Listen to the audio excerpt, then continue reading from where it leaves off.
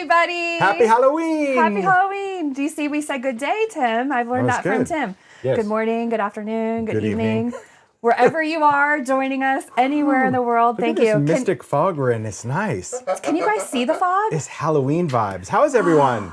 We are so excited. I'm going to bring in the iPad so I can just see who's here and say hi to everyone. So, We're live on the Simon Says Stamp YouTube channel. Yes. Woo-woo. Whoop, whoop. We got a fun class today, and I get to learn with all of you. Even if you don't have a kit, watch along. You probably have lots of things in your stash, or you can think of things that you want to get. Yes. Join along. Everybody is welcome today. It's going to be fun. The Halloween Curio class. Heidi's got the Curio. I have, of course, candy. Because, listen, like, how can you do a Halloween class? I hope you guys have some sort of sweets or snacks or something. I've got, of course, some candy corn. Yes, we're going to have fun. We're going to do a Curio.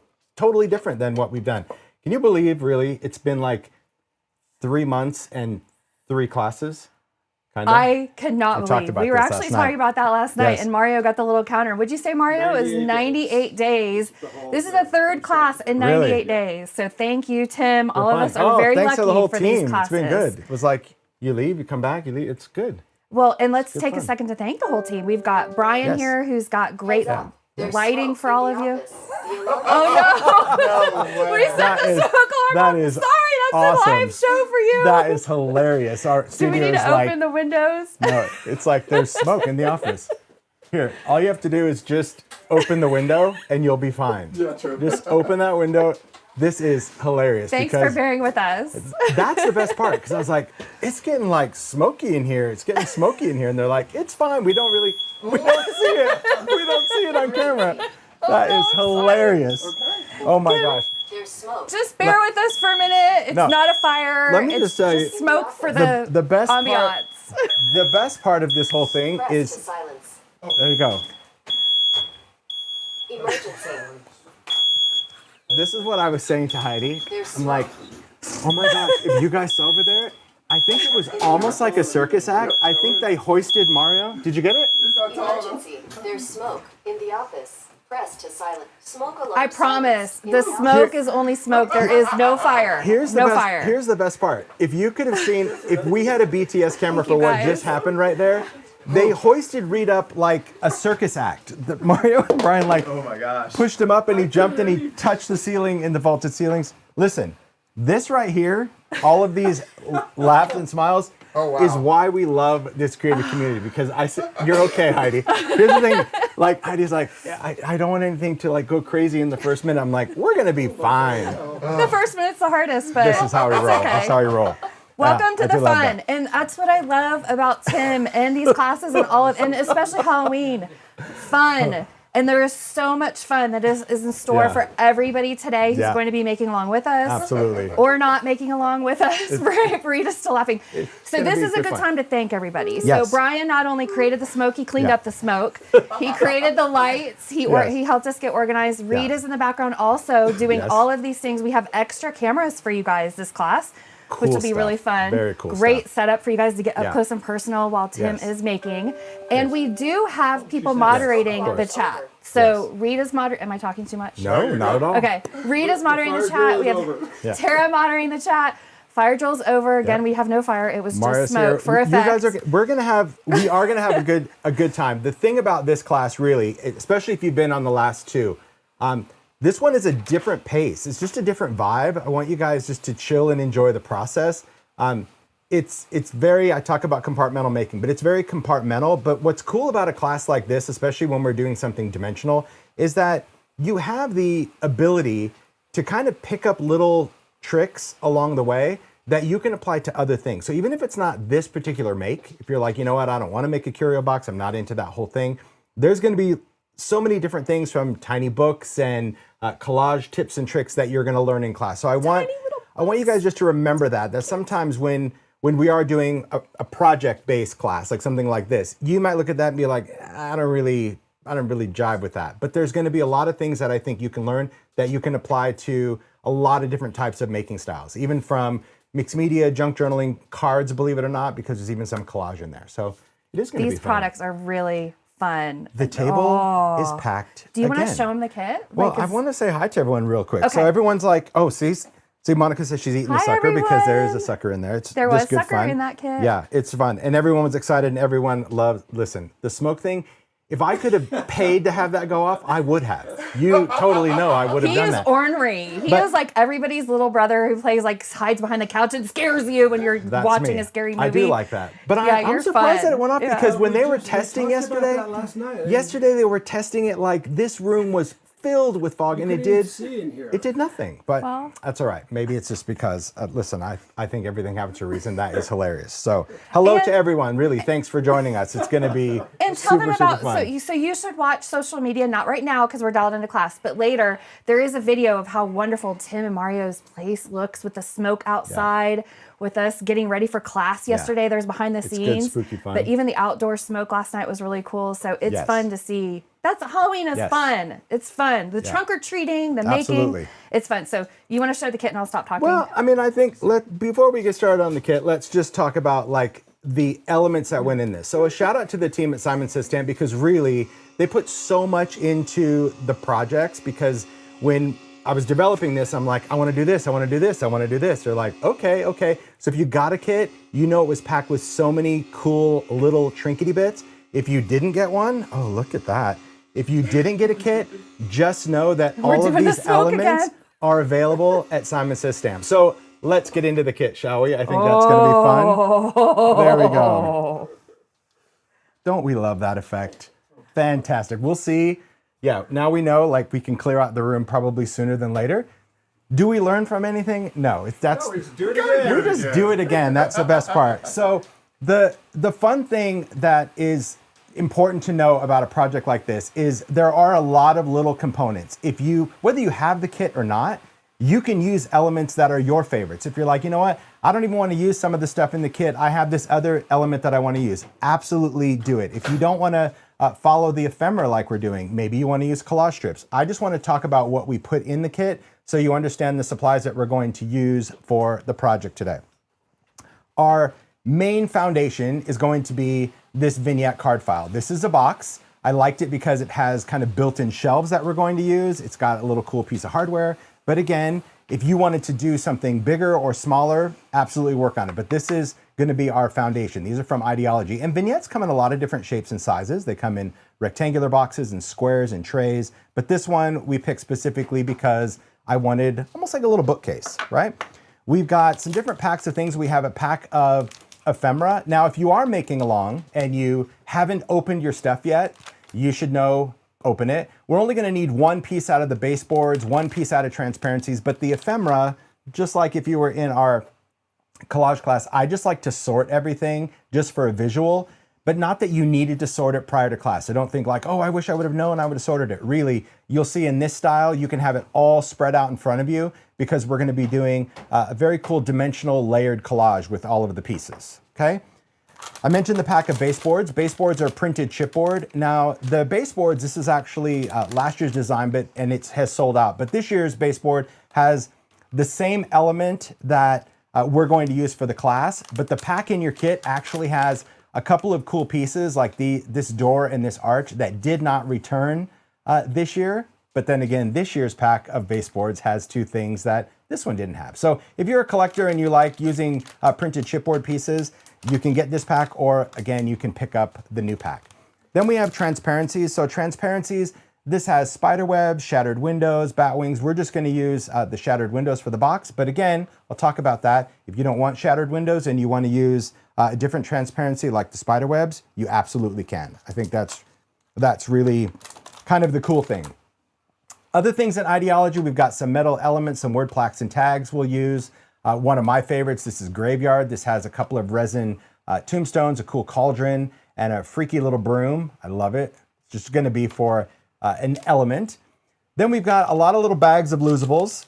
So I saw Zoe Hillman mentioning like the little creepy eyes in there. Heidi has been holding on to this stash of creepy eyes for a long time, years. They haven't been available in years.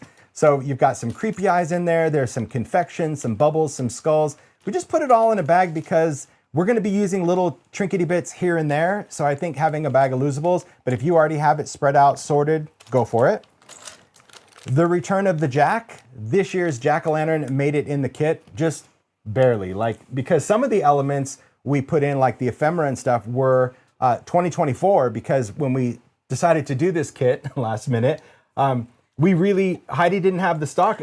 Idea-ology Halloween hadn't even released at that point. Not officially, true. So they put all that they could in. I'm like, but I really want to put in the jack-o'-lantern. So it was like the last little element to go in there. Then we also included some lights, which we'll get to. A little bit of moss, a little bit of jute, some bottles. There is a portion cup in there. Ranger stuff, of course, love having some Ranger stuff. A jar of collage medium. So you know we're going to be using it in a very different way. So a full jar is key. A cute little jar of grit paste crypt. So this is a Halloween. Normally it's sold in a large jar, but Heidi had this special little jar made. Mini glossy accents, some rock candy, and some favorite crayons, okay? It was very cool that we were able to work with Ranger, and Heidi's like, yeah, let's give them some color options. So in your kit, you have crushed olive, wilted violet, rusty hinge, and pumice stone. Throughout the project, when I talk about adding color, you can choose whatever color you want to add as the maker. Of course, my choice is probably going to be grunge. I'll be using pumice, but if you wanted to add a rusty color, a mossy color, or purple, you absolutely can. So we'll be using those, all right? So a lot of great things. And then of course, a vintage book page. We're gonna get to all of these things, but your kit is packed with stuff. And again, if you didn't get a kit, don't worry, gather your stuff and play along. So I'm gonna kind of need to clear the deck. If you don't mind chatting a little bit, I want to put this away and kind of get ready if you're good with that. All right. Okay, cool. Halloween is coming. I got a Who lot to is do. wearing costumes? I know that this is a question that we often ask the young people, Yes. but now the old people like me are having Halloween parties and getting together with friends. There's extra pressure this year for me, for my kids and my friends. We even have a Halloween trick-or-treat day at work to wear a costume. So you guys who are watching us live, I didn't say thank you for joining earlier during the smoke alarm. I want to make sure I thank all of you for being here. And while Tim is getting his workspace ready, I would love for you to share with us if you're going to be wearing a costume this year, or if you have an idea for any of us for costumes this year. USA Today just released their top 15 of this year. Go read. And the top 5, the 4 of them are from the K-pop Demon Hunters movie on Netflix. Really? Yeah, the top 4 is the 3 girls, and then there's another jokey character in there, and then Minecraft is getting one as well from the Minecraft. Oh, Minecraft's Wow. huge. Yeah. Well, now with the Wizard of Oz at the Sphere in Las Vegas, I'm seeing a lot of people getting into the Wizard of Oz theme. We could all be Toto, the Scarecrow, Dorothy. I guess I would get to be Dorothy. Yeah. You would probably be the Scarecrow because you're tall, Reed. Perfect. Yeah. I was gonna say I could You- be the Scarecrow because if I only had a brain, right? Like, that's it. That's just how it is around Who here. is the lion the one with the heart? Is Yes, that the yes, okay? Cowardly And then Lion. what was the Tin Man missing? No, he was missing his heart. The Cowardly Lion needed courage. Oh, there we go. There we go. So we have a Yeah. costume for everybody, and then maybe my big German Shepherd could be Toto, but no, he's a little big love for it. that. Yeah. So Just fun. I mean, you make Halloween fun, Tim. Like that's the. we go all out. Like, I mean, if you guys have seen the decor in the house, I mean, we go all out. I like that. I just think that's important. And I think that, as creatives, whether you make, I mean, here's the thing. I just speak what's on my mind. So right now, Heidi is gripping You're the supposed to table be with all of her organizing might. your stuff. Here's the thing. Like on, teach. Halloween is one of those weird making seasons that it's like not, I don't know if many people send Halloween cards. You might send some, but it's one of those seasons that it's still so fun to make, right? Just make for the sake of getting your creep on. I mean, I just love it. so all of you who are making along with us today, you can be sorting your goodies too, especially the collage pieces. Yeah. No, we're going to make this or something very similar to Yes. this. This is what Tim has made for our store or Good fun. example for everybody to see. But if you're making along with us, throw a pumpkin emoji in the chat. you read my mind. You read my mind. Or do they have candy corn emojis? No, I wish. So huh? I had candy corn earrings that I was so excited to be able to wear for this class. Years ago, I had candy corn earrings, but I moved last year and I couldn't find them anywhere. Yeah. So I was losing my mind, upset that I couldn't find my candy Yeah. corn earrings. So we went to the store when we first got into town here in Arizona and bought components to make my own. And can I That's just right. say, Tim made these. So he made these, even added the secret ingredient. Yes. The secret ingredient is Has some rock candy on there. They So- sparkle a little bit. They're a little sugary Does the candy camera corn. show that, Reed? Oh, yeah. Oh, Okay. so good. Are you organized? So Because fun. I'm talking and everybody No, wants to talk get away. into class. Okay, Oh, look at all that's the fine. emojis. It's good. I love that you guys are crafting along. Really, I think that That's one of the things, honestly, Yes. that when we started doing this, we didn't anticipate that. Full disclosure. Like, we just felt that, yeah, a lot of people just want to watch and enjoy the class, first, which and is then- great. but It's very cool to see, like, when class is done, like, right away on social, just makes her showing up. And that's very rewarding as a teacher. I got to say that, like, whatever we're putting out there, you guys are receiving and doing. And don't feel pressure if you're like, oh, he's saying this, but like, I'm at work right now. That's okay. The other cool thing about like Heidi wanting to do this on a Friday was really kind of getting you some inspiration, so you have time over the weekend to make. Rewatch too. them So over the weekend. I think that's But good. people who are sharing, Reed, correct me if I'm wrong, people who want to share or see what other people are making as from this class, use that hashtag SSS Halloween Curio. HALLOWEEN. Curio is CURIO. SSS Halloween Curio is the hashtag on Instagram. So Perfect. you can see what other people are making. And if you want to post something you've made, which we love seeing, We do. that is so rewarding after class on the way to the airport and leaving, that we're all on the phone looking, Yeah. seeing what all of you guys are making. It is so much fun to see. Okay, best. I will stop talking because I know you're ready for class. Here we go. Okay. So we're going to start with just our foundation piece. And again, that is the vignette card file. We need to remove the hardware. Now, you don't have to remove this hardware piece. If you like it and you want to work around it, you absolutely can. The thing to keep in mind, though, is that I want to do a full wrapped collage. So I'll just kind of show you all the sides, where when we're collaging this, we're really working all the way around, like all the sides, the front, the back. And these pieces, if you can go to the top down real quick, I just want to show, like, these pieces, the way we're going to do it, actually can overlap each other. And that's one of the things that I wanted to share with you. Keep in mind that as I'm doing this, if you don't want to do it this way, you can cut all of your pieces to fit each panel. I just think it's really cool when we're doing a big collage element that you have a piece that kind of folds and wraps around, like even down to the little detail of the circle. So that's just a fun way that I'm approaching this particular project.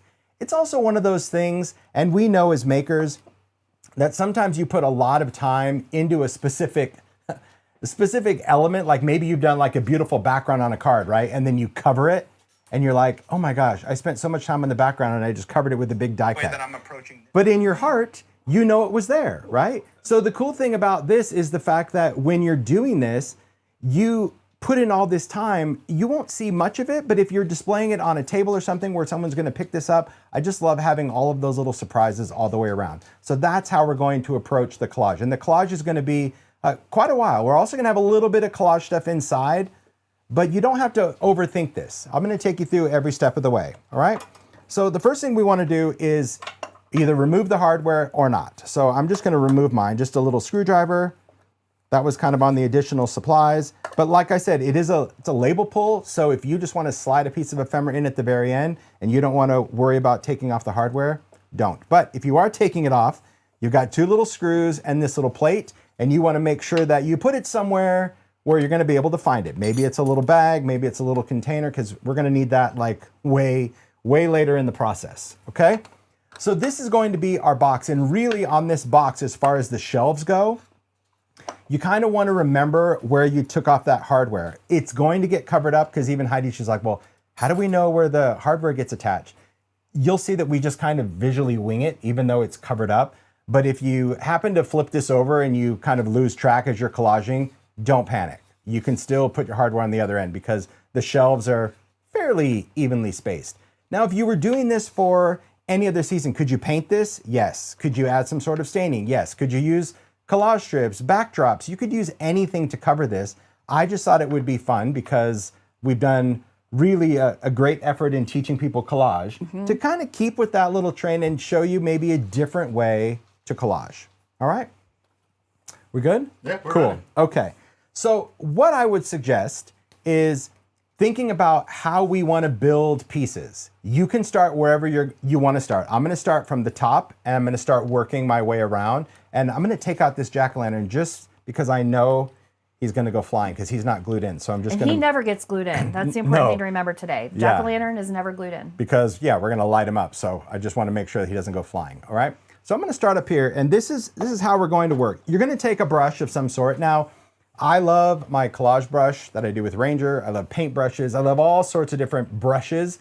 But I have to admit, like when I'm doing classes, the lazy starts to take over. So kind of these little really inexpensive brushes are great because you can either clean them or if you need to toss them, like you get a whole bag of them. So that's what we're using. Because honestly, the collage brush that I do with Ranger is really too big for this kind of project. You want a smaller brush, okay? Now, collage medium, this is going to be a glue. Would you mind shutting that fan real quick? Absolutely, Thanks. sorry. Yeah.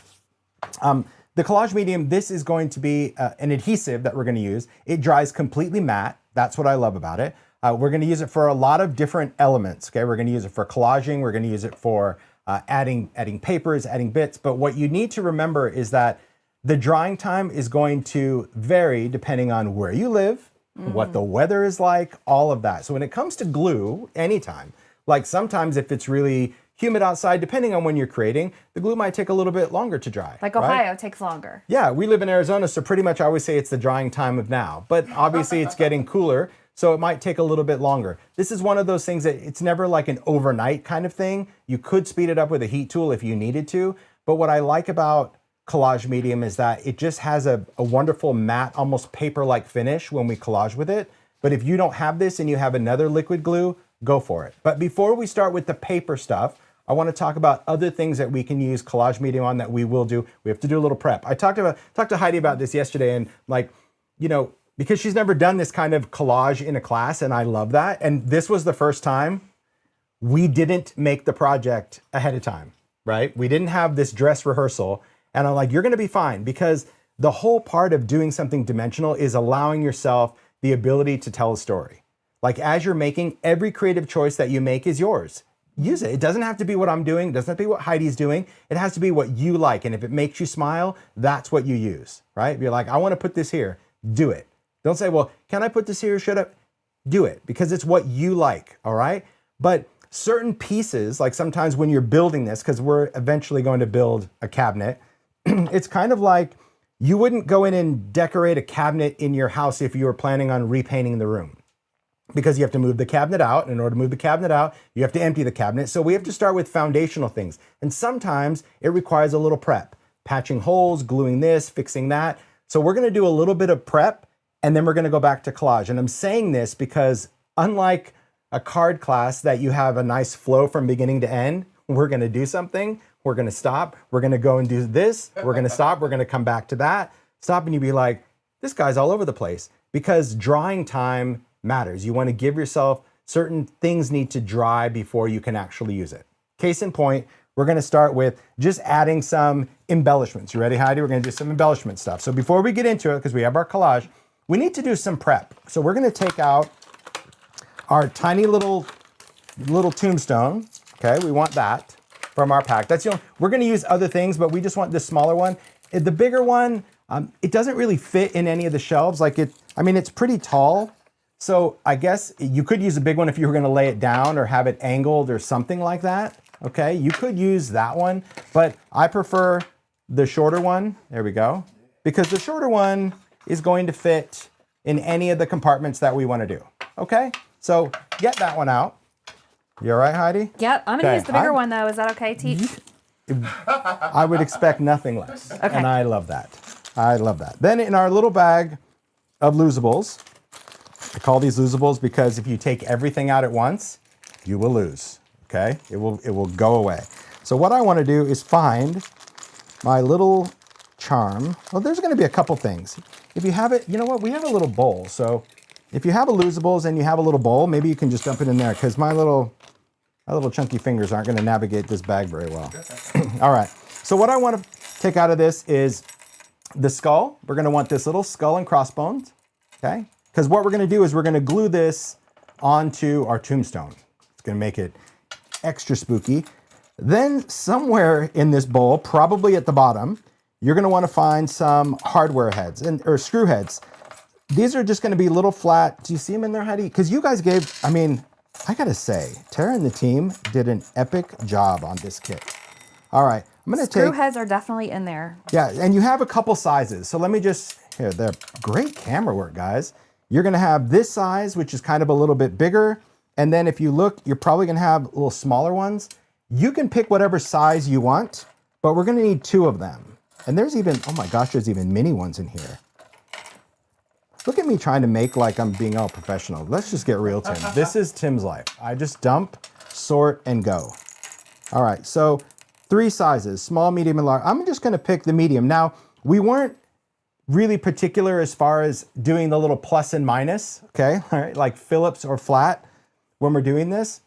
So just pick 2 of the same size. Like, again, if you're like, well, I don't have 2 plus or 2 minus, it don't matter. It doesn't matter, just get it. Here's what we're gonna do. Got it, Heidi? Yep, 2 I'm screws. checking over there. 2 screw heads. She's like, I got it, check. Look at you, this is great. Everyone doing okay? I love this. I love seeing everyone's comments that they're loving it. All right. This embellishment is going to be optional for you as the maker, but one of the things that I absolutely love about this particular pack that we did in 2024 is the word plaques and tags actually have this really long piece, which we're not going to use, peculiar and curious things, but it is a very cool piece to use on any kind of make. It could be a junk journal, it could be a book that you're going to do. For this class, we're going to use some of these little tags a little bit later, but I wanted to use Haunted Memory. I was so excited to just have this piece. So I would just say, open this stuff up. Doesn't really matter. And yes, I throw the package on the floor because that's what I do. There you go. Heidi's throwing on the floor. Now she's just like, now when she's throwing this, like, she's actually just taking the package and like giving it air. She just like threw it. I love that. She embraces it. She's here and she's like, I got it. See? You guys are the fun people. She's embracing her glasses now. See? Because you look fabulous in the glasses. All right. So we have our stuff. What we're going to do is we're going to need this plaque. And like I said, 2 of the screw heads. Why did we give you more? Because when we're opening packs, I mean, that's the other thing that's great about doing the kits is even if there's components that we're not going to use all of them, it's like just put them in the kit and give you options. Okay? So far, so good. This is what we need. We still need this. And I know, like you said, Tim, you're all over the place. Well, we're still using collage medium for everything. So here's what we're going to do. We're going to open up our collage medium. You're going to see the collage medium is kind of, I don't even know how to describe the consistency. It kind of is like a yogurty kind of consistency that, you know, it's not super fluid, but it's also not super thick. It's not like a texture paste. It's not chunk like that, okay?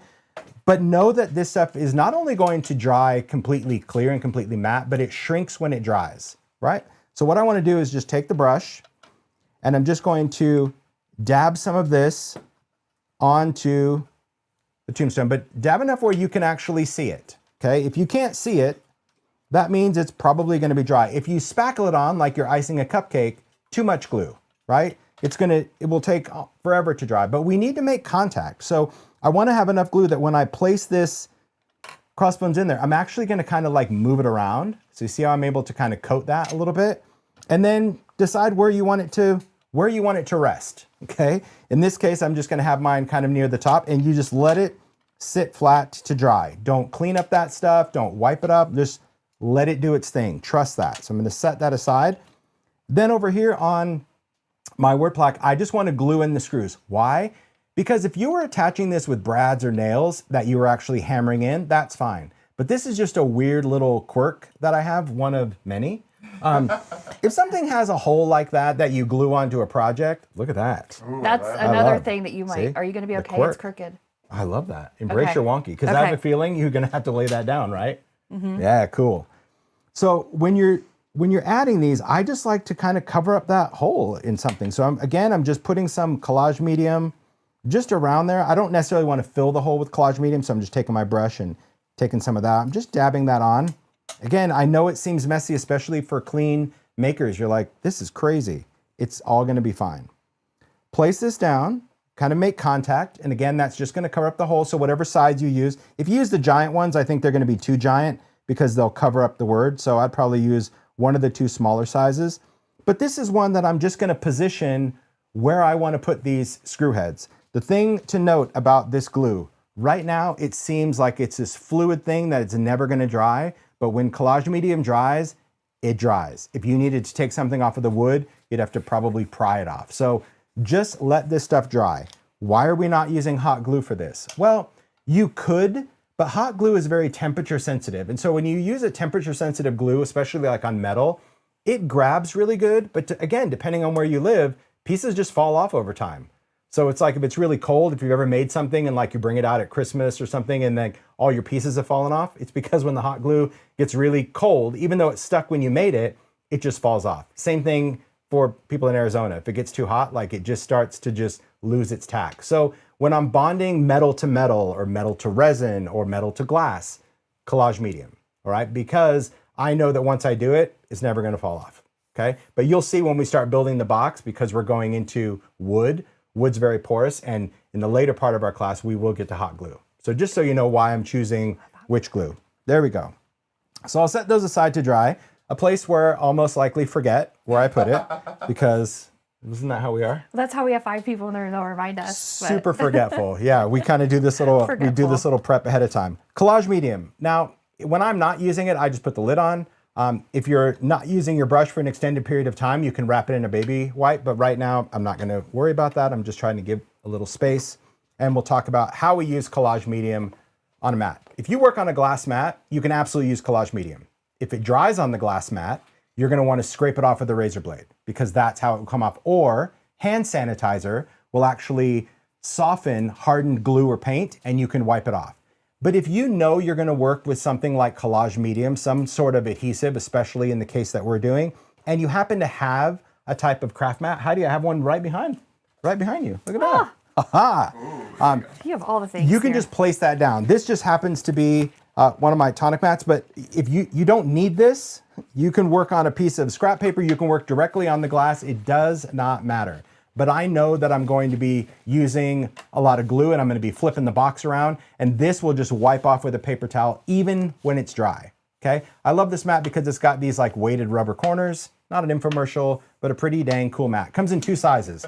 There's one that will literally cover the Glass Studio mat edge to edge. This is the one that covers the travel size mat, but I actually like the travel size mat on the glass mat because then I still have glass and then I have a place to do all the muckiness, okay?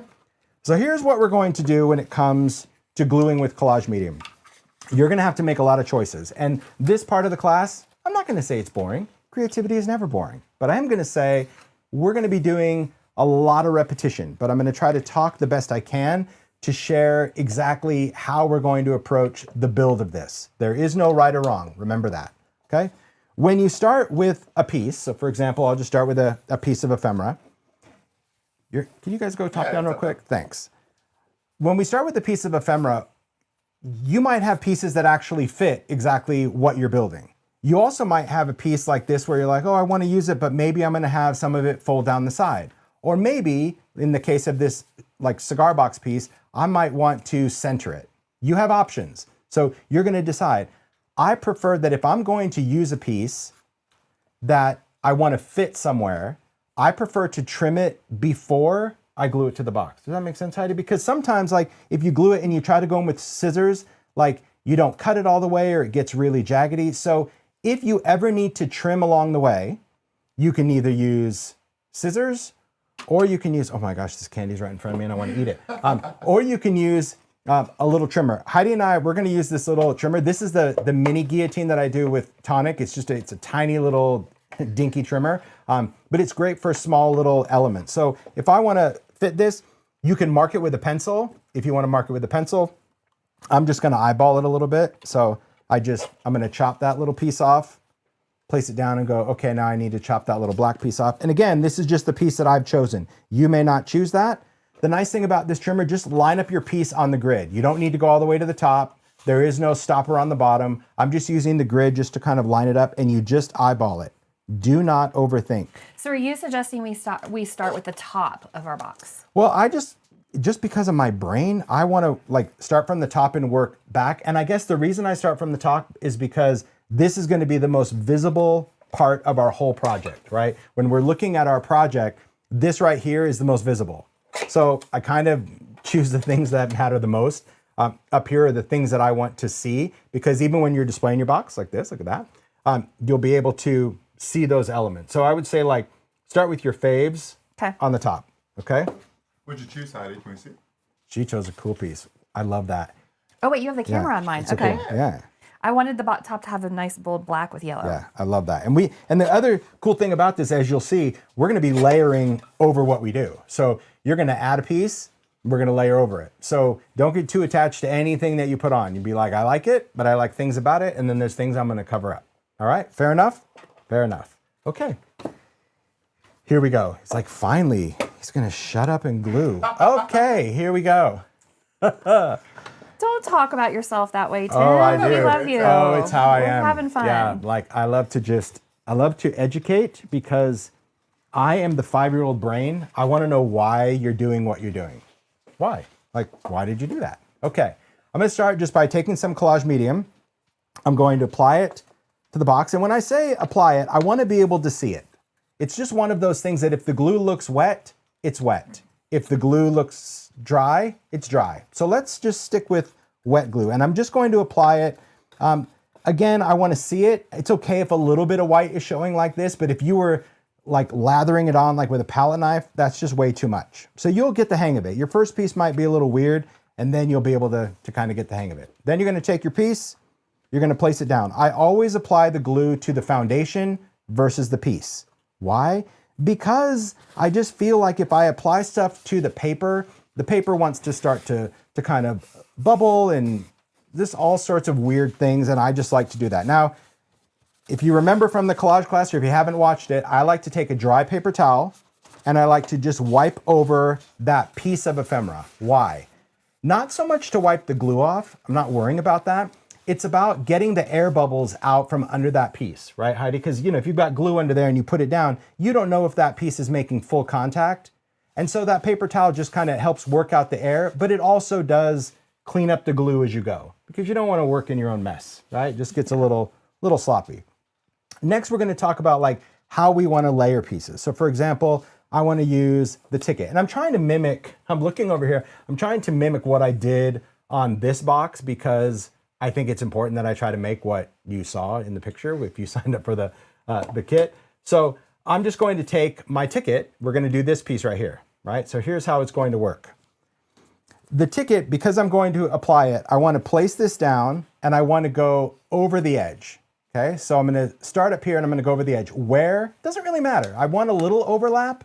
Okay, so it's not like, oh, do you go to the 1 in 15? It doesn't really matter. But what I'm going to do is I'm going to say, okay, I think I want like this much on here. Does that make sense? And then I'm going to fold this piece down because I want this part hanging over the edge. Here's where we get into the dimensional stuff. So pay attention. Just kind of like, this is the part that like, I think the maker brain takes over and then you're like, oh man, I shouldn't have done this. Okay.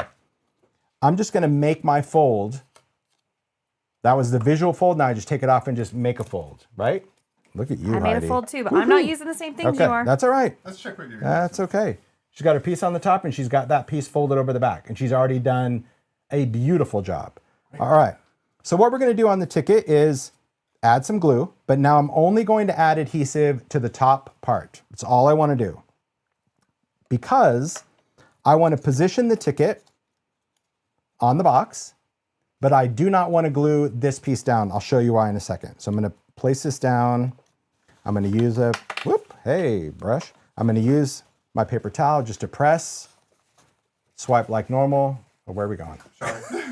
It's like, I'm like chasing the camera. There we go. So this is what I want. I want to have, and you have a little bit of play, right? So if you first put that down, you're like, oh, I don't like it. You have a little bit, to zhuzh it, scoot it around. But don't forget that paper towel, just really blot it. You don't have to ever clean it.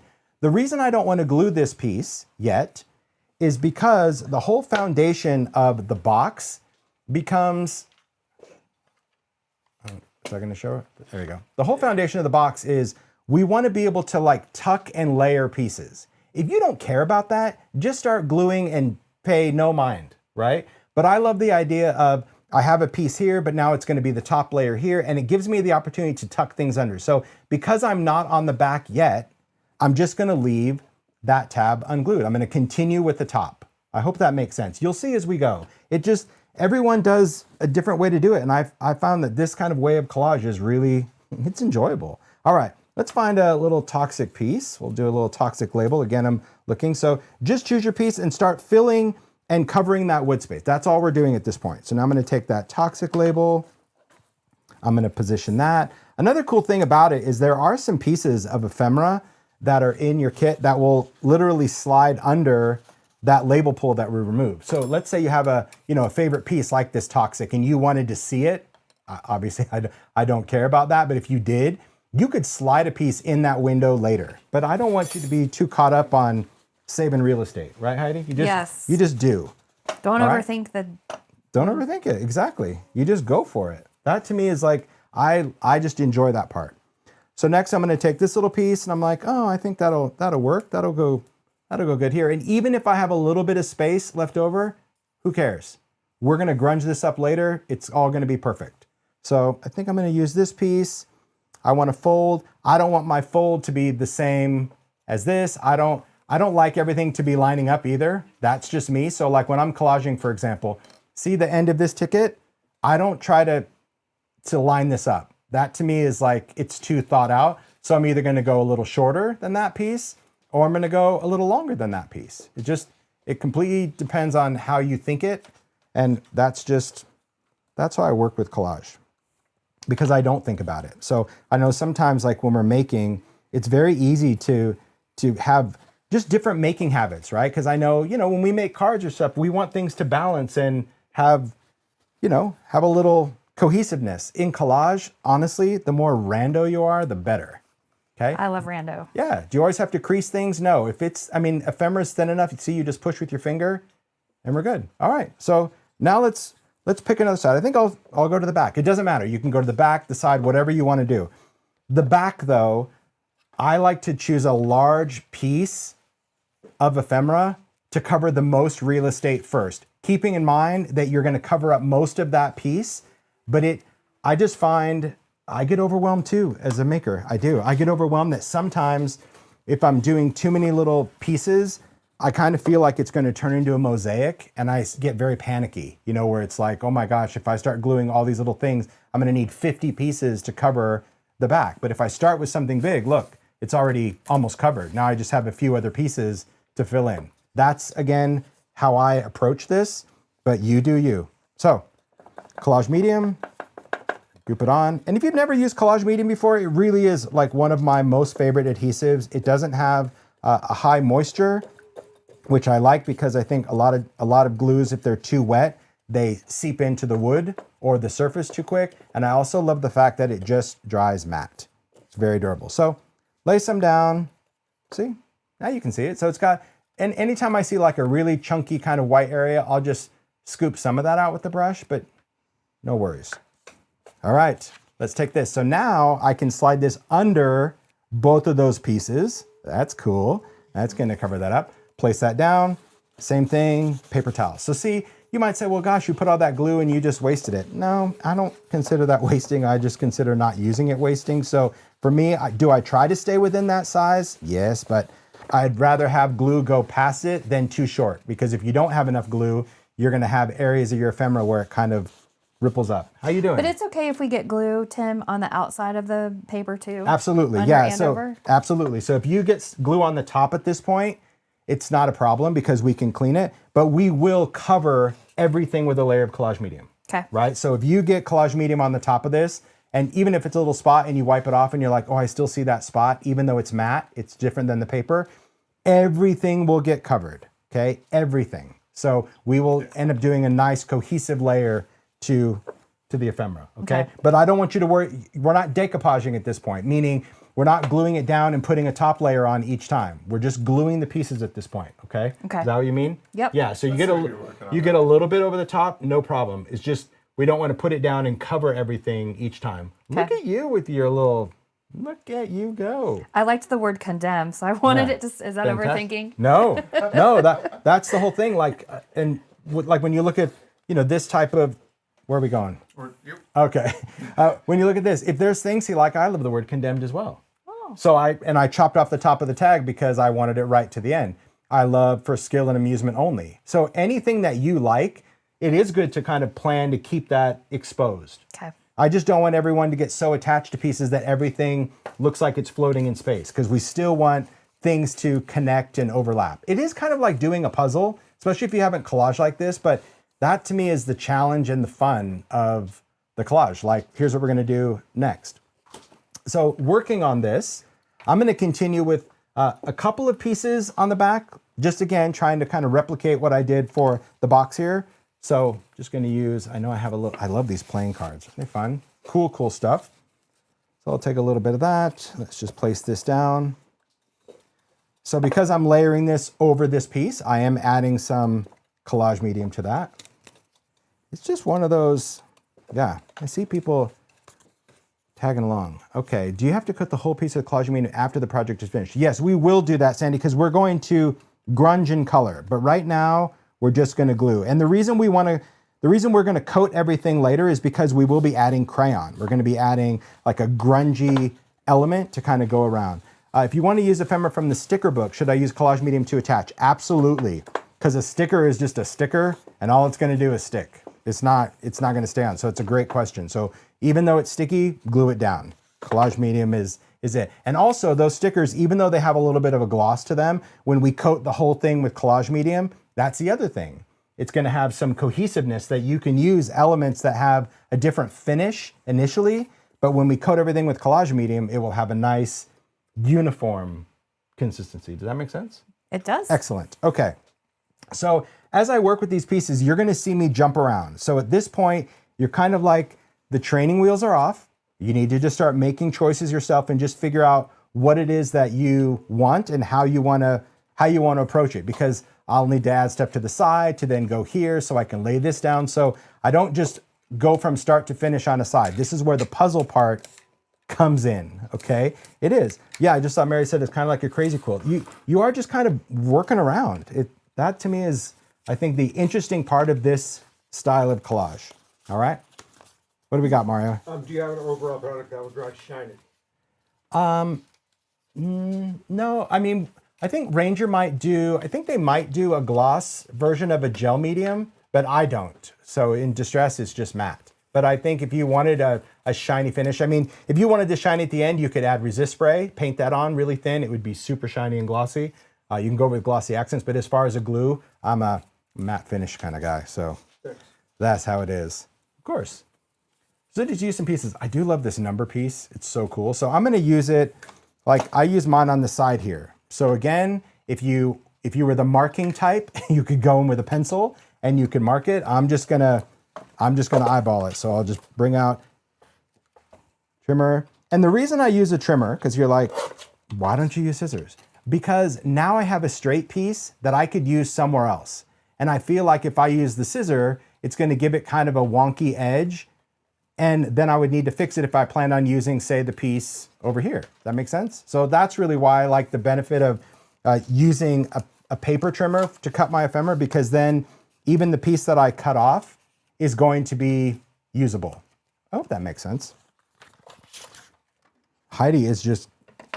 I really you, enjoy this process, and I collage, hope that all right? these beautiful, wonderful people who get to watch like on YouTube as well are Collage? enjoying this Yeah. process. Collage is just like, it's, you know, there's people that love to color, there's people that love to collage, there's people that love to color and collage, but to me, like, collaging is like coloring. For people that just find it, you know, really relaxing to do. For me, I'm like, yeah, I actually think I'm just gonna keep this here. It is one of those things that you can just zone out, right? Just do. Because the less time you give yourself to think about the next piece, the more fun you'll have collaging. If you overthink every single piece, like, you know, oh my gosh, what if it's not gonna work? That takes all the fun out. I always have a rule, like if your eye goes to it and you pick it up, use it. Don't change your mind. I like that rule. Because then you're gonna end up going back saying, I should have used that piece that I picked up the first time. Because you know what you like. You just have that weird sense of, oh, this is gonna work, I really wanna use that. So, working on the side right now. Let's see. I do love ephemera. This is why, like, for those of you that collect stuff, we're collectors. I do like that. You're right. You're a collector. I'm a collector. Love to collect. 1000%. I should look at the camera. Yes. No. I'll always clue you in when we're there. Like, this is one of those products, like ephemera, that I'm never annoyed that I have more than one pack of even the same thing, because, like, you know, I love this piece. Well, if I use it, I don't have another one. So, and sometimes in ideology, we change from year to year. And I know a lot of you have collected ideology over the years. You're like, I love, yeah, kind of like a bottle of wine. Like, I love the 2020 year. I love the 2023 year of ideology. It's one of those things that, like, it just gets better each time. And I think having different elements that you like, that's just a good stash. People have a way of sorting ephemera, organizing it. I'm not that guy, because when it comes to ephemera, I'm a digger. If you could, you probably can't even see the top of the table now, but remember it was all pretty in the tray at the opening of this class? It is literally a pile of mess in front of me, because that's how I work. It might look good initially for camera, but Heidi's the same way. All of our ephemera is in one pile because I love to dig through it. I think that allows my creative thinking to be more playful. So if you struggle with collage and maybe you're very methodical about keeping things sized or by theme, just try it. Try it. You may still not like it. Put it in a pile and just see if that changes your lack of care for choosing the right piece. Because it's just right there. You're like, that's going to work, and you just pick it up. So that camera didn't show on screen. Is that what you're trying to do? Okay. Yeah, we're just moving things around. They're playing ready with for the next cool shot. stuff. Oh, look, they're firing up for the next one. All right, so I'm going to glue this piece. So I know that I need to trim off a little bit, or maybe I want to put this underneath. I'm going to put this underneath. But this little edge, you see how like thin it is? You could try to fold this over. I'm just not going to bother. It's so thin that sometimes getting the glue to stick is, well, it's not the greatest. So I'm just going to trim that off. But if you want to fight with it, go for it. Do love it. You don't have a little trimmer like this? It's crazy. Not an infomercial. But we put the trimmer on sale today, Tim. You So did? the trimmer, your guillotine, This little one? your mini that Tim's using today. I like to do that when you do these course you did. classes. So Of course you did. The trimmer is usually $24.99, and we marked it down to $19.99. $20. $20. So, and you don't need a coupon code or anything. It's just on the Simon Says Stamp website at that special price. It's just cute. Until Monday, for a few days while you guys are all watching class. The truth about this trimmer, this was actually a photo trimmer.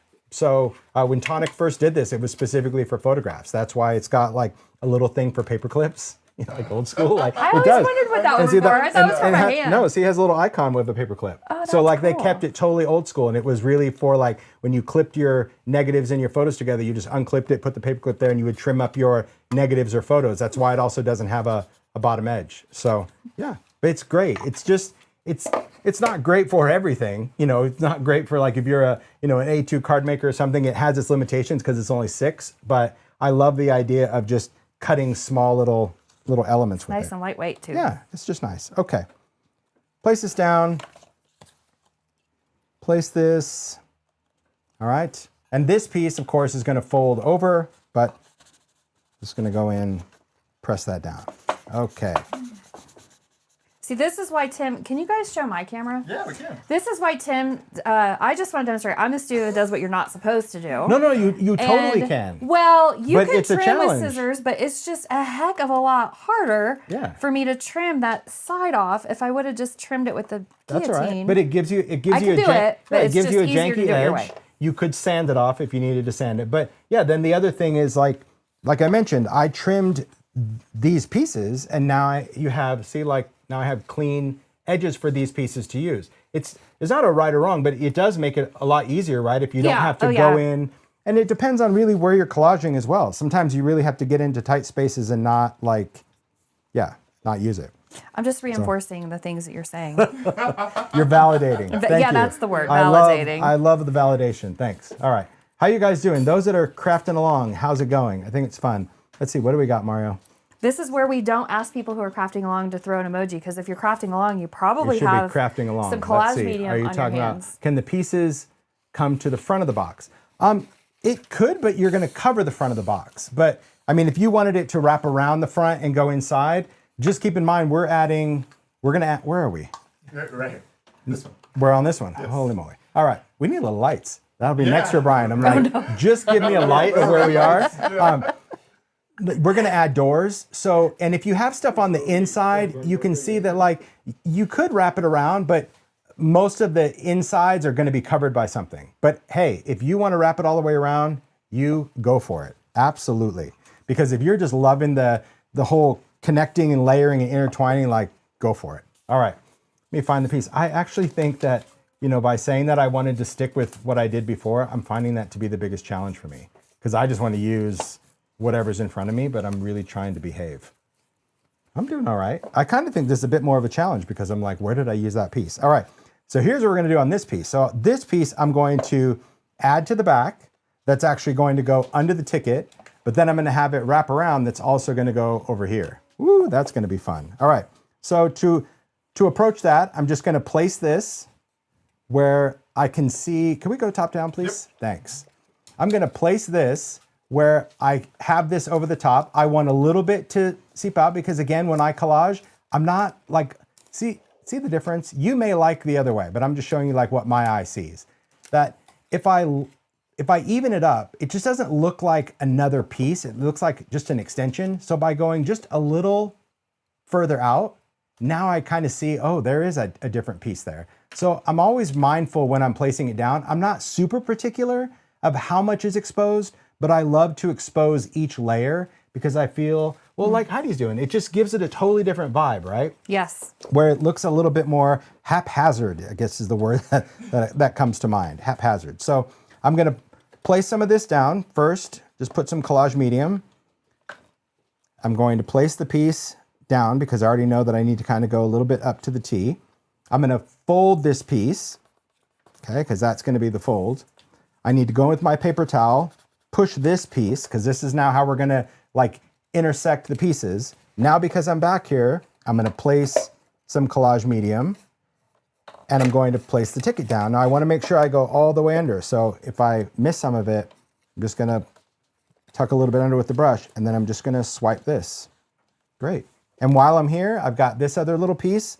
I'm gonna do the same to that. Just kind of glue it because now I've just decided, okay, I'm happy with those pieces there and you're just pushing it down. So that's how we're approaching this whole box. It's a process. It's one of those that you're either into this or like I said, you may be like, I am not spending that much time gluing little patchwork pieces. Great, cut a backdrop, glue a whole piece down or take collage strips. It already is collage, but your collage is very, linear. So this is just how we approach them. And you could apply this to really anything. It could be a picture frame, a box. It's fun.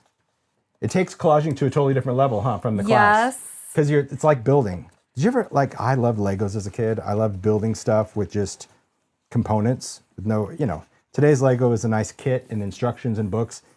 Back in the day, you had blocks and you just here's a box of blocks, make something. But figured out where they all went. I love Legos, Tinker Toys. Lincoln Logs? I did, yeah. I love Lincoln Logs. Yeah. That's my dog's nickname. Yeah, I love the way, Built like one. I love the smell of those. I love the smell, they smelled so good. Oh, That was a lot of directions following. Okay, true though. story that no one asked, and doesn't really matter, but this is why I'm really like a 5-year-old. Speaking of toys, because I like toys. I like Spirograph, that was fun. Anyone have a Light Bright? Light Bright. Here's what I did as a kid with a Light Bright. I do not recommend this at home. If you have any children listening right now, okay. I used to take the Light Bright pegs, stick one up each nostril, put a flashlight in my mouth and turn it on. And does it light up the pegs? Yes, it does. That's how you learn it's all connected. That's so funny. There you have it. Oh my gosh. Seriously. Oh my gosh. Yeah, I was that kid. I was like, ooh, I like things that light up. So, I mean, some things never change, right? I mean, you saw the decor. We like things that just light up. So Oh my gosh. that's just how Tim, it is. I've never heard you tell that story. Oh, I'm a kid. I'm just a child. I'm just a child. And And I want to try it now because I Yeah, don't believe it all connects, but I can't imagine. I am okay with it. In the privacy of my own Yeah. home. Now I wonder if does it change as you get older? I don't know. Like I said, I don't recommend any of that. I'm sure there's anyone in the medical field right now, like, do not tell people to stick plastic pegs in their nose. Yeah. Yeah, the nurses in the chat, they're probably going wild. They're like, do not, please quit talking like that. Yeah. The other things that because there was a lot of crazy things I did. I like to eat blue things as a kid, honestly. Like if it was blue, love blue things. I do love blue. I love blue candy and all that, but like blue Play-Doh, I would just remember that in school. I would get in trouble because I would eat it, like full on eat it. I don't know why. So I do. I remember that in grade school. Character. I would get so upset because whenever we'd get to play with Play-Doh, I always had red, white, and yellow. I wasn't allowed blue. So I never had green, never got to make green, never got to make purple. Wait a minute, because you ate it, the teachers did that? I would eat it. Like I couldn't be trusted to even have it sit, and I would. If you were sitting next to me, I would eat yours too. Like it was just there. I'd be like blue Play-Doh. Yeah, weird. All right. So as you see, I'm just kind of like building and talking. Like this piece right here. So see how I made a weird connection? I think that's a weird connection to me. I'm going to be able to cover this up, and then I'll probably go in with another piece. Let's see, maybe like a I think I did a cool label. So anytime you have, because remember when I talked about things not lining up? Well, this lines up to me, but look, we're gonna add another piece to that and see how it just breaks up the party.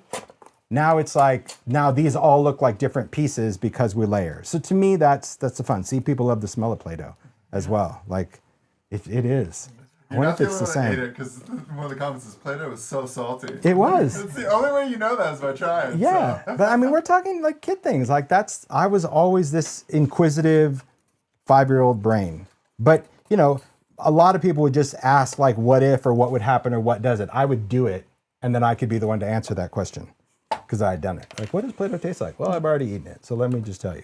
Okay. Many people are going to try the light bright thing. Well, let's. Yeah, I haven't tried it as an adult, so I wonder, like, do the membranes and stuff in your head change? I don't know. Cartilage. Yeah, that was clear. I know if I tried, clearly I'm not sending in a medical picture thing. to Mario because I sent a picture of having my hair done once, and then he had it a few years later, and I just- was like, oh my gosh, you still have that crazy picture. It Yeah. was like his picture for me on his phone or something. Yeah. You know, with those foils in your hair. That's the best Anyhow, part. I digress. I'm sorry. No, I love that. That's the thing. But Mario's a keeper. He also loves funny photos. But he would do it himself, right? He's the guy that puts on the hats, puts on the glasses, the ears. He doesn't care. There you go. I'm just working away. And I hope you guys are as well. I hope you're just playing with, you know, different pieces and different elements. This is a cool piece. There's several of these. These actually came from wallpaper. And it just has like great little graphics. You know, like I love the idea of join here. So I'm going to use that piece like on this little, where those pieces join. Like that's fun. You know, maybe you could have made in England. So I'm just gonna, again, eyeball it and just say, okay, I'm just gonna first leave a little space here. So let me get my chopper. And notice that I've left the collage medium open. You can leave it open when you're working with it. Don't be so, you know, particular about covering it up. Unless, there's an unless. If you work in an environment with a ceiling fan on overhead, and you're gonna leave the room for a period of time, I would suggest covering it up because the air from a ceiling fan, it'll get, again, that weird little coating on the top. We don't need to go down a pudding conversation. It's just one of those things. So we started with the top, right? So Yes, now I know when I and- screw back in which side is going to have Exactly. the But screws. really, Okay. if you changed your mind, we could put the hardware on the other side. Oh, okay. If, you know, if you wanted to. It's good to just know the wood's using, that forgiving. just using a pick. Yeah. There you go. Look at a little piece right there. That's going to be fun. Just add that. So, same thing. Just slap it down. This is why I like collage medium. If you go back and look, if you're crafting along, and you go back and look what you've done at the beginning, see if you can see the collage medium. Can't. It's just gone. That's what makes it, such a forgiving glue. Magic. It is. It's really, and you know, you can also like press it and shape it. So when you have, say, layers of paper that kind of go over each other, you can press that and it just kind of molds and forms. It's good. I absolutely love that. Okay, let's see. I'm going to work on this side. Just kind of, I better get going. This is Do a the kind little of project condemned. that I'm going to make, and then I can put it on my decorations every year on my shelf and just save it every year and use it year after year after year after year. It's just a cool thing to look at as well. But like if you get into this collage, because I know when we did the Christmas in July class, so many of you just were loving collage, which made me happy. Many of you that had never done it before, you thought you didn't like it, and I totally get that, but you gave it a try, and now you're like, oh my gosh, I love collaging. We wanted to do something a little different. So this is still everything you kind of know on the collage front, but think about now when you're out looking at dimensional things like picture frames or boxes or trunks, even like paper mache things. It is very cool to be able to collage something that was dimensional. Ooh, look at that thing. That thing's flying by. Neat. Look at that. These camera shots cool, guys. Like I'm telling you.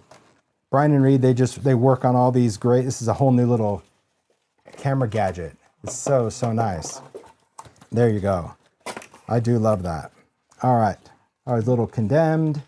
Okay, let's see. What other, there's just different pieces that I'm going to want to use. Oh my gosh. There you go. Yeah. Like, do you see Mario just slid this in here? This is me. Oh, This is me. The one with the light brights. Yeah. No, this is me with my glasses. Up Oh, there you go. there you go. that Here, is we can so move to this side precious. camera so you Yeah, can see yeah. it. And then I'm just gonna, yep. His heart is full of bright hopes. It is, that's me. Always, look at that red head. Where'd that red hair go? It was like so red. Yeah, that was me. I went through mischievous grin I on went your through face. so many pairs of glasses because they would always just break because I would jump over things and they would like, yeah, I was that kid. Much knocked out a tooth here or there. Yeah, that photo, Maria, it's funny. That was great. That's me. Yeah, see, still the glasses. That's how it was. All right, just playing along. I think, you know, when it comes to choosing pieces, I hope that you guys, if you're in the collage frame of mind, I hope you're not getting overwhelmed with this. Because I'm not the personality that gets overwhelmed. But you're not getting overwhelmed. I think the first piece is always the most overwhelming, don't you think? Like, you know, you're going to glue something here. What if I don't like it? I think I like this. It's just piece like the instead. pressure of what you do first, too. Yeah, and once it's done, you're like, who cares? So, like this piece. So I like this piece. So I want to use, which camera am I on? We're right here, man. Oh, here. It's hard to work there. There you go. I can't even go on that frame. So you can do that, but like I don't want to cover the card. So I'm just going to use a little piece and I'm just going to get rid of this, right? So, because I'll cover it going this way. I'll show you what I mean. That I don't want you to always feel that if you're working with something, you have to commit to the whole piece. So even though we're doing a wraparound, I don't want you to always think like, oh, now I got to wrap this around. Oh, but I really like that. I want to cover it. We can cut pieces all the time. You should see Heidi. Scissors. Can you check in with Heidi? Because I am over here like in awe of you. Well, I created this edge. You good at wrapping Christmas presents? No, mine are messy, but I like to do it. But what about this edge? Do you have any tips? Should I just like collage it down? You can collage it down. If you slide your fingers over it while the collage medium is wet, you can do that. Yeah, but I mean, a piece like that is just going to be pretty challenging. So now that you have that, here's what you're going to do. Flip this over and now press it down on the craft sheet. Idea. Because now it's non-stick, so you can really press, and it's just going to almost be like an iron. Great idea. Yeah. And you won't wreck anything. So that's a benefit of a craft sheet. You can actually, you know, swipe the glue, which we're going to do when we make the tiny books. The other thing that and I'm not saying you're a messy maker. No judgment. No judgment. I'm not saying that. If you work with collage medium, you see it on your fingers.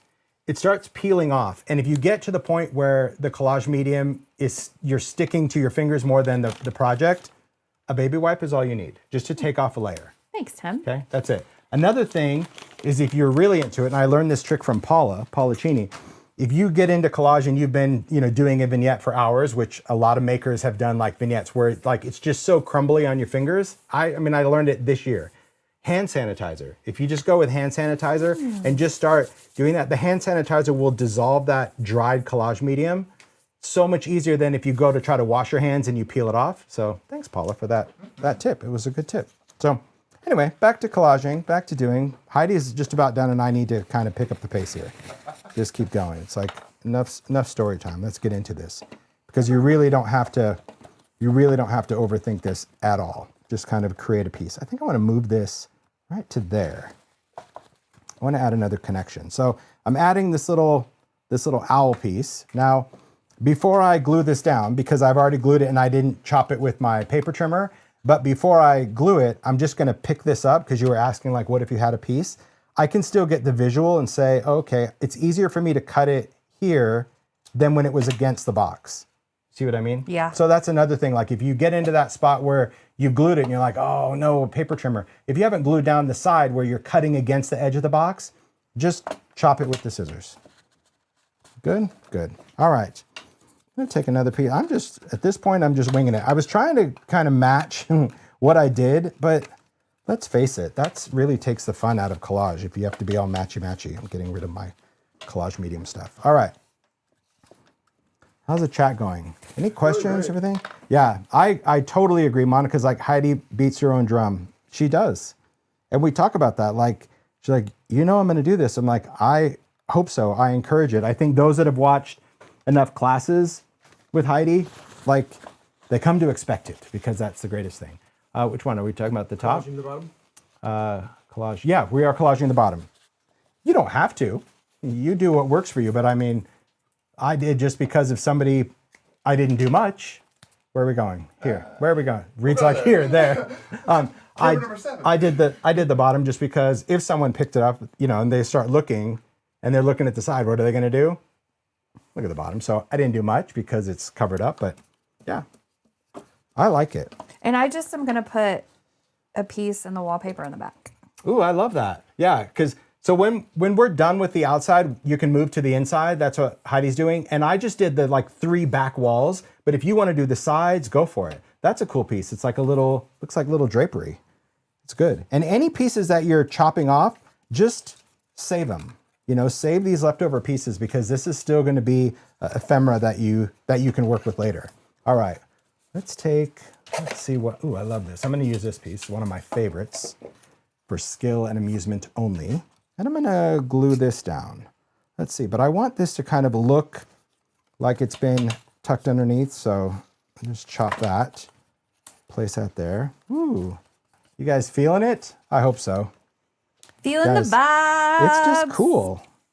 There's 2 puns that were like songs. So the first one you mentioned the Jack, Return of the Jack, like Return of the Mac. Oh yeah, That was good. the Return of the Jack. And then Margaritaville was mentioned, pasting away in Margaritaville. It is. It's like, I love it.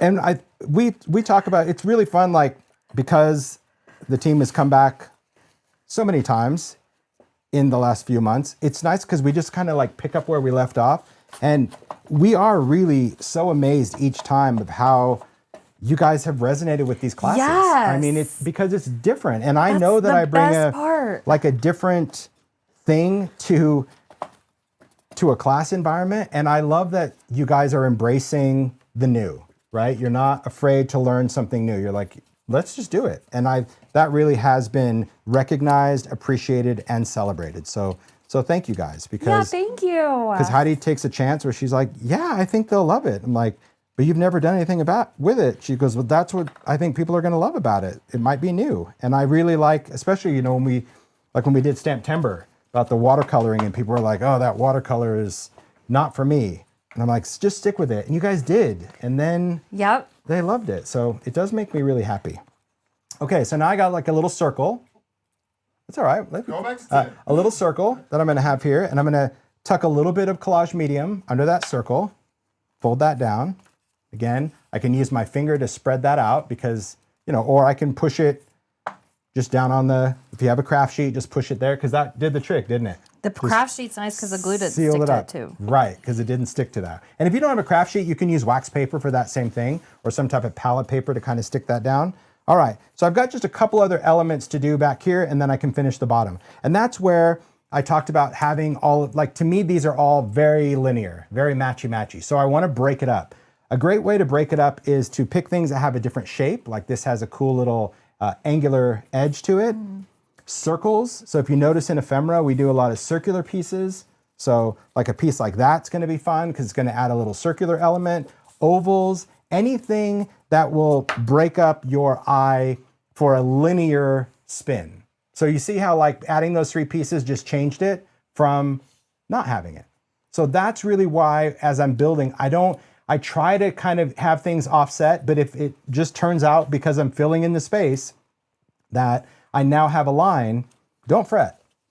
Don't freak your freak. Just go in and say, okay, I need to find some pieces that are not a perfect linear shape. That will do the trick. That's You really already did fun. that. It's really fun to look for pieces that aren't. I got to tell you, Linear. I'm gushing over what you're doing because I knew this is exactly how you would be because you already knew it from the previous class, not making it. I'm like, I don't want you to make because I feel like didn't want to do that dress rehearsal because I felt that if you had to make in real time, you would totally find your groove. And you did. Look at you. One thing That's I it. think too would be helpful for any of you guys that don't know what Tim's talking about with previous classes, they are on the Simon Says Stamp YouTube channel under the live section. So you can rewatch those anytime. So if you're like, what is he talking about that collage Christmas and July class? Yeah. Well, it's still live. It's free. You can just go and watch and see, play along anytime. So I think that you're doing a good service for all of us, Tim, by keeping that content all for us to see Well, and I free, love it. you know? I do love it. Another interesting thing from the chat is we're seeing people work at different paces. A couple Yes. of people have already finished their bottom. Perfect. Yeah. Because once you get into it, you just zone out. Especially I'm not normally the only person I'm talking to and I'm crafting is pretty much myself, you know, unless Mario's in and we're talking about, you know, what's for lunch, what's for dinner. Yeah. And then I'm still talking to myself. Yeah.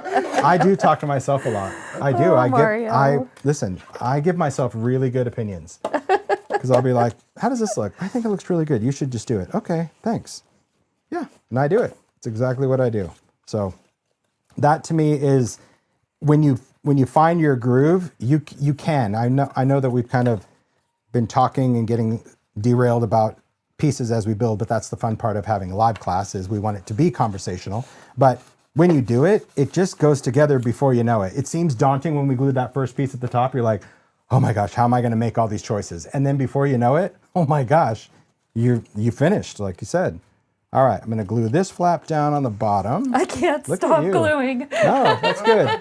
That's Just good. want to keep going. Do you have all your pieces down? Let's see what you got. I guess. Yeah. I just keep adding because I just like all the different shapes. Well, then keep adding. Keep adding pieces. The stuff on the inside does go really quick. The stuff on the inside is clearly decorative. So I think that's something to remember. And I'm just going to add I just want to add a little label on the bottom here.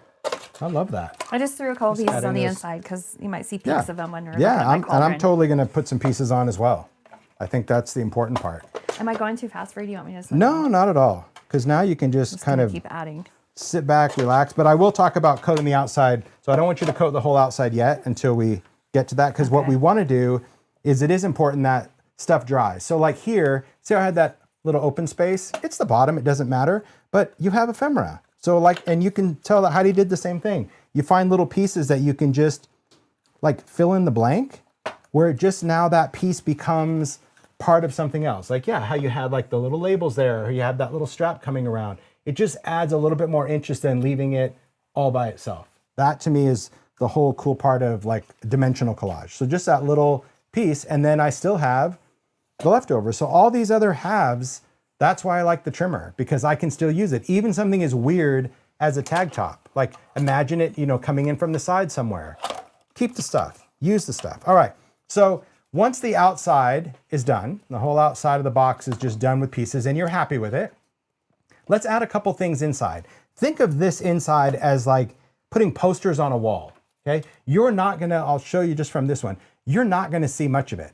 See, it's dark in there.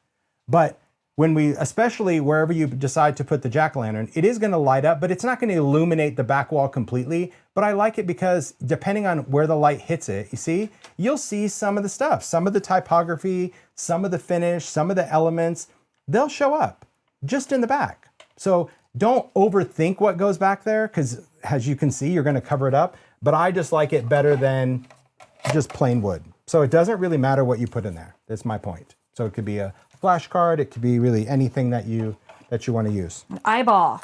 Yeah, could be that too. The board poison. I do like all these things. I like all the, just like the weird elements. I love the little calendars. Yeah.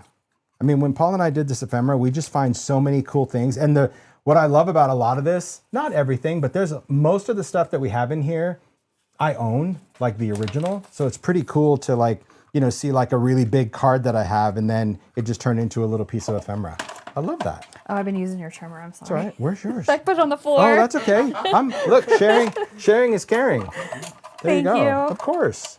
Here, let's move these things. Funny, You're a good sharer. I appreciate how patient the guys are with us because they spend 2 days getting this room set up. And if you saw the BTS that Mario posted on social and Heidi posted some, how many cables and lights and cameras and all the stuff in here. Awesome. Heidi and I, we stay out of this room, right? Yep. For 2 days, we don't come in there. We're just We out. stay in your dining We're room. out hanging out. Yeah, sitting in the dining room, just working on stuff. We come in the morning of class. That's it. We come in, do a little camera check, a little lighting vibe. And within no time, we've destroyed everything that was in our site, like the shelves, the floors, as a true maker does. So, and I appreciate that the guys they go with it. That's the best part. That's who we are, right? It is very freeing just to get to be who you are. Yeah, So that's why when you're crafting and you just making. wing it. You just do your thing. So I'm just gonna chop some little just chop some little pieces. I'm over here just cutting up just some little wallpaper elements. Again, because I want fill in the blank. I don't want you to overthink this part. And you don't even have to do this part, but I saw from the chat that some of you asked, you know, could you wrap it around the front? Can you do the sides? You can use whatever you want.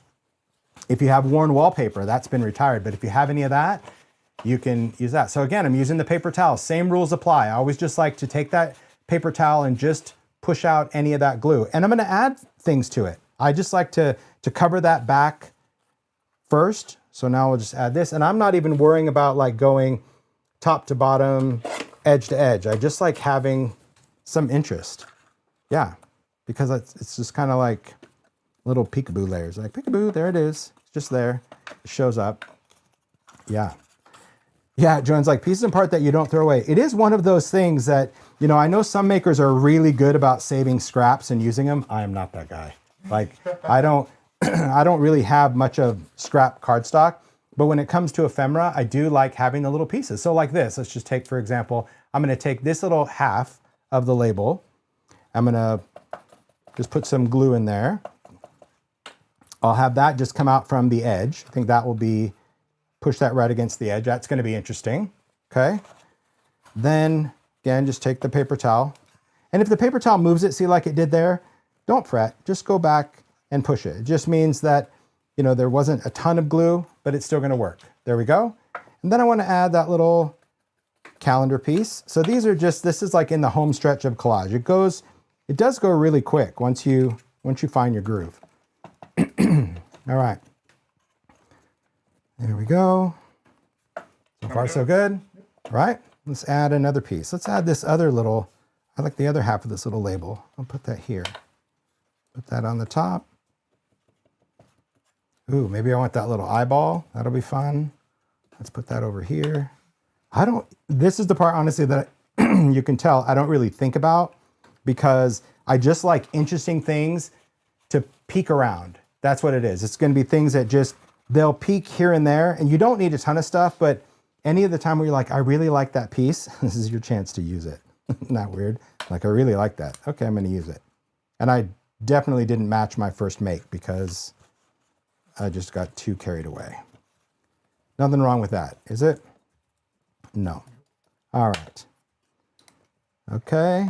Yeah, everyone's like, he's flying now. Yep, because this is the part really that it's like you're in the home stretch, you just fill in the blanks. Anything, here's kind of also the rule of thumb. Anything at this point that is driving you crazy, fix it. Cover it, do something, because if you don't, it will continue to drive you crazy. So like that, see that little corner? That's just gonna drive me crazy. So I just need to cover up, and that's just part of the ephemera. Get that little bit of the brush out. There we go. Okay. Perfect. How are you doing? Good? Good. Okay. I just posted a behind the scenes of you crafting with Oh, all this. cool. If that's okay. So if you want to see what his workspace looks that's like. good. Oh yeah, the madness. All right, here's what we have. We have a box. And the box really should be dry to the touch because if you've done the paper towel and all that, like it's dry to the touch. But what we want to do now is we want to seal this. We want to kind of like coat everything with collage medium. What that's going to do is it's going to give us a great surface when we grunge. It's also going to make sure that any little edges that might have lifted up because you didn't get enough glue, it's the chance to get some glue and stick these down. So what I suggest for this is you're going to want your brush, you're going to want collage medium, and you are going to want a baby wipe or a damp paper towel for this, just because of how we're going to apply. So do you need another baby wipe? I got one mistle. Yep.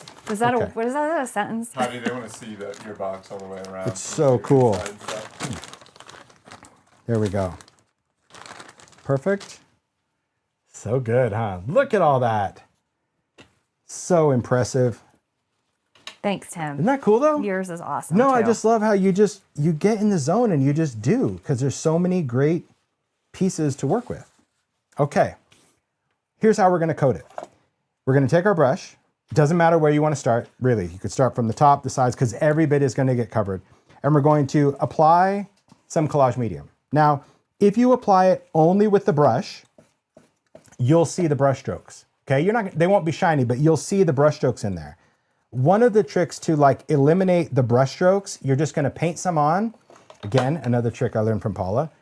Take You can use your whole hand. I just take 2 fingers, and you're just gonna like work this collage medium in. And what that does is this is where the collage medium like seeps underneath any of those little edges that you didn't get covered. It allows you to go like right to the corners. It just finishes it off, but you wanna kind of work this with your fingers until you don't see any lines. If you still see lines, just keep working that in. So if you have so much that it's slopping around, just scrape it off onto the jar, but you'll know next time not to put too much of it on there, all right? Once you do that, just wipe off your fingers while the collage medium is wet and repeat. Okay, if you don't want to wipe off your fingers in between, that's fine, but they'll get a little crusty. Repeat to the next side. Okay. So on this side, keep working that in a little bit more with your fingers until you don't see it. No, just with your fingers. I don't think there's enough on there. Oh yeah. That's enough? Yep. Wow. See? Because now you're just giving, it's almost like waxing or like a little varnish. Because we just want a thin layer. We've already done all the gluing. So yeah, even I put on the too whole, much on top. yeah, so now you can just work that out with your fingers. So even on the back, see how I just put some like right in the middle? Do you want to do top down real quick? Thanks. There we go. So see how I just have some in the middle? Now it's just going to allow me to take my fingers and just work from the center out. This is just a thin coat as a finisher. And you want to work that into the paper. That's the whole idea. That's what eliminates all of the brush strokes. You can go in a swirly motion, you kind of move it around, but you'll see that as it dries, it kind of dries while you're doing it. And once it feels grippy, stop, because otherwise you'll just end up with like little glue boogies on there because you're rolling it off before it dries. I have no other way to describe it, guys, sorry. Yeah, but that's really what it is. So like once you feel it start to kind of grab, you're done. But see how it gives it a nice finish, and this will dry matte. But now you don't have all those big brush strokes, right? Good Again, tip. just wipe that off and then put some more on. So you can see down the bottom, see how this is lifted up? If you see any of that, just put in some more collage medium. So a little bit of that, working that in. It's satisfying as well because it's kind of like finishing the work that you did. It allows you to, and it just gives everything that same finish, but make sure like you go along the corners, just sealing everything down. Now, when you get to the other side of the box, if you just did one side that it's wet, just be mindful of that. I wouldn't set it down onto something, right? Just try to hold it so you can just grip it by the shelves and we can put some down. This is the quick part, huh? It's super easy. It's like the finisher where it's like now all of your stuff is just sealed down in there, but it gives it, I think, a nice uniform finish. I thought that was such a great tip. It's weird how it changes, right? Yeah, like how everything it makes just, it look like a complete finished piece. Yeah, I know. It's just really crazy just how it finishes that whole look. Again, I have like a little piece sticking up, so I'm going to stick some collage medium in there and just push that down. I'm kind of sad that the collage medium collaging portion of the class is kind of over. I feel like this could have been a whole class, but we still get to put all kinds of to do all the things, fancy things in our box. This was just one, that some people, I say some people, the people that don't appreciate the creative process will be like, what a waste of time. Why didn't you just spray paint the box? It's like, yeah. But the people that love the creative process, like what you just said, it's like, I'm the same way. It's like, give me another box to collage. And it goes back to when I talk about compartmental making. I definitely like to kind of get in the groove, because you saw when you were doing this, you were kind of in the groove. So a lot of times when I do this kind of collage, I don't do it like how we're gonna do it in class. I don't collage the box to then do the things to put in the box. I would be like, I'd have a box, a frame, a book cover, whatever, and I would just say, today I'm just gonna collage everything. And you just sit down, turn on some music, put on a show, glass of wine, whatever you wanna do, and just get into this collage. And before you know it, you'll already have a pre-collaged box or 6 boxes. You might have a frame, you might have some tags, because once you're in the groove, it's so much easier just to keep going, right? Yep. Than to be and like, the compartmental making that you've taken for all of us it's in cool. 2025. I think 2025 is the year of compartmental making. Yeah. We can do that, and it makes us better as makers and have more fun doing it. Because I think we're not overthinking it. Because there is something, even doing this class, I'll admit, I had to go with Heidi. I'm like, so here's the breakdown. I'm going to do this and this. And I'm like, nope, I need to do this before this because it needs time to dry. It's like it kind of disturbs the creative flow. But for the sake of the class, it's worth it. But when we're creating, I want to also give you those tips that if you get frustrated when you're making something, or you always feel like you're on a game show, like Beat the Clock, like I got to get this made before I go to bed. If you kind of switch up how you make and do compartmental things and you have all the elements, the assembly thing can happen in like under an hour and you've made something from start to finish. That's the cool part. All right, don't forget to do the inside as well. Ooh, I forgot to do the inside. So again, just a quick little brush of that. We just want to, same thing, we just want to finish it. And don't worry about collage medium on the wood. I mean, if it gets there, fine, but you don't have to like seal the wood part. So vignettes, I'll just talk about that while we're doing this. Vignette boxes are actually wood boxes that we have made. They are hand charred. So what's cool about the finish of vignette boxes that maybe people don't know, they're not stained. They're actually torched with fire because I wanted a box that if you wanted to stain the wood, let's say you wanted to go over it with paint or paint would be the best. Some people have used like oxide spray or spray stain. It permeates the wood, but it doesn't really give as great of a finish as like watered down paint.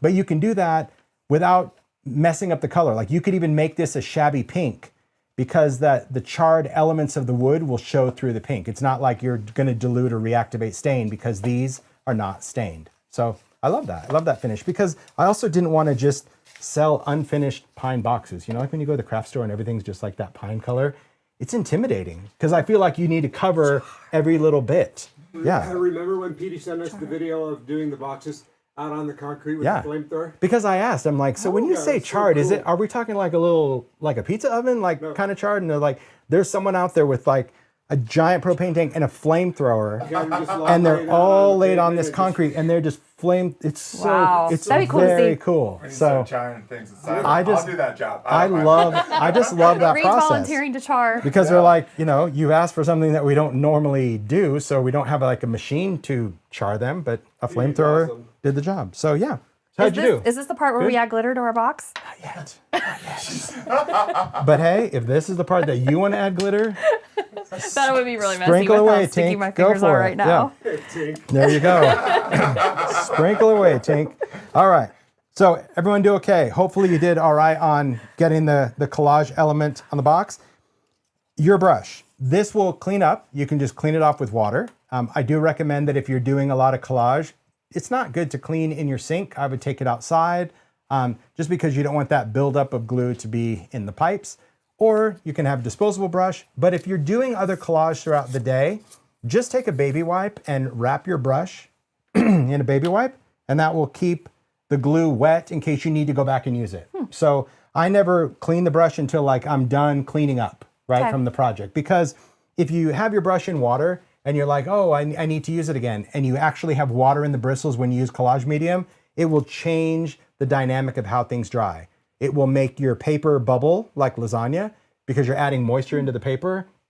If you're trying to use it to glue metal, it will take 2 or 3 times longer because you've added so much moisture. So just keep the brush in the baby wipe until you are ready to use it.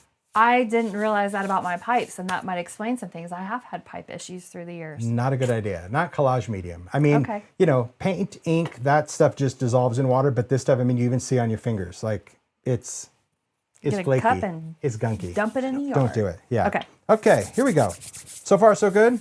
All right, so we have our box. Doing all right? Yeah. Okay. Sorry, I keep clearing my throat. I think it was just all the yelling. No, I'm kidding. Oh, yeah, all the smoke. I was going to say the smoke. I have to say, like, really, all that fog is really, that's something. All right, we're gonna let this dry. So you can put it face down. That's how I would recommend doing it, because if you put it face down, that's gonna allow most of the surface. But honestly, if you touch it right now, it should feel dry to the touch, but a little grippy. So if it's still really wet, you honestly didn't rub that collage medium in as much as you should, right? But I might not have. But that's okay. So we can just let it dry. So just set it somewhere, but I just set it to where these sides can kind of open, and then we can flip it over so the inside dries. We'll come back to the box in a little bit, right? Go ahead and put the lid on your collage medium for now. If you want to clean off any stuff on the sheet, you can just use a paper towel. If you have a craft sheet, you'll see that this literally rolls off. Even though it's dry, it'll just roll off on a dry paper towel. Okay. Can I have Good deal. another baby wipe, please? Absolutely. And then I think there's a link pinned in the chat. We did put a lot. I haven't go. said this. Thank you already. sure. We did put a lot of the ephemera and a lot of the products that we're using in class today on sale. So we have course you a sale category at Simon Says Stamp. Not just the trimmer, but the 2025 Ephemera Pack, which even has more Excellent. book covers in it than the 2024 pack. We've got a lot of the Halloween products that we're using, the pumpkins, the jack-o'-lanterns. You just look at the sale category, it's pinned at the top, and you'll see we did discount. You don't need a code. We discounted it in honor of Tim's class and to encourage all of you to make and to try all of this. So it's just so much fun. Let's talk about Halloween stuff. Yeah. Why not? Make. Oh, because a lot of it's kind of creepy gothic anyway. I love it. Okay, ready to go? Ready, Freddie? Thanks, Heidi. So in your baseboard pack, this is the piece that we're going to use. So it's just kind of the palette doors. And you know, I'm all about creative freedom and creative choices. And can I use this? And you can use whatever you want, but this is the piece that fits our box. If you use something else, you're on your own, okay? But Yeah. I would suggest the palette piece for that, okay? And yours, there you go. Okay, so on this, we're going to cut this. Now, I want to just tell you right away, I am not comfortable with a craft knife. Full transparency here. I'm just not that guy. It freaks me out. Some people are so comfortable with a knife and just swirly twirly. So when I cut, I'm probably not going to be talking to you because I value all of these. Really, anything that requires a craft knife, I'm like, hey, Mario, can you cut this for me? Just because I don't trust myself, because I have the mind of a 5-year-old. Like, I will totally get distracted. I'll put my fingers over the ruler, but for the sake of class, I'm doing it. All I'm taking right, for the you can team. do it, Tim. Okay, You can do here we it. go. Got this. Let's all have a moment of silence, shall we? All right. What we're going to do is you're going to want a cutting mat, a cutting edge, a cutting knife. Baseboards are printed bookboard, which means instead of it being like chipboard where it's a bunch of different stuff ground up and then solidified, this is actually layers, right? So it makes these really durable, really sound, but it also makes them a little bit more challenging to cut because we actually need to slice through those layers. Like if you have a baseboard, I mean, I'll sacrifice a baseboard for the sake of education, right? But let's say you had like one of these baseboard pieces and you wanted to use it on a card, but you didn't like the fact that it's chipboard.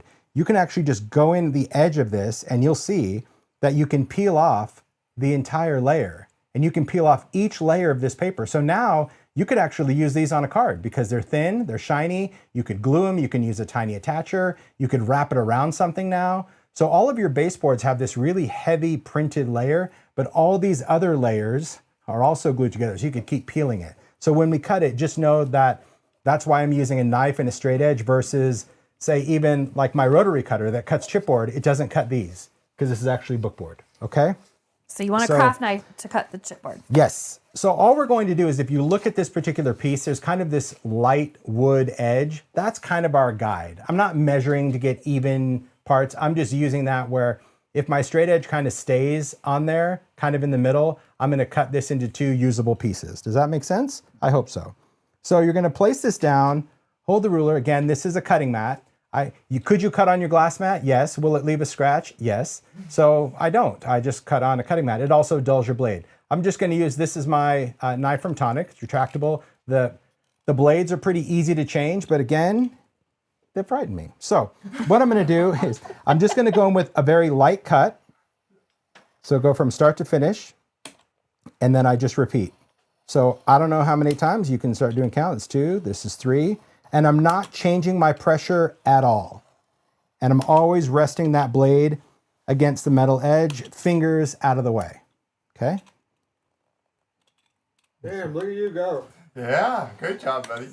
You're gonna see my You've hand. got a lot of encouragement from the chat too, Tim. I just don't do it because I'm an idiot. I just get super distracted. Focus. Keep cutting. Keep cutting. Keep cutting. Crazy how long it takes to cut, huh?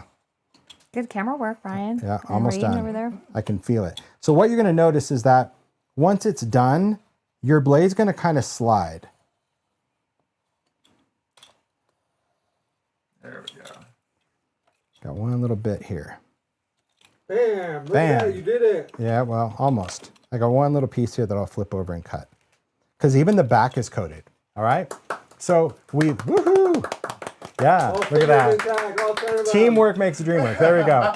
All time still It's there. true. So we have our two pieces. This is just going to be the doors, okay? And the reason I like to do this with, and you can do it with really a lot of different baseboard pieces. Most of the pieces that we put in these packs fit different size vignette boxes that you can use as overlays, but it's very cool to like take a window and turn it into doors, okay? But when we're using this as a door, we'll notice that's out of the way. Want your hot glue gun turned I broke on? a sweat. My gosh. Want your hot glue gun turned on? no, Or 'cause- is that too much danger all at once? No, we won't. We're not attaching them yet. Okay. We're gonna do the backs first, and then let's see. After this, we're gonna go into glitter. No, we'll wait till we do the glitter. Yeah. Okay.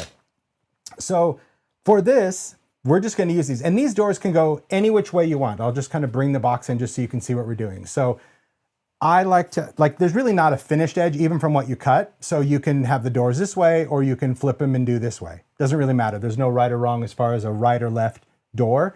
You could even do it to where you flip it and you can have the panels on the top, or you can invert them so you can have it top and bottom. You do you. It doesn't really matter. But my point is, we want to cover the backs of these because they're going to be visible.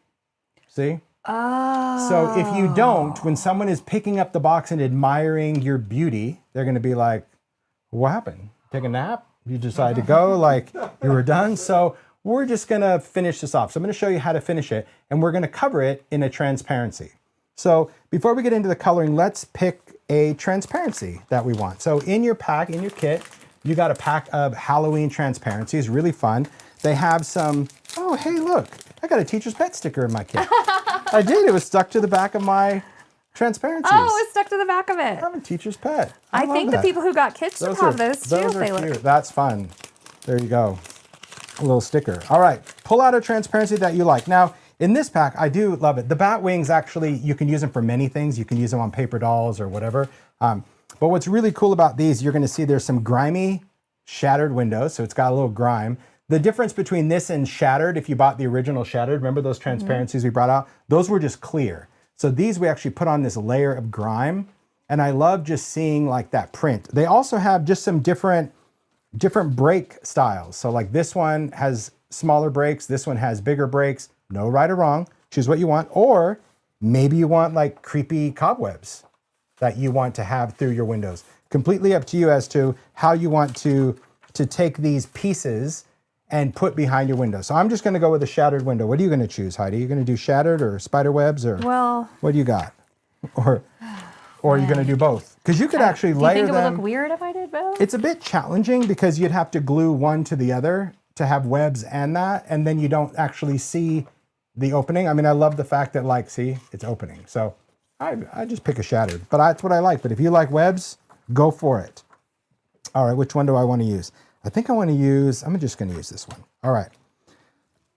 You got it? I just Good? love the Shattered so much. I wanted to do something different It's so fun. so people could see, but I'll do one so people can see. There you I'm go. talking my way through it. There you go. You can see what, we'll all find out what the spider web looks like together. Perfect.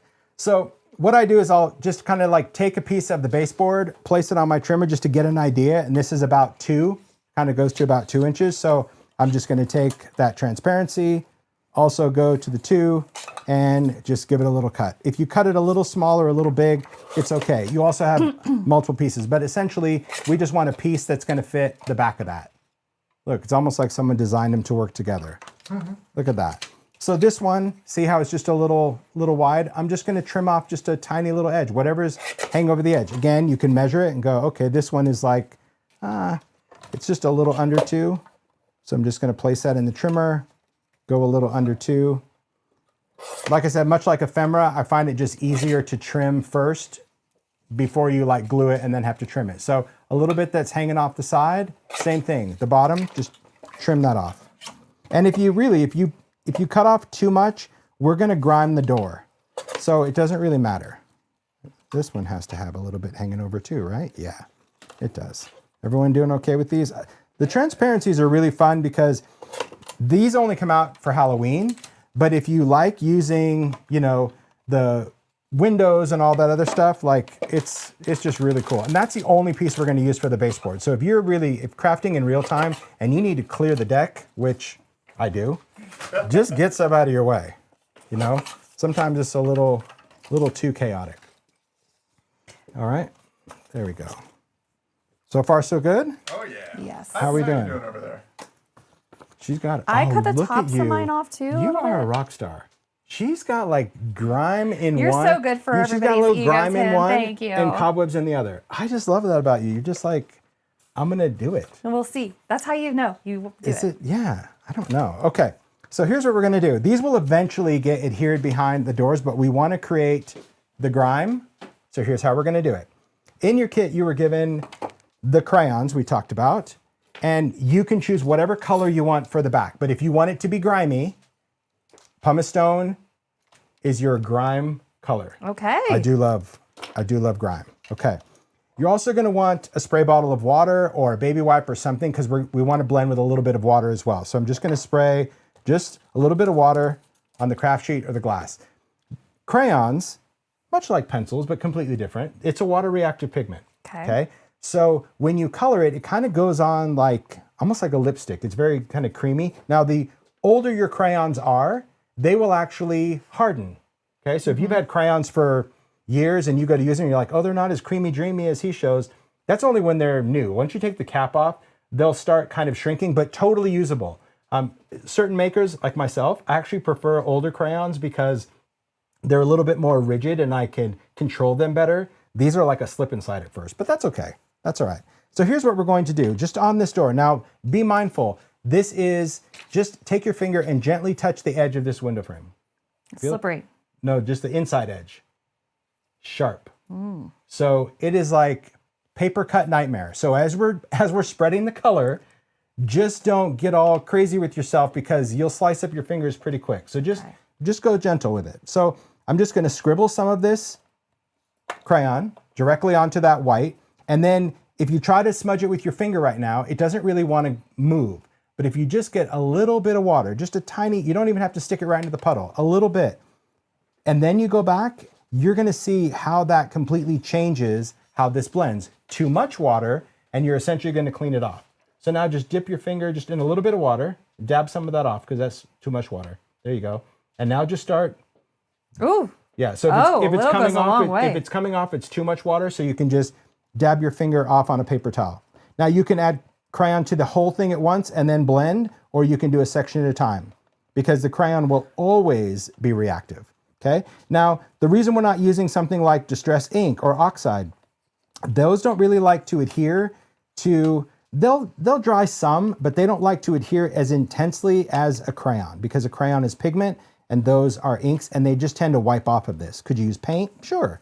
Could you use like washi tape? Sure. You could finish however you want. The point is you should finish it because you're going to see it. Now, this first part is really just about making it not white. We can go back and add more grunge to it, but I just want you to remember as you're finding your groove, don't cut yourself on this baseboard. All right, so far so good? Everyone doing okay? Everyone griming away? Yeah? Let's check on Heidi. I just remembered something too. What's up? Stephanie posted on the Simon Says Stamp blog today all the supplies. Oh, cool. So thanks, Stephanie. people who didn't get a kit but want to know what crayons are they using and et cetera, Yeah. et cetera. It's picture of the finished make and the supply list is posted on the Simon Says Stamp blog today. So thank Cool. you, Stephanie, for doing that. Absolutely. I thank can't believe you. how this, I didn't realize when you showed me your make how the doors were smudged to Look like old. blend in and Yeah, it's cool. And All you the could have any details, color. Tim. I mean, you could have walnut stain, whatever you use, but like there's all the colors of distress for a reason because they do different things. And what I like about pumice stone is it's that color that's gray, but it just has a lot of brown in it. So if you did this like hickory smoke, they would just look gray. And I think like old rickety doors just have that weird grayish brownish sludge. So right now I have just a lot of white space. So now I'm going to go back and just do it again. Now that I have a foundation, I can add some crayon. I don't need any more water. And now I'm just going to take my finger and dab it. You see the difference? So again, add crayon, dab, dab, dab, add some crayon, dab, dab, dab, add some crayon. So same idea, dab, dab, dab. So can you guys do the side cam, please? Yeah. Thanks. So this is really how you're wanting it to be. Just a little bit grimy like that. You can have chunks, but not everything has to be even. We're going for creepy doors. But now that you have a foundation of crayon, it makes the second layer totally different to blend. Isn't that crazy? It's just wild. So scribble some on, tap with your finger. And it's still gonna move because we're gonna glue this down. So don't worry about like, oh, I wanna have the perfect blending, brush stroke, all of that. It's good. I see a question about why not use watercolor pencils, because a pencil is not going to have this thick pigment on a slick surface. Watercolor pencils are meant for porous things like watercolor paper, different cardstock. And so watercolor pencils, although you can put it on here, you're gonna find that they'll probably wipe off after they dry. It's just a totally different thing. I know it's a water reactive pigment, I know it comes in a stick, but it's just a different product. Crayons can actually be used on metal. They're not permanent on metal, but they also don't come off unless they get wet. So you can use crayons on metal and on resin and on things like, you know, slick surfaces, where pencils, you couldn't put pencils on metal and have them stick. So that's why we're using crayons. I saw a question, somebody asked if you could mix colors. Absolutely. And so Are if you you doing want it? to, if you want to know see it. what that looks like, Yeah. I mixed a few purples That's cool. on to grunge my doors up. Yep. And that looks even, good. I say purple, but it's really Little wilted violet. Yep. And then I added some of the crushed olive. So if you want a heavier color, because see how like a lot of your colors light, now just know that this is going to lighten up a little bit, not a lot, but let's say you wanted a heavier area. If you apply the crayon and now just take your finger and just tap on that color instead of wipe, you'll see that it'll take a totally different look. So as long as your fingers, as long as your fingers aren't super soaked, that's just how you build up color with crayon. Because if your fingers are too wet, you're just wiping it off. So those of you, again, that are working, you might be like, everything I touch is coming off. Then just dry off your fingers. That's all that means. Okay, I'm happy with the grunge. You happy with your grunge? Yeah, I'm happy too. So I'm just gonna clean up this little area. All I need to do, a little bit of water. I'm glad somebody Little paper suggested towel. adding some color to an option so we could all see that. It's That was cool. a good Oh, idea. thanks. Thanks, Brian. All right. Just clean that. Do you have to clean it? No. Will I? You know it. Okay. So we're just going to glue these to the back. So when you look at these transparencies, go to the side camera real quick. Thanks. The transparencies have a printed side. So you're going to see one side has those really bright printed white lines, and then the other side, they're not as bright. One side is shiny, one side is kind of a semi-gloss. It's totally up to you what you want to see. So take a moment and just look at it, like put it behind and go, oh, do I like kind of that frosted finish? I like where these are frosted. Or do I like it to really look shiny like glass? So see how like the light will totally reflect off that transparency. So it's completely up to you. Doesn't really matter to me which side you want to glue down. But you have to make a decision, because like once we do it, there's no going back. Where you're like, oh, I'm going to change it. It's like, well, you think you will. What are you thinking, Heidi? But you won't. I'm looking at his sample, Okay. which I think gave me a really good perspective. Yeah, so see how it's frosted? So I have the frosted side of this visible to the windows. So totally up to you. But there's no right or wrong way. But I just like to position them ahead of time, because once I start gluing, so now I have it like frosted side down, because I'm going to add my glue and then I'm just going to pick this up and stick this on, right? Because once you do the glue, you kind of don't have time to figure it out. So the glue, I know you might be thinking, let's use collage medium. No. Could you? Yes. Should you? No. Because we put this in your kit, Glossy Accents. Glossy Accents is glossy, so you could actually paint the box with Glossy Accents. It dries very, very shiny, but it's really ideal for things like transparency, things that are already shiny, transparency, glass, glitter.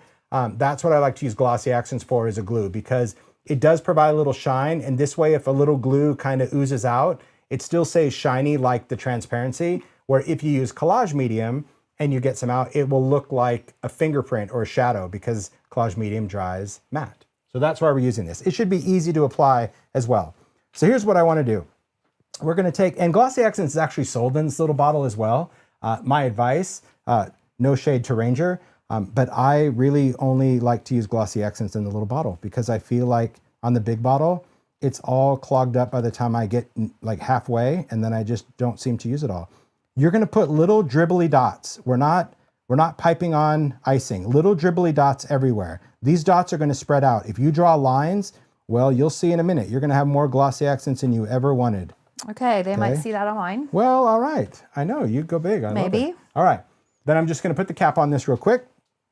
Take my transparency and place it right over the top of this. Now, once this comes in contact, the glossy accents is going to activate the crayon. So we don't want to move it, slip and slide. We just want to like press everything down. If you see the glossy accents start to ooze, just try to use a clean finger, or you could even take a paper towel. Let me just grab one from behind me. And so, if, you know, depending, if your hands are totally mucky, just take a paper towel and just kind of press, but make sure that you don't slide it off the door. But that's it.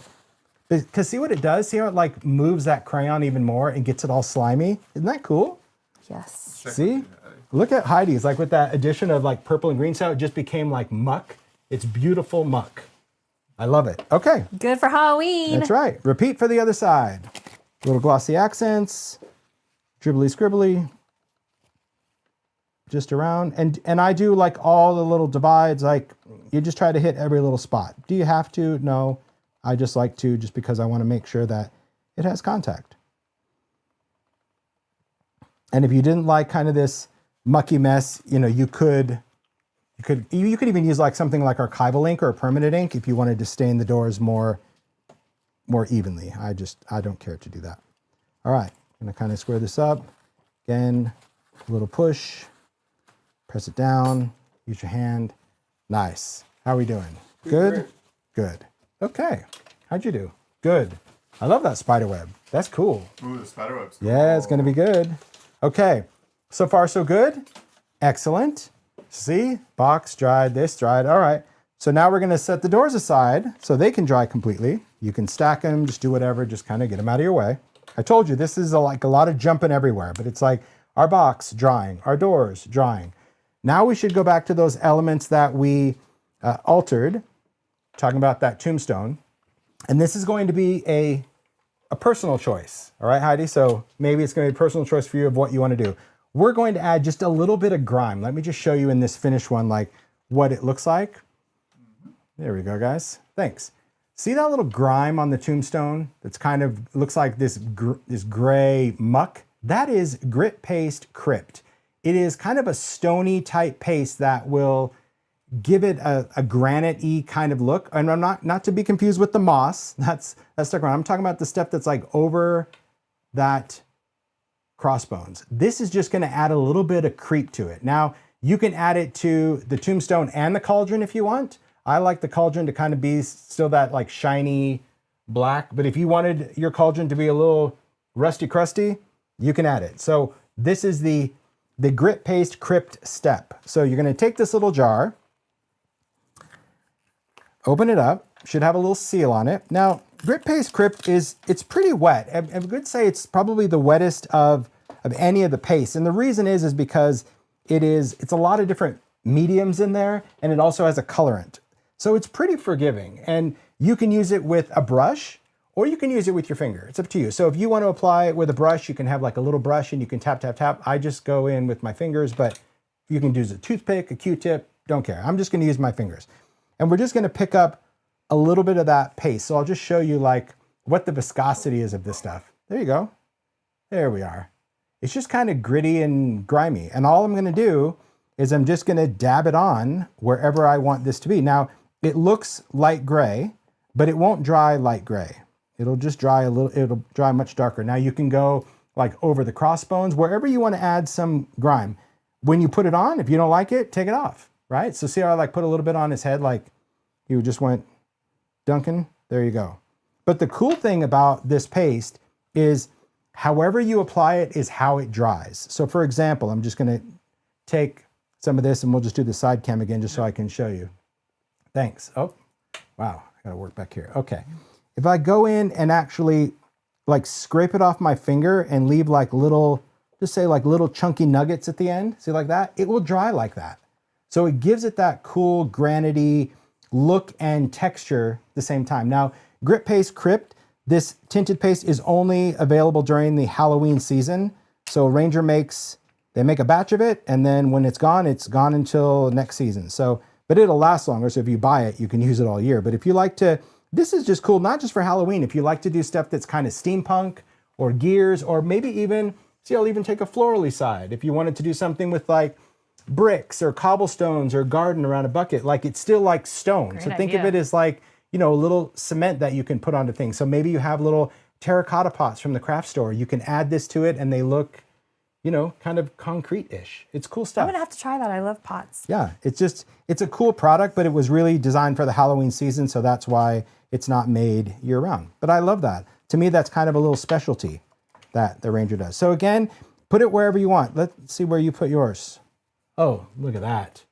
Cool. Look at that. Get your grunge on. Ooh, yeah. See? So you can really add like as much. Here we go. Let's go. Middle. Perfect. I don't see any change in the middle. There we go. Yeah, I'd go lower. Lower. Yeah, there it is. No, right, there's your sweet spot. That was it. No, that was it right there. There you go. See? So Heidi just built up a lot of texture, or you can just add little drops. So no right or wrong, but you want to put that on now because this is going to take a while to dry. There again, if you wanted it on the cauldron, you could put a little bit around the cauldron. I mentioned I'm choosing not to, but this would be the time if you want to add a little bit of, you know, a little bit of grime around there, you could, but I'm not. There you go. Could you dry this with a heat tool? I wouldn't recommend it. Anytime you have any kind of paste like this, I just don't like drying it with a heat tool because texture paste, they kind of bubble, but somebody might like that. They might be like, oh, I want this to kind of look like bubbling moss. It'll totally do that. So if you get out the heat tool, you can blister and bubble it. We're just gonna let it dry. All right? So far, so good. Set that aside. Let's clean this up a little bit. Told you, a lot of little compartmental things. Okay. This is fun. It's like, ooh, I love doing this. This to me is like, I love the idea of creating vignettes for this reason. Probably just because of my ADD, that like, I just like to do something and then move on to something else. Like I don't have to focus on one thing from start to finish. I'm like, I dabbed a little grip. Okay, moving on. I get to do something else. Isn't that cool? Like Yes. do the doors, move on to something else. Okay, let's talk about the cauldron. Whether you added the paste to the cauldron or not, this is what we're gonna do. We're gonna create a little bubbly thing. So let's go to this little, what are you gonna call this? Side cam, shoulder. close-up cam. Let's call it a shoulder cam? Okay. Elbow cam. There, yeah, I was gonna say, yeah. Smart elbow, The right? thumb cam. All right, so the cauldron, we're gonna create like a little bubbling cauldron for our make, all right? Could these bubbles be colored? Yes, you could use alcohol ink, but we're not in class. The reason I chose not to do that is simply because, that was Heidi throwing her package. Simply because we're in studio lighting right now and you can see the bubbles really, really well. But in your actual setting, if you tinted these, they become really dark and you won't see them. So I know it sounds good in your head to be like, oh, I'm gonna do green or I'm gonna do purple or I'm gonna do whatever. But then when you put them in the shelf and it's dark, they don't show up. So we're leaving them clear. But again, if you wanted to for other projects or if you've seen other videos, you know that I've alcohol inked them before, but that's why we're not doing it for this project. I want you to see them, all right? So here's how we're gonna like build our bubbling cauldron that will be an embellishment that we use a little bit later. So what you need to do, this is gonna be fun. Oh, good call, Heidi. I was like, what is that? She's taking another little bowl, little dish. We're just gonna get out the bubbles. Now, the count of bubbles is insignificant. All I said to Tara for the team, I'm like, they just need an assortment of bubble sizes. So if you're like, how many bubbles? I don't really know because you're not gonna use them all in the cauldron, but I will talk about the size of these. So these bubbles, where are we? Oh my gosh, we're in the front now. Yeah, you're good. Holy moly. The thing about bubbles is they are little acrylic spheres. They're not beads, they don't have a hole. And that's what I really like about it, is it has just a cool bubbly look of these. They come in all different sizes, from really big ones to really, really tiny ones. This is a SKU that's only out during Halloween. And if you followed, what's up? Sorry. Is everything okay? Everything's fine. The cool thing about this SKU is that it only comes out for Halloween, but if you've been a fan of idea-ology, you know that bubbles come out for Halloween, baubles come out at Christmas. Bubbles are clear, look like bubbles, okay? Baubles are pearly. They're like pearls. But see, they're wonderful. I even use these at Christmas, so I'll talk about that at the end of class.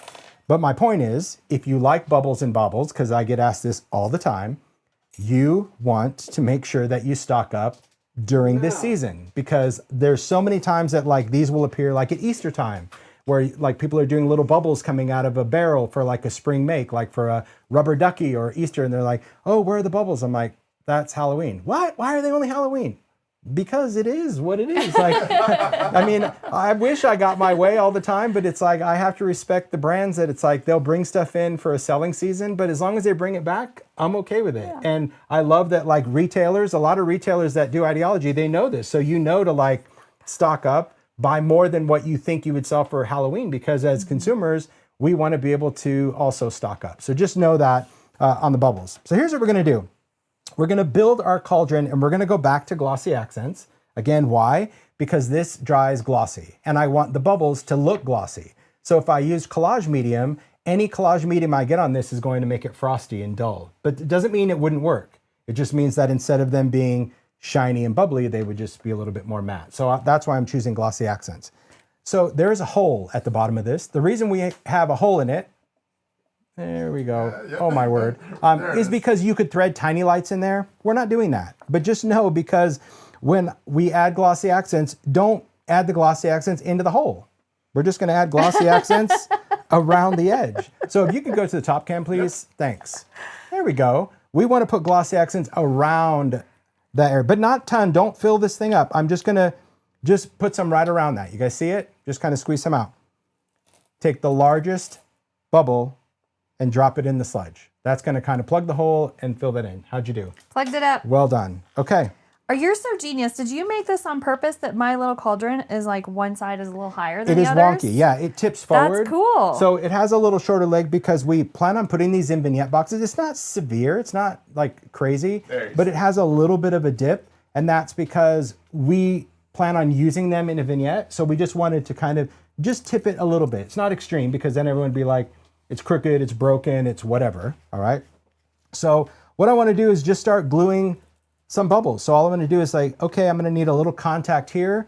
So I'm going to add a little bit of glossy accents to say that big bubble, just like a dot.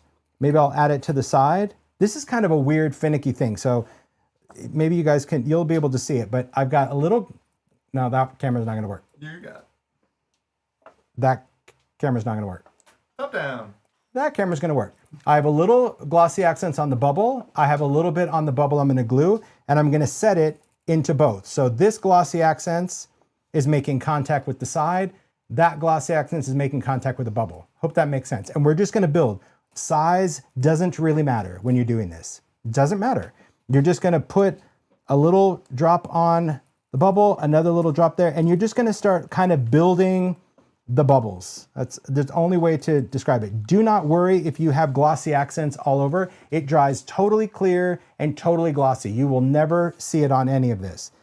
So I'm just choosing now the largest bubbles. There's tiny ones, but we're going to do tiny ones at the very end. So just try to use like the biggest ones that you have. You may, this is why it's nice to have a pack of them. And things are going to be moving around, slipping and sliding, totally fine. Am I allowed to go as high as I want? You can't go as high as you want. Good idea. No. The reason is because we need to fit in this shelf right here. So as long as the height, there we go. I'm showing Heidi, but I'll show you guys too. She asked the question, not you. No. As long as you go to where it's going to fit in, right? Oh, I hope mine You're fits. fine, right? Okay. So there again, I'll show from the top down. It was a great question. Heidi asked, like, we need to get back to Heidi because I need to see what's going on over there. I noticed something. When you're building this, you just want to make sure, like, you have some space. So I think you're going to be fine. Just, you don't want to, like, have a triple, double overflow. And I'm saying that, like, if you have your own bubbles at home and you're like, I'm going to build a ton, just make sure as you're doing it, you have your box right there. Just pick it up and slide it in. As long as it fits into the shelf, that's how high you can go. So you can just grab your box, take that little cauldron, but let's go back to Heidi because you're going around the studio. Those are purple. Yeah. I found this in your drawer, Tim. There you go. So she alcohol inked her bubbles. See, this is what I love. Yes. So all you have to do is just take that, pick up your vignette, and just see if it slides in. But we're going to need to wipe that goo off. So just make sure it fits. Does it fits. Perfect. Then you're good to go. But what about my goo? That's all right. It'll come up with a paper towel.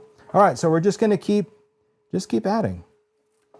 So there is no science to this is my point. It's just anytime I'm adding this, I'm just putting glossy accents where I think this one's going to make contact. And I hope that makes sense because sometimes there's certain techniques that they require no thought. And those are the hardest ones because we're like, well, no, there's got to be a rule or a way to do it. And it's like, well, I would think so, but no, you just think contact points and set that down. Just set it in there. And these will dry, I promise. I know right now it feels like it's not, but that's why we're doing it now. So hopefully when we need to use it, it's gonna dry. So same thing, I'm just kind of finishing this off. What's going on? I hear them laughing. Heidi does love alcohol. I'm just dripping purple. Look, I think that's great. I need to see if mine is gonna fit. So kind of go to the shoulder cam. There you go. Oops. Oh, that looks good though.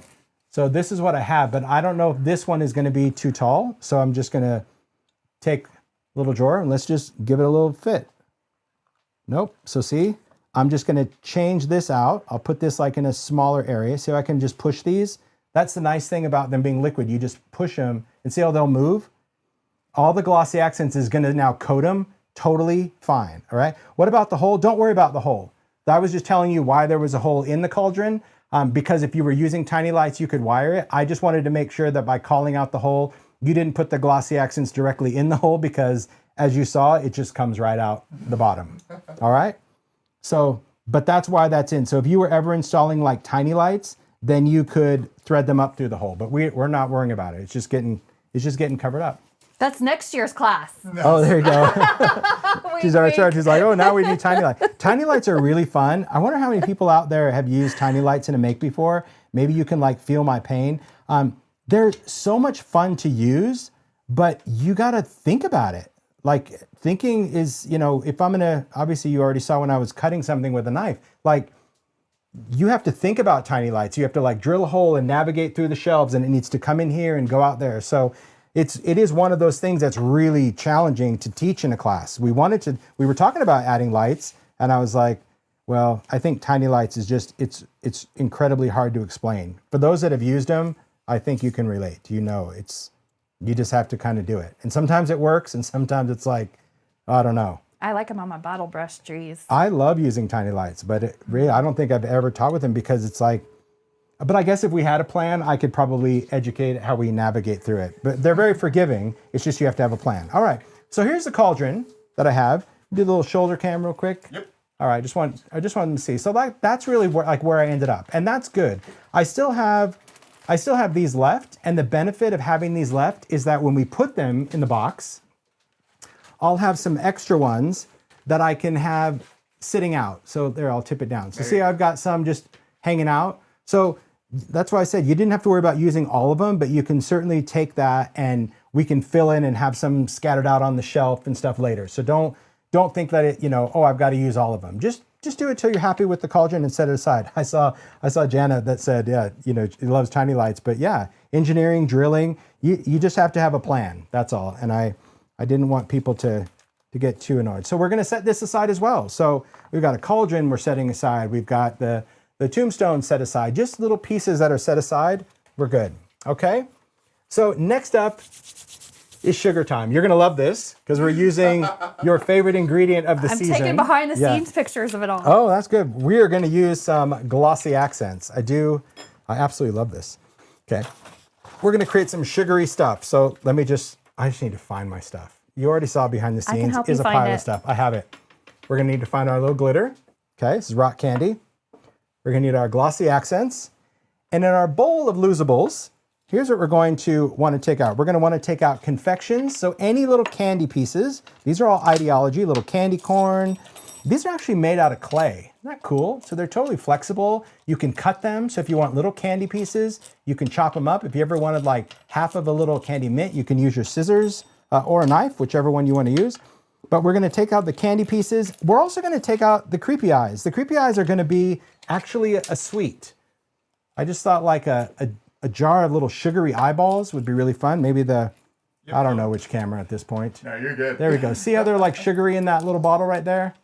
They're just fun. So I just turned those into a sweet. If you don't want them to be sweet, you don't have to. But we're going to just add some rock candy because see how like it just makes that confection a little bit more sugary goodness. So that's what we're going to be doing next. So anything that you want to make sugary, get that out of your little bowl. If you want sugar bones, sugar bones. You want sugar skulls, you can really sugar it all. It doesn't matter. It's just going to give you some options. I'm just going to stick with the candy and the eyeballs, but I know this one to my right, she is going to sugar the world. I love it. How sweet it is, huh? All right. So this is rock candy. This is a distress glitter that Ranger has put in these glass bottles just for this kit. So it's not sold this way. Heidi actually has the bottles of the glitter that, like how it came out. There you go. There we go. That is rock candy. So rock candy is also sold in a small jar, but these are the cool jars that we did for the season. Ranger just stopped production on them, so these are winding down. So hope they'll come back next year. Don't worry, but it is one of those things that it was a seasonal thing that I asked for this cool little bottle that Megan, Ranger, and I, it's like so good, right? So we have rock candy, and that is the new stuff. Chunky. Chunky, like Truth my is, earrings. I'm ordering a whole nother box of Chunky for myself because I'm going to use it for Valentine's Day, Easter. I'm using it all year. And I don't care. I love it. Look at those earrings. Yeah, they're they so sparkle. good. They are so, so good. All right. So we want our glitter glossy accents, our pieces, and you actually have a little cup in your kit. And I can't thank Heidi enough. Heidi and Tara, when I said, can we put in a portion cup? And the kits were done. Like, they were. And I was like, and I remember this conversation with Mario. I'm like, I want to put a cup in there. He's like, don't do it. Like, just tell people to get a cup. And I'm like, not everybody has a portion cup. And really, this little cup is perfect for this technique. So thank you for being just as silly as this. Like, it's every detail, but you want a little cup. If you don't have a portion cup, just get something small. Here's what we're going to do. You guys ready? We're going to take our glitter and we're going to dump it in. You can do half of it. You can do all of it. Doesn't really matter. I'm just going to do all of it. But you're just going to put this in like a little sugar bath. You just dump in the contents because we're going to coat these in sugar. All right. When you work with glossy accents this way, again, you're going to get it on your fingers. So it is a good idea if you have a baby wipe, a wet paper towel. So I'm going to get us baby wipes again, just because as with any glue, glossy accents, absolutely. Glossy accents, like anything else, dries really quick. I just don't like having glue on my fingers. I just keep my fingers cleaner than not. How are we doing? All Great. right. Ooh, look at that. Good deal. Got over there. Yeah. Let's go. That's good. Oh, she's ready. I love that. I think Ready, that's Freddie? it's the best part. She has well, listen, you say Heidi we're glittering, she's going to be ready. Oh, yeah. Right? She's going to be like, sign me up. I'm there. I mean, Look how beautiful that is. She did want to glitter the vignette box, so let's be, and she still might. That is the whole thing. Okay. So here's how it's going to work. We're going to take some glossy accents, and this is one of those things like find your groove. Not one of Mario's favorite things to do, okay? He's laughing. It's not his favorite thing to do, but find your groove. I'm just going to squeeze some glossy accents on the mat. I'm going to give this a little tap to get the glue out of the nib and put the cap back on, because I'm just going to use it in a pile and not from the bottle, because you kind of have to work. You'll do this in sections. You'll see what I mean in a minute. You're going to dip your finger in the glossy accents. You're going to pick up whatever you're going to cover. You're going to quickly like swirl it around your fingers to try to coat it. You're going to drop it in the sugar and you're going to give it a little shakety shake. So it's covered. It's like it's buried in there. And It's a sugar bath. And you keep going. You pick up the next piece, little dip, a little roll in your fingers, drop it in, shakety shake. The challenge of this is if you don't have enough on your fingers, like the piece of candy or whatever you're coating just sticks to your fingers. If you have too much, it slides everywhere and like the sugar becomes clumpy. So just take your time and just kind of give it a little sugary shake, just like rolling. It's like rolling a churro. Oh, I love that. So once you have glossy accents like this on your fingers and it's still glossy, if you can, take a baby wipe and just wipe it off. If you wipe off glossy accents while it's wet, it will come right off of your fingers. If you wait until it dries, you're going to be picking it off. So just kind of giving you that tip. Now, once you have enough little things floating in the sugar, take them out. You can use tweezers, you can use whatever. I happen to use a little idea-ology spoon. It's from the silverware pack. I gave you a little spoon. Did you see it? Oh, Look where at did that come from? I set it there. Yeah. You think of everything. So but anything that's going to just take some pieces, because you need to have some room for the next little run of stuff. So, but you can use tweezers, you can use your fingers. I just use a little spoon and repeat. So Let's do an eye next. It doesn't really matter. We're just going to coat it, the top, the sides, the back. Doesn't really, just shakety shake. Just take that, What pieces the sides, are you the top. choosing, Heidi? Can we trademark the term sugar bath? Sugar bath. Sugar bath. I'm liking Yeah. the sugar bath. It is nice. I'm doing almost all the same pieces Tim is. I like sugar on everything. I Yeah. want glitter on everything. It's just fun. And again, this is just compartmental. So if you were doing stuff for the season, go ahead and just add sugar to any of those things. Maybe it's a bell, maybe it's candy canes, maybe it's, baubles or bubbles or anything like that. And then you have those embellishments already sugared. So that's what I was saying at the beginning. Remember, I wouldn't be doing all this stuff in a project. I love that camera shot. I love it. I love how it pans across and shows the process. But I wouldn't be doing each one of these things from start to finish. I'm just not that kind of maker. I like to have just a jar of stuff already sugared, a lot of stuff that's already grunged. And this way, when I want to make a vignette, I just take out that stuff and all of these things are already done. But everyone's different, right? But I think so many times as creatives, and I always say this, no judgment. And I'm not saying no judgment because I'm judging you. I'm really saying no judgment because I'm being fully authentic about it. As makers, there's so many times that we have all these things, right? But we don't want to use them because it takes too much time. It's a pain because you need to get that thing finished. You're like, I'm not going to get out the sugar. I'm not going to get out the this. I'm just going to stick that piece of candy down. Okay. And maybe you put it down because you like it that way. So again, no judgment. But I find that by doing these little prep things in quantity, when you have an hour or 30 minutes, you want to watch TV or you're not motivated to really make anything, you'll have all these things at the ready, store them in little bags or containers or a muffin tin for the season. When you sit down to actually make a box like this, I'm not kidding you, it will just be done because all those little details you've done days ago, weeks ago, whatever. So you're giving us permission to spend a night doing sugar baths. That's it. I think that's the thing. Sugar baths, Sugar collaging bath. could be a night, Yeah. could be an afternoon. Yeah, but there are people that really can sit down and actually work on a project. Again, I talk a lot about Paula because Paula, she's my partner in crime when it comes to ideology. And when she doesn't make, she works on many things simultaneously, but she has a vision and she can do something like from start to finish. Not immediately. It takes her days because she does work on little things and things have to dry. But like I applaud that kind of thinking. I wish I was that kind of maker. I'm just not. Oh, look, there's a piece of candy stuck in the back of my eyeball. Let me pop that out. There we go. Hope you guys are enjoying the sugar part. It's fun. Do you see what I mean, love? For those of you that are doing it in real time, like there is an art to this, right? Having enough glossy accents, but not too much, getting it off your fingers before it just sticks and then you can't get it off your fingers. It's one of those things, but it's so fun. But it was the only way to sugar these. See, imagine if we didn't have a portion cup. You just needed another little container. But I like that it just holds the perfect amount. And I'm just scooping these out. How'd you do? Good? I was just going to show everybody the project. Oh, yeah. Where's the camera for that? You can hold so it they on- can on see Heidi's. what we're There you doing with all the sugaring. All the little pieces. See, look at that. Ooh, nice. It just adds a little sweetness, yeah? Eyeballs are in that. Yep. Yeah, see, Lisa says she totally agrees. It does help. And I am that way. There's been so many times, and I kind of go back to my trade show days, when I'd be making so many samples for so many booths. And it's like, besides that, I rework a lot of stuff. Like I'll take a make that I made like 2 years ago and just rip off half of it and add, 50% new to transform it. But I don't mind that. I'm totally okay with it. I think that I learned this compartmental thing that way because it was like I was always under a deadline. So there were times that it's like I didn't feel like making anything. I'm like, I'm just going to sit down and glitter stuff, or I'm going to sit down and ink backgrounds.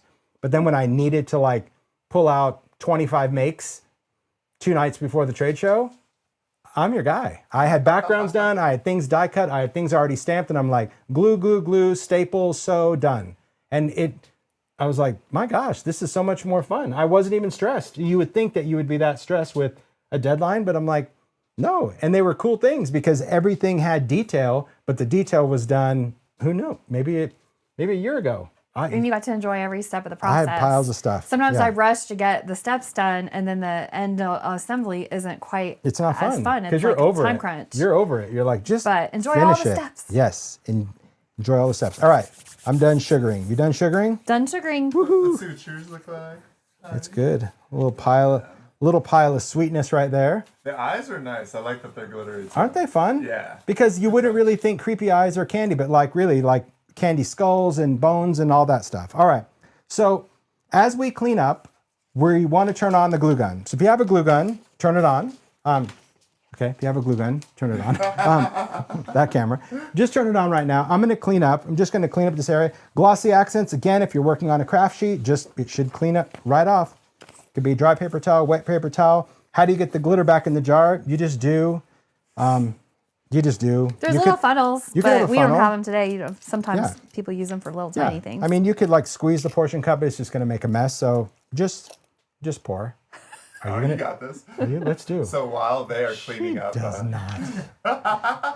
just a reminder to our audience, the hashtag is SSS Halloween Curio. If you're creating along with us, we'd love to see what you guys are sharing on social media as well.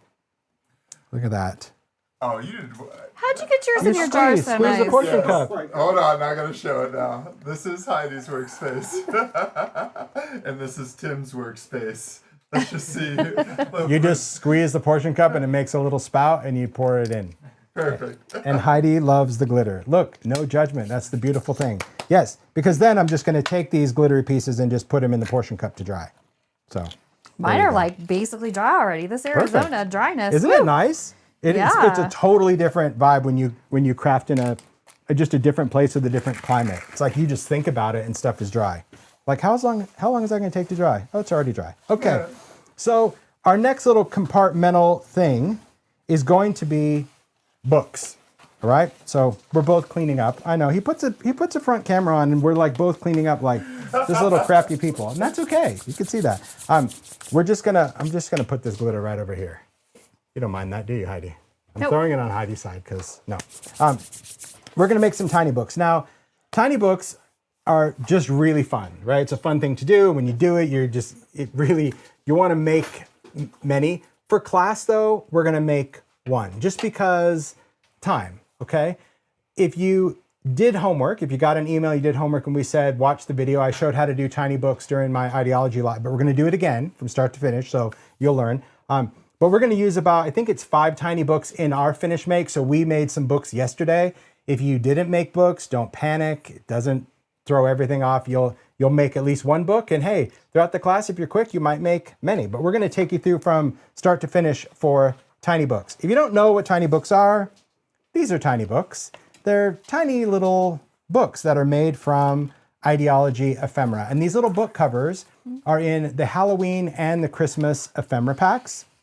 These are the pieces that we will end up kind of creating this little bookshelf scene where we've got a couple of books. We have some books that are stacked. So we might have some that lay down. We might have some that just lean. It's just a great little detail and a little element. If you don't have book covers, maybe you don't have the ephemera pack, you can use anything for the book covers. It can be pattern paper, it could be, I've even seen digital downloads, little prints, but I'll show you what the book covers look like in the ephemera pack. They just look like this.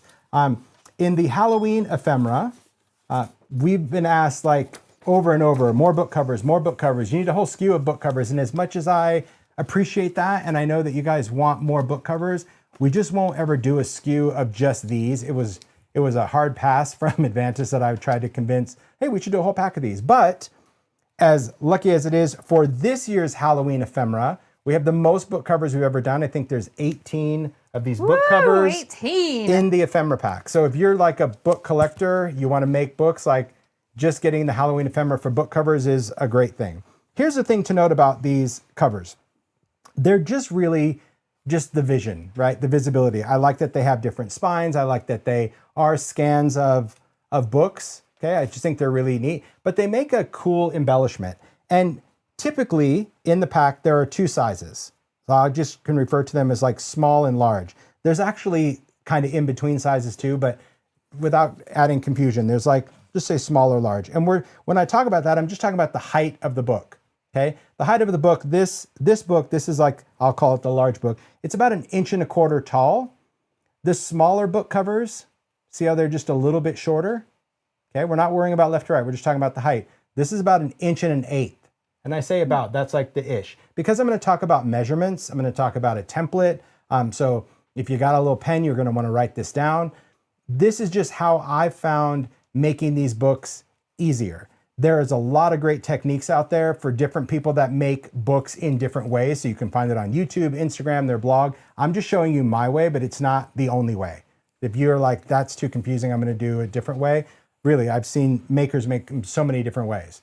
Tim, somebody said they only got 12 book covers in their pack, but Correct. that's because... There you go. Because, as we said at the beginning, the kit was done based on last year's idea-ology inventory because we didn't plan to do a Halloween class. And you guys asked for the Halloween class during the Christmas and July class. Yes. So in order to do it, like, Heidi had to use up all her Halloween inventory that she had from 2024 to put into the kits because idea-ology hadn't come out then.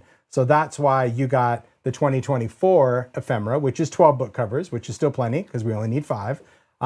But this year's is why we added more. So you have exactly what you should have for the kit. But if you love the book covers and you're like, do I really want to pick up this year's Halloween ephemera? That'd be why. Plus it has different stuff in it. Yeah, when they can't get 2024 ephemera anymore. That's long gone, that's sold out. Yeah, I'm glad someone asked. So, all right. So here's the template, if you will, that I made. It's pretty crude, but this is what I did. I took a piece of chipboard, okay? I cut it 7/8 inches wide. That's the important thing. And you're like, well, why did you do that? Because the majority of these book covers are 7/8 inches wide. So whether it's a tall book or whether it's a short book. You see that? From the spine to the edge of the cover is about 7/8-ish. Okay, some of them will be a little bit longer, but I found that this template works for me. These little notes remind me if I'm cutting paper, because we're going to cut book paper, if I'm cutting them for the small book covers, I need the strips to be 1 1/8 inch wide, and if I'm doing large, 1 1/4. You're going to see why in a second, okay? You can make your template out of whatever you want. I just think chipboard is the easiest because we also use it to fold against. So versus just a strip of paper, having it chipboard is going to allow it to be an actual tool, a functioning tool.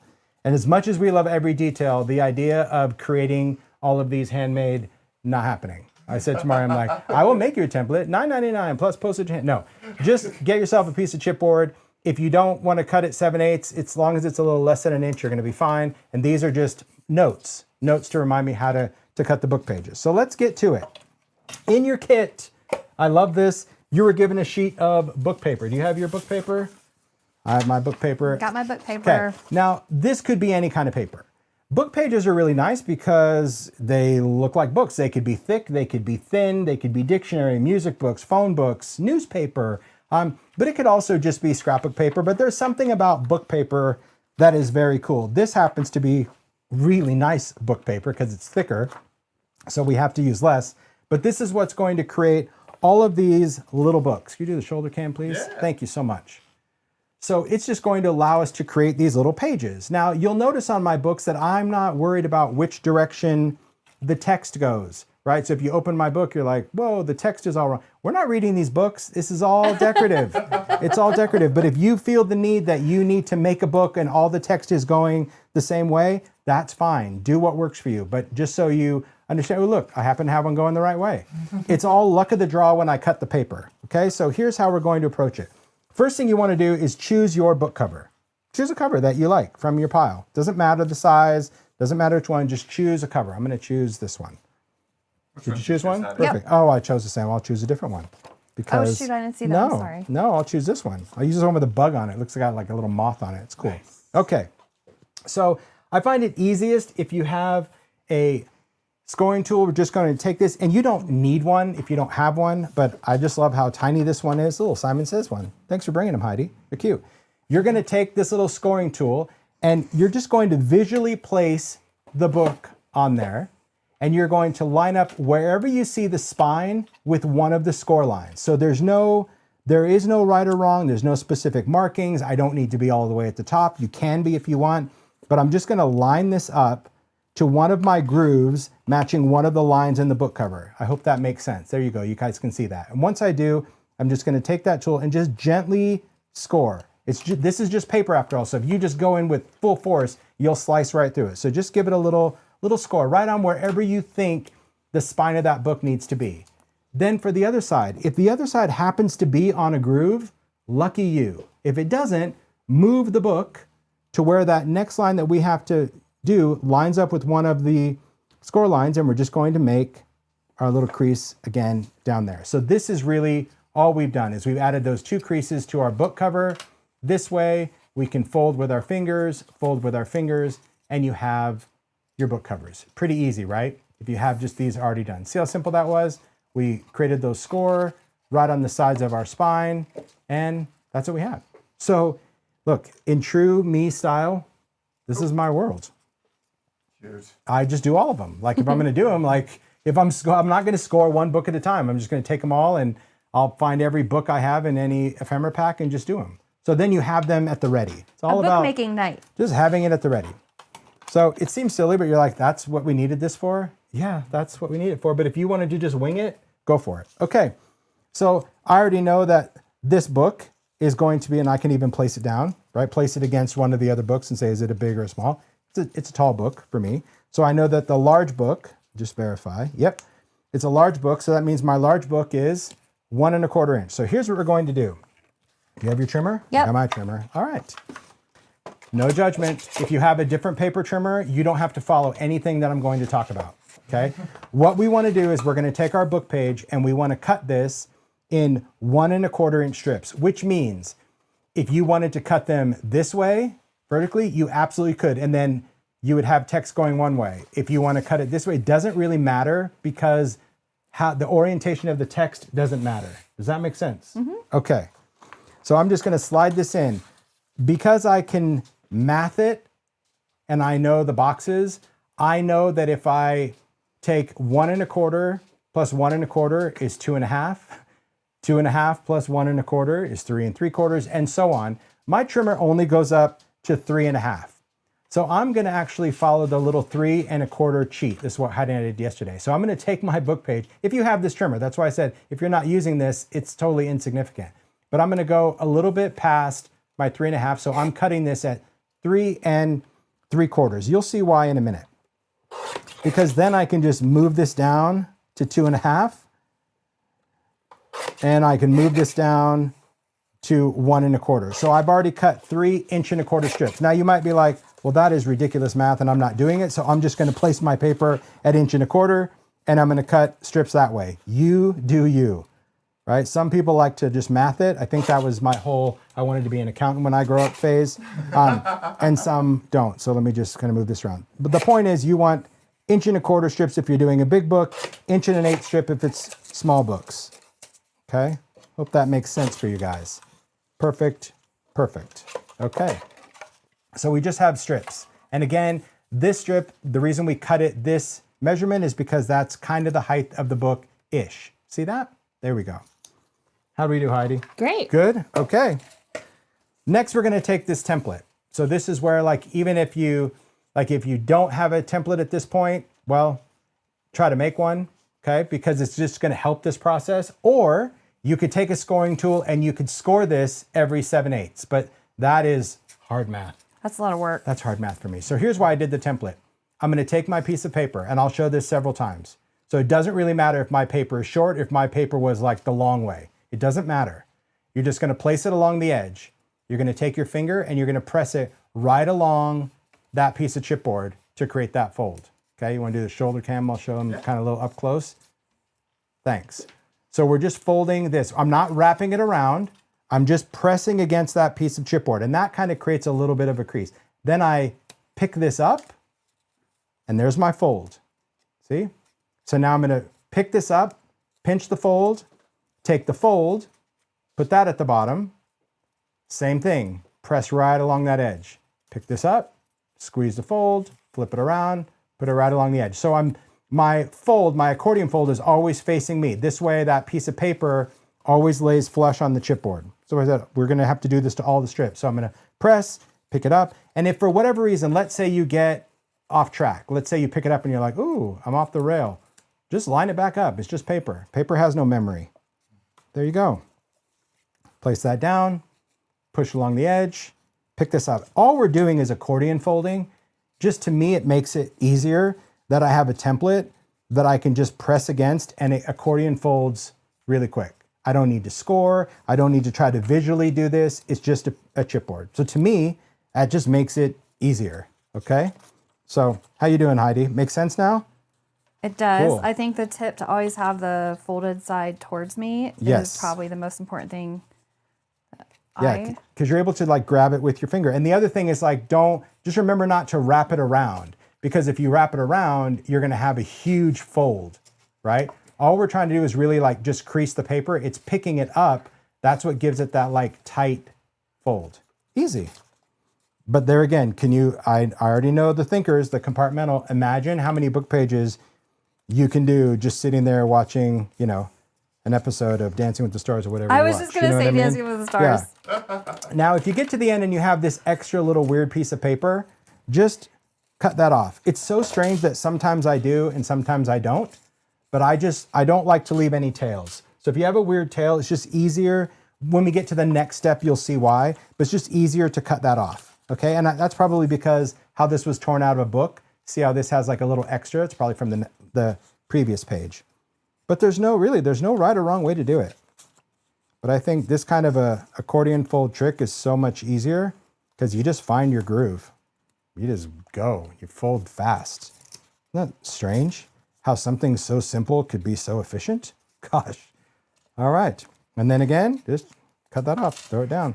So I'm a collector of all things, even old books. And someday they're going to come in handy. Boy, did they come in handy for this class. It was my so personal fun. collection of old books. My mom and I for years have gone to like Goodwill and Restore, that shop, and grab old encyclopedias, old books, and I just love them. I treasure them. And my brother, when he gave me his old law school books, these aren't he was them, like, right? he's like, I thought that these were them, but I don't think now they're that these are. encyclopedias. Yeah, I think these are something a little different. So true story, when we were talking about homework for the class, I said to Heidi, I'm like, so I want to do these tiny books, but she's like, well, what kind of paper do we need? I'm like, we need book paper.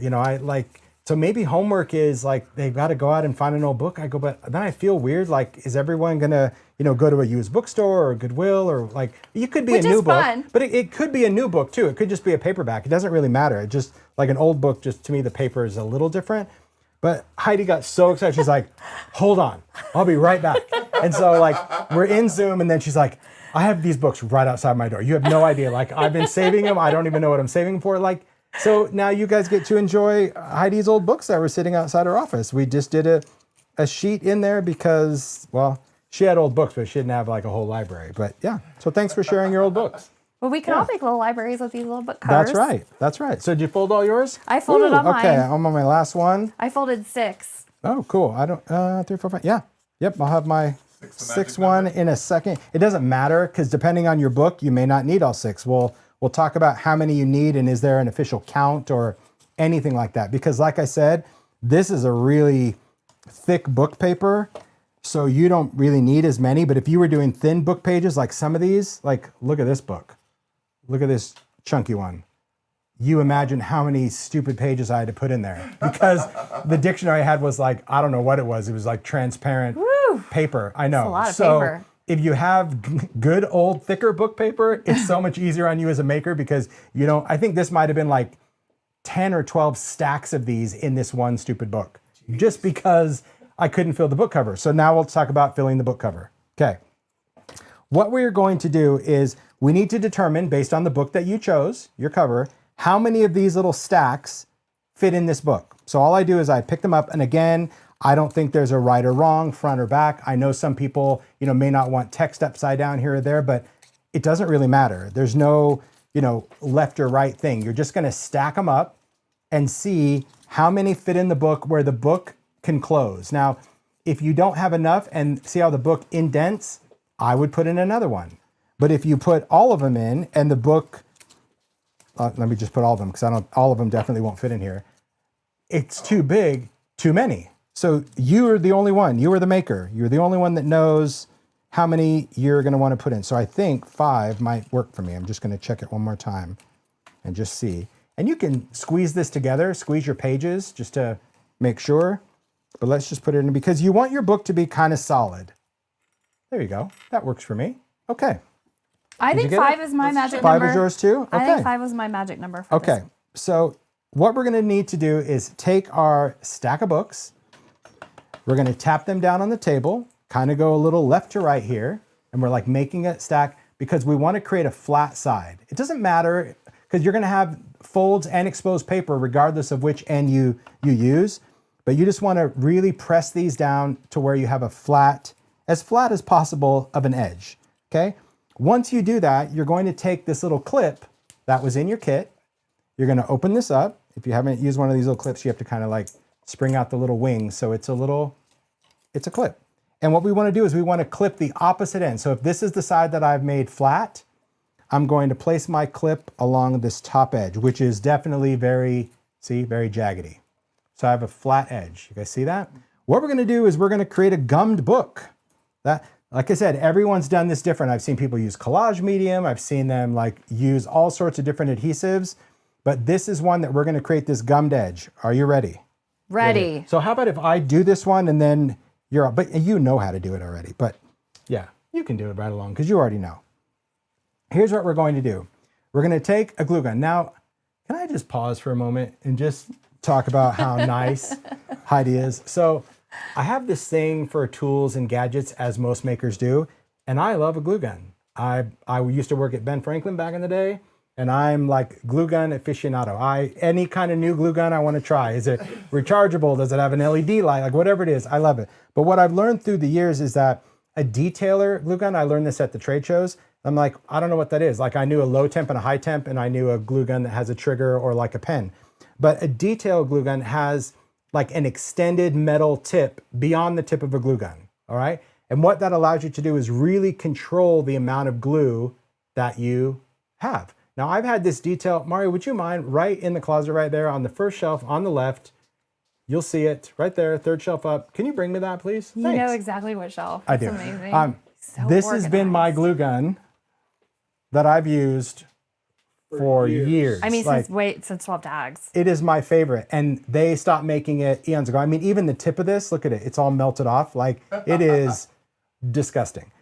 And we were talking about it, I'm like, I have to use this glue gun. Like it is my favorite glue gun. And she's like, well, we sell a glue gun with a metal tip. I'm like, no, you don't understand. It has to be this special glue. And she's like, I think I do. And because you sell several different glue guns. And There's then a lot of glue gun And then we even options. got confused. She's like, well, maybe I don't have that one, but I'm sure I've seen one. Anyway, this new fancy one that we're using in class, compliments of Simon Says Stamp. She brought glue gun for me and for her. And I'm like, I'm keeping this thing. Can I do overhead? This is not an infomercial, by the way. I am not affiliated with, I don't even know the company. SureBonder, I'm not, but it's cool. So this one was a SureBonder, but this one had like a switch on the side, a little toggle. And so you can see where all the goop is, because if you lay it down any other way, it shuts off. So I would always put it down the same way, hence all the gunk, okay? This little deal has a switch that you actually turn, it has a light that shows if it's on or off, a totally flat base. What? And then it's got this little kickstand, which most glue guns do, but now it sits on the flat base and sits there. I mean, stop it right now. Like, that's cool. But let's talk about the tip of it. Look at this metal tip. See, mine had a metal tip, but it was just a cone. This one, this has like a legit metal, almost like a syringe on the end of the tip. It is like, see, even SureBonder knew. It's like glue gun, like 10.0. It's so good. All right. So that's just really, I mean, so thank you for bringing me a glue gun. I'm Well, and super they're on happy. sale. They're on the sale category, which I think Are they? Tara has pinned at the top of the You're chat. awesome. We put them on sale for a couple days. Because And I'll tell you, not because anyone asked, I'm not a fan of rechargeable glue guns because I don't ever remember to put it back in the dock when I'm using it. You know what I mean? Because you have to like set it down so it stays hot. So I'm a plug-in guy. We will off the side have, look at this other thing she brought. What are these? I don't know what they're called. Sorry. Tools. PETs for positively everything tool. And they're This. shaped like a Yeah. paw. No, it's fine. It's fine here. I sometimes call it the paw tool. Yeah, it's just like a little rubber thing. Silicone, yep. Yeah. So it doesn't really matter, but I use this to like put the glue gun on. So I'll have my little kickstand feet. So just so you know, off to the side, that's where it is. It doesn't really drip. That's the other thing that I think is pretty cool. It doesn't drip everywhere. Okay, so let's just talk about how we want to use the glue, because if you're working at home, I want you to know about what we want to do with the glue gun. So it's so important that you understand. I understand also that people have a fear of a glue gun. This is the other thing that I can tell you about a detailer tip. The glue does not come out fast. So if you're like a quick draw McGraw, like fast, want to squirt, this is not the glue gun for you. You know, if you're doing like a giant wreath or a floral, not the gun for you. This is for detail work. So as a paper crafter, that's why I like it. So I just want to say that. It's like, it's not, there's different tools for different things. When you squeeze this trigger, it has a different kind of trigger than a typical glue gun. But I'm just going to show you just on the craft mat before we do it. I hope you guys don't mind, because I just want you to know about the tool. Like when you squeeze this, you can see that I've squeezed like all the way down, but notice that the glue hasn't come out yet, okay? As you squeeze this, it will start to build out. So if I wanted to control like a really thin line of glue, look at how I can totally control the flow of the glue. You are the glue gun. No, but really just from the pressure, it's because this has a trigger versus just that little button that, you know, almost like a pistol. Like this just has like a long handle that allows you to control it. It also allows, like if I want to do like a tiny dot, which we will, I'm telling you now so I don't have to tell you later. That's the truth. When we go to glue like confections and things in, I can do a little tiny dot and create the smallest amount of glue. Like, and Heidi and I, we were doing this yesterday when she brought, I was like, oh my God, I need to take it for a spin. But when you're gluing, you can squeeze the glue, and because this has such a long metal tip, just hover over the top of it and you won't have any glue strings. I mean, but in Halloween, glue strings are your friend, they become spider webs. But in the case of this, isn't that cool? I'm just showing you because like, it's a new toy for me. I'm like, this is like such a cool glue gun. As a maker that loves glue, and really I know a lot of people are afraid of it because the glue just goes everywhere, you can't control it. This is like, will take away the fear. It's still hot. I mean, that metal tip, although it provides great detail, it also provides a hot tip that you don't want to lay your arm in, but hence the little paw thing. All right, so here we go. Here's what we're going to do. I'm going to apply glue to the unclipped part, like these open pages, and I'm going to show it to you in its entirety. We want to have enough glue to actually bond these pages together. So I'm going to be fairly generous with my glue. So I'm just going to keep squeezing that trigger, applying the glue. I'm using the metal tip to actually work the glue in between the pages a little bit. You guys see that? I'll do it again just so you can get it. Then I'm going to, this is the important part. I'm just going to quickly lay my glue gun down. I'm going to pinch the sides, not the hot glue part, pinch the sides of the book to where the glue part comes together. I'm going to place it down on the craft sheet and go in for a landing. I'm literally going to drag it across and hold it here. What happens is over here, the bulk of my glue goes on my craft sheet. By holding it here for it to cool, I've pushed all that glue up in between the pages. I've squeezed the pages together so my book is, all my pages are tight. I've slid it across so now the end of my book is completely smooth. You want to go shoulder cam? Thanks, guys. I'm mesmerized by watching Totally, so now it's totally smooth. So it's essentially like a gummed edge of the pages. Because if you just goop it on and you leave it, when you put it in your book, the pages are not going to align with the spine of the book. You're going to have like a trough of glue. So that little tip now, we want to leave this on to assemble it, but if I take this apart, all my pages are glued together, right? Easy enough. Now, let's say you didn't do it okay. Let's say you were doing it and you're like, you know what, I didn't get enough glue, or even right here, maybe I didn't get enough. Maybe I missed this. Yeah, oh, I missed this edge. Perfect, perfect camera. So could we do it again? Yes, we'll do it again. So let's reapply. So which camera do you want? You want to go this one? Yeah. All right, I'll work to this one. So now I'm just going to reapply to try to catch that. So it's okay if you put it over the whole thing. That's the cool part of this. I just want to make sure that I get glue where I want the glue to be. Just using the glue gun itself. I'm going to pinch the edges. So not where there's glue, just want to make sure I squeeze this together. And then I'm just going to drag this across the mat until it stops. Like it'll know when it stops. And there's my excess glue. But now it just stops so it can cool on the mat. Right? So I just essentially kind of hold it here for just a second so it can cool. My glue is flat. Perfect.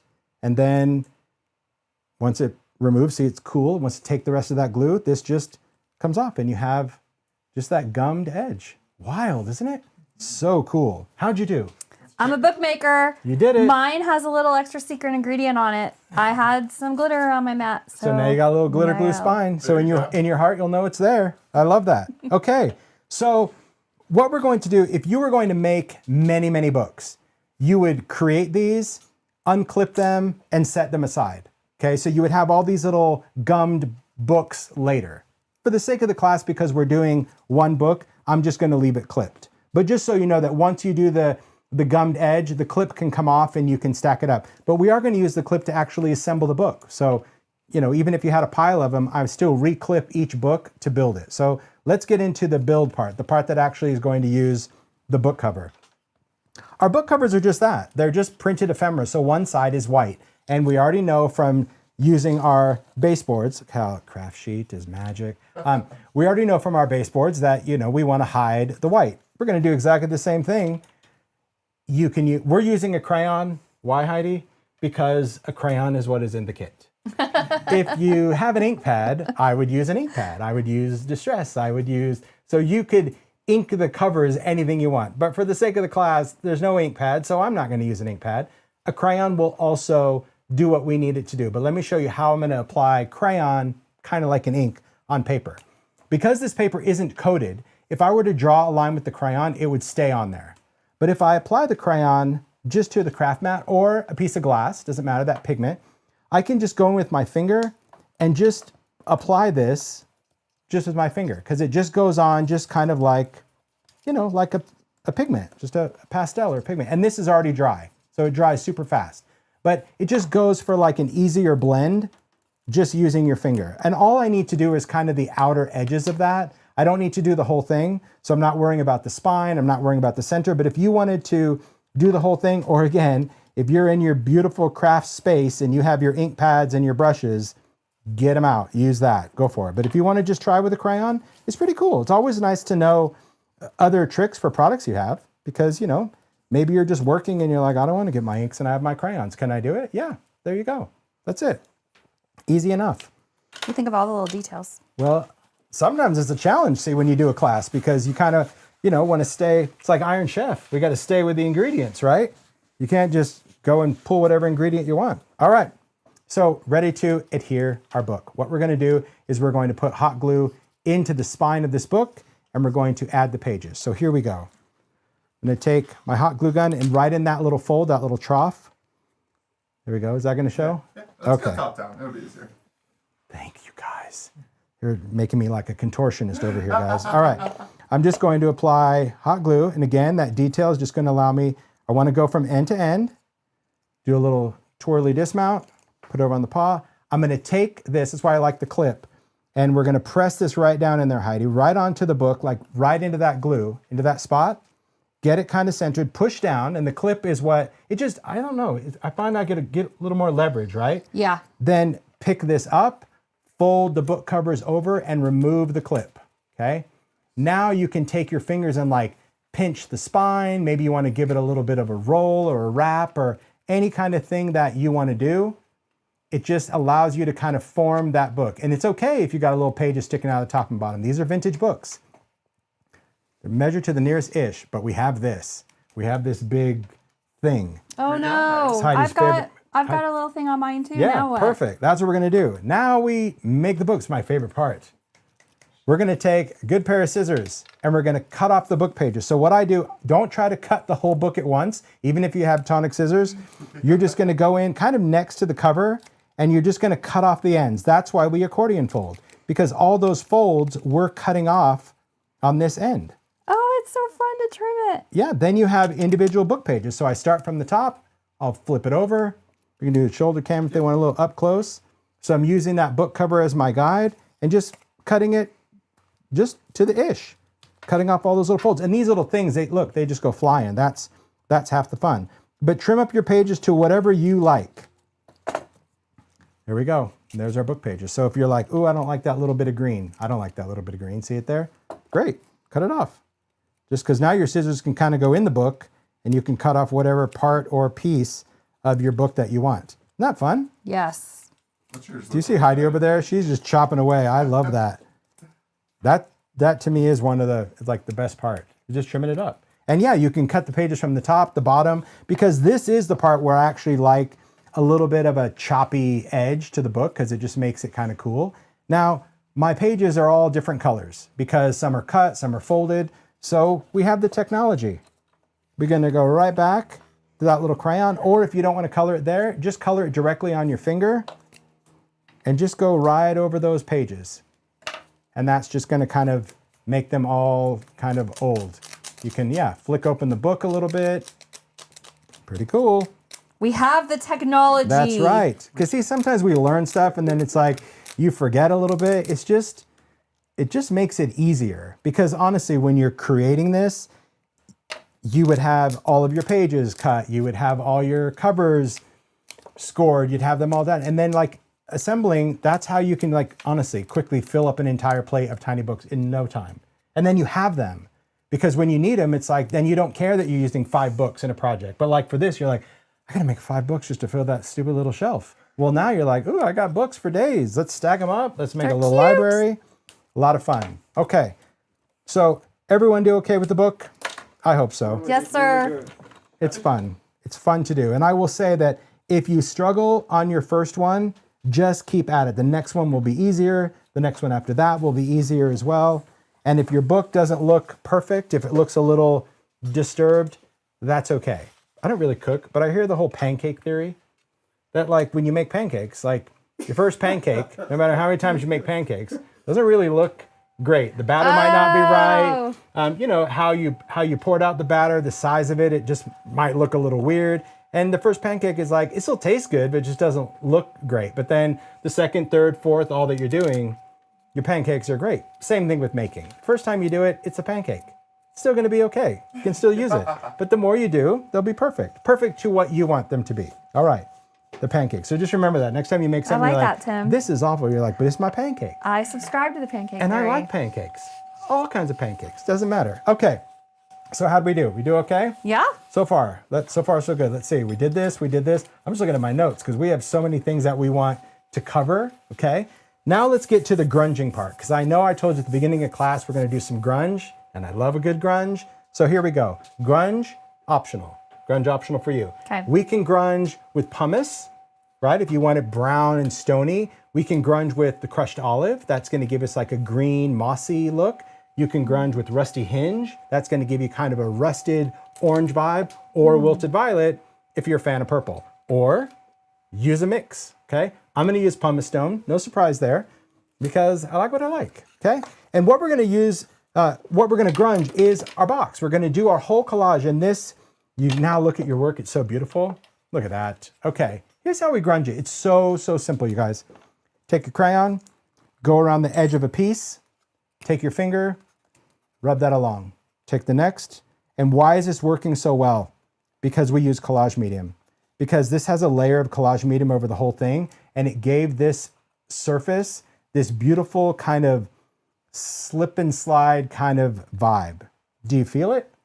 It's so easy. If the crayon isn't moving, like maybe you have an older crayon, you can then dip your finger in water if you need to make it a little bit more dreamy. But like, let's take here, see this circle? I'm gonna go around the circle. So I just draw right along that edge. Doesn't have to be perfect. And then I take my finger and you can rub in towards it and rub out towards it. Do not worry about what you're covering up yet. We will fix that, I promise. Right now, we're just following along, just tracing the outside of that ephemera, using my fingers and just kind of smudging it. We're not rubbing the whole thing. We're just really trying to work in color into that like groove where the layers go. So don't think that we're like ink blending. We're not. We're just kind of creating a shadow for each of these pieces. So wherever you see a line or an intersection, just draw some with the crayon. Pretty easy, right? If you want to do the edges, so even the edges of the box, great. Draw a line with the crayon and smudge it. Look at that. Easy. And just keep going. Just go all your pieces. Doesn't really matter. How are you doing? Oh my gosh, I love that. So I did rusty hinge. What a great Isn't fall that color. So good, huh? It's rusty. It's got that great Halloween vibe. So cool. And see how that rust went on the ephemera? Don't worry, we're gonna clean up some of that area. You could also, if you ever wanted to mix, you can totally do that.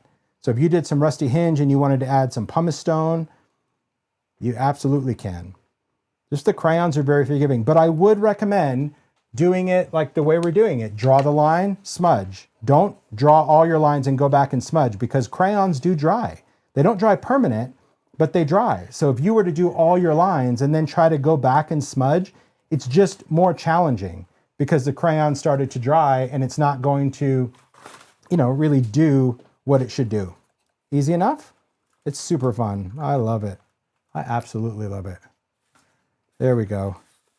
How great is that camera shot? Oh my gosh, I see it pass in my eyes. I'm like, that's so cool.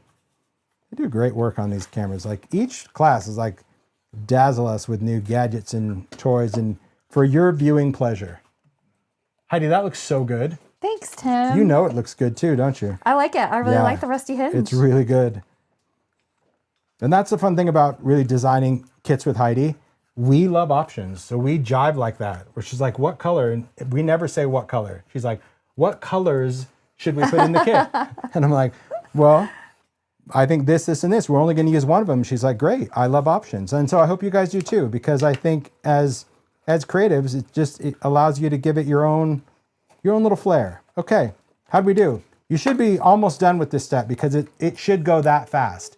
If you're still smudging the very first piece of ephemera, that train has left the station. So move on. Like we're just adding some grunge. Don't overthink this. See, we're just adding just these shadows and it won't look good. It shouldn't look good right now, but it's definitely going to be murky and mucky for right now. We'll get there. You can always go back and fix things, but just don't overthink every little step because it takes the fun out of the process. The other thing I like about this is when you get to the edges where, say, a piece of ephemera ends, it might be white. This is a great way that you can reduce. So like, let's look at the front. See that little white edge from that cut piece of ephemera? I can just take that crayon, go right over that, smudge it out, gone. So that's the cool thing. Could you do this to the wood? You don't really need to. Everything's going to get covered up. So just kind of stick to the ephemera. Do you do the ephemera back here? If you want, if you can get your fingers in there, go for it. I probably can't do much, but I'll add a little grime in there. That works for me. But don't overthink it, really. All right, I'm going to do these pieces. Okay, see how important it was for me to follow the lines? I love the smudge. Pumice stone, my jam. Okay, what we want to do next is take a paper towel. If you have a baby wipe, you can use a baby wipe, but I would suggest a paper towel. Here, I'll even give you this little piece, because really, we only need like half of a little bit of paper towel. Here's what we want to do. We want to spray a little bit of water on the paper towel, maybe 1 or 2 little spritzes of water on there, because we don't want it wet like a baby wipe. The crayon is incredibly sensitive to water. So all you're going to do is just go in and use, like, put your finger through there and see how you can just dab away some of that crayon. So we're not really wiping it away. You're just revealing wherever you want from color. So if I want to take some of that color off, look at that. So see right here where it's got some grime on that circle? I'm just going to dab it. See how much brighter it gets? So it just cleans off that color. Look right here, we've got some grime. This is so much fun. It's so cool, isn't it? Oh, yeah, you're going over there. So This is just so much fun. It allows you to add color, but also take it away. So if you have too much color, it's just removing it. And if you remove too much, go back and reapply. But it just gives you a little bit more control. And I also think it makes the grime a little bit more organic. You know what I mean? It doesn't look like you just, spent the last 2 minutes finger painting. It adds grime that just kind of goes in and out of those places. So see how see how these shadows look so perfect? Just dabbing it with the paper towel, it just breaks it up. See, it's like the perfect grime. I love it. It's a cool way to do it. And this is something like if you try to put distress ink on this, distress ink won't dry on collage medium. I mean, it'll stick, but if you ever swiped over it with your finger, it'll just start wiping off. So that's why we went with crayon. Fun, done, look at that. Look at everything is like perfectly grunged in a matter of minutes. That is some quick grunge right there. Quick grunge. Ta-da! Ta-da! Okay, so far so good. Okie dokie. You all right? Perfect. Okay, now we're ready to add the doors. The doors are going to require hot glue, patience, and a little bit of faith that it's all going to work. But know that if you didn't like it, you could do it again. Okay, so just give yourself that piece that it's like, if this doesn't work, I can do it again. All right? So our doors, we're going to put on the box. Again, you can pick what you want for left or right. Doesn't really matter. But essentially what we're going to do is kind of build this to where our doors are going to be on the box, but you have to decide, do you want them open, wide open? Do you want them really closed? Do you want one open, one slightly opened, equal? These are all choices you need to make as the maker, because ultimately this is what it's going to look like. So if you want both of your doors open equal, you're going to have to kind of figure that out in the next step. So I'll show you what we're going to do. All right. So far, so good. And all we're going to do is we're just going to use hot glue to apply it. So we're going to do a bead of hot glue. We're going to place the door into the hot glue, like flat at first, and then create the bend, like in that split second. So I'll try to do it to the side cam to like really show you, but it's going to be hot glue. Door goes into the hot glue flat, and then we're going to lift this to its desired angle, if you will, because the hot glue has to cool, and that's what's going to kind of hold the door in place. All right. So let's see how this works. Give it a go. And are you good with glue? Make sure you got enough glue in the chamber, because we're going to want to do this. So we're going to just, this is where we need to put like a bead of glue. So I'm squeezing, releasing, squeezing, releasing, squeezing, releasing. I might even go back really quick, but you have to work pretty quick with this. Take the door, we're going to place it down into that glue, and then I'm just going to lift it to whatever angle I want it to be and set for a second. I'll hold the ends, you know, because hot glue has to cool. I mean, it's hot, has to get cold.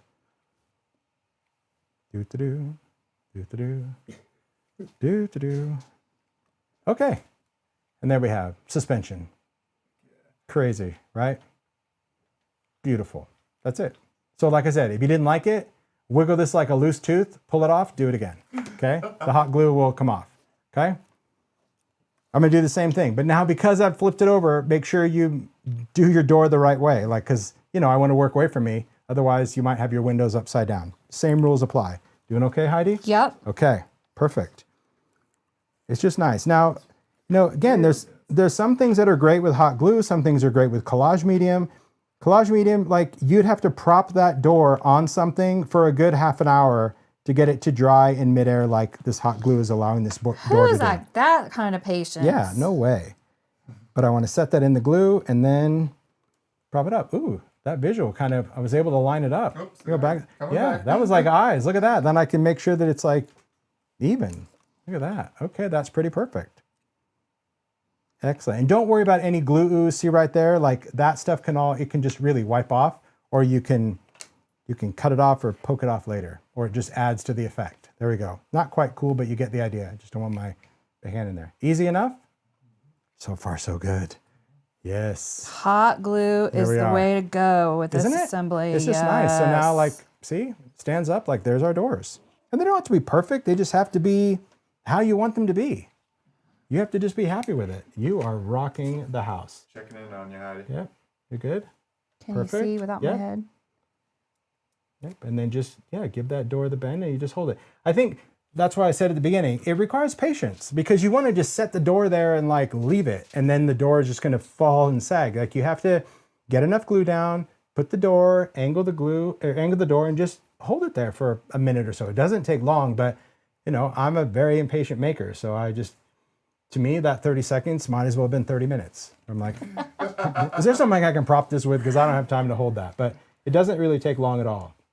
And it's very durable, right? It doesn't mean that it's got a hinge. Somebody opens and closes it, can't do any of that, but it's pretty good. Now, we can also appreciate the back. Oh yeah, one second. Because now the back of our doors are also grungy. Let's do a split. Let's see how We can see it at the same look at time. that. See, we got grungy doors. You got a little purple showing through the spider webs. Excellent. Look at the color. You're right. That rusty hinge is rocking it. So good. Okay. So now we have our box. Okay. What we want to do is we're going to add the hardware. The hardware is just going to be, if you want to deal with it now, I'm going to deal with it now. But it's just going to be like a mystery. Like, how do we, because Heidi asked me this, she goes, how are we going to do this? I'm like, I don't know. You just do it. You just do it. I don't know. And it may be great and it may not, but there's not much real estate on here for the hardware to go. So we're going to figure it out together.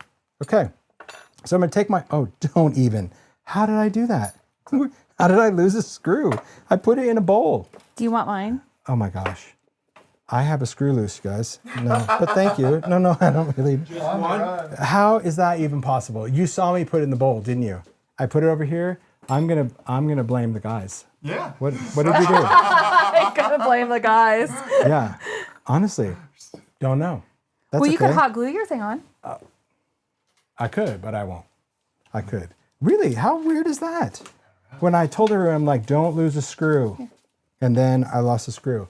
We can get another one from the garage real quick. I feel like Thanks. me having Okay. a screw loose on my project is totally perfect. You can have my screw. All right. Here's what we're gonna go do. Back to, Okay. Tim's top down.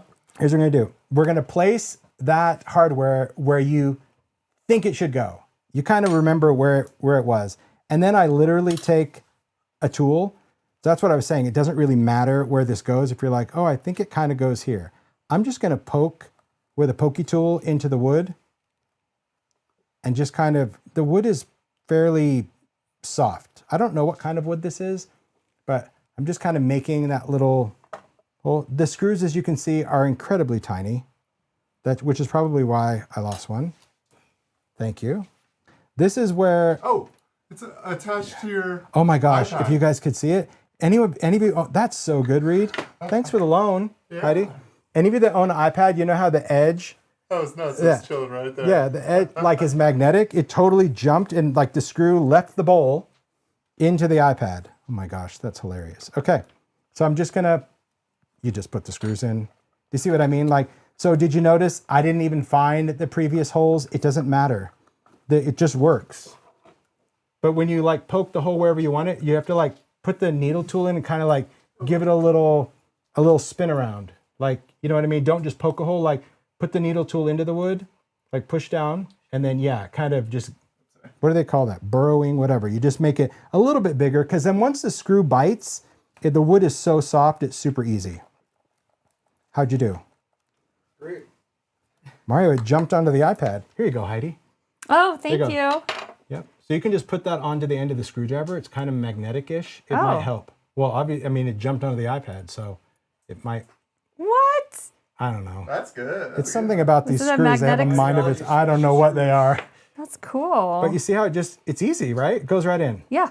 So that's what I'm saying. Easy Like when peasy. we took out the hardware, it's probably one of the first steps that you'd be like, oh my gosh, what if I don't like it?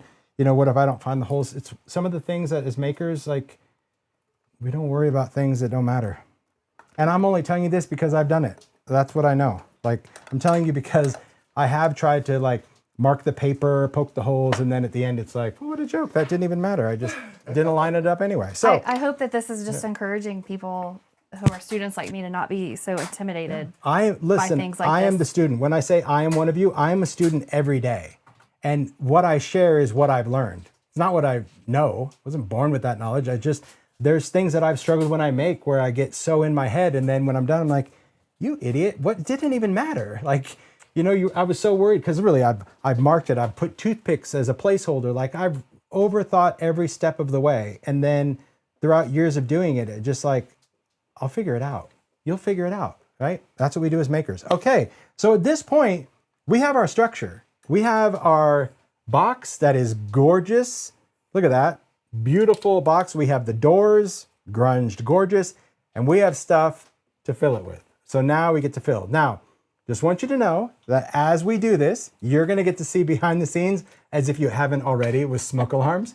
But we actually need to change our table, so you can see the camera guys moving around, to bring the make to us. If you're making at home, you know, and you're sitting at your table, you wanna be level to your make. And you can't build this next part this way. The cabinet actually has to be upright to do what it is that we're going to do, okay? So do we want to do the bottles first? Is that what you were showing? Yeah, You I wanna mean, them? do you? It's up to you. Because if we're gonna add the little tiny pieces we in can here. do that? Okay, sure. Let's do the bottles first. Sorry, guys. No. You're good. We're gonna ready. do the bottles before Yeah, we raise the we'll add the raise bottles. stuff.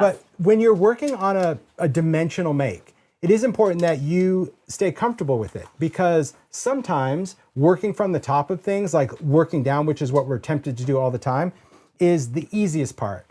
But when you're building something, you can't build a dimensional piece laying flat. And those of you that have done one know. You may start that way, but you always have to stand it up because it has to give you the perspective that you need. You have to see it. You have to see the visual. So let's just do the bottles real quick. Heidi mentioned the bottles. Thanks for mentioning that. We're just going to do those real quick. The bottles are really, somewhere. Here they are. Okay.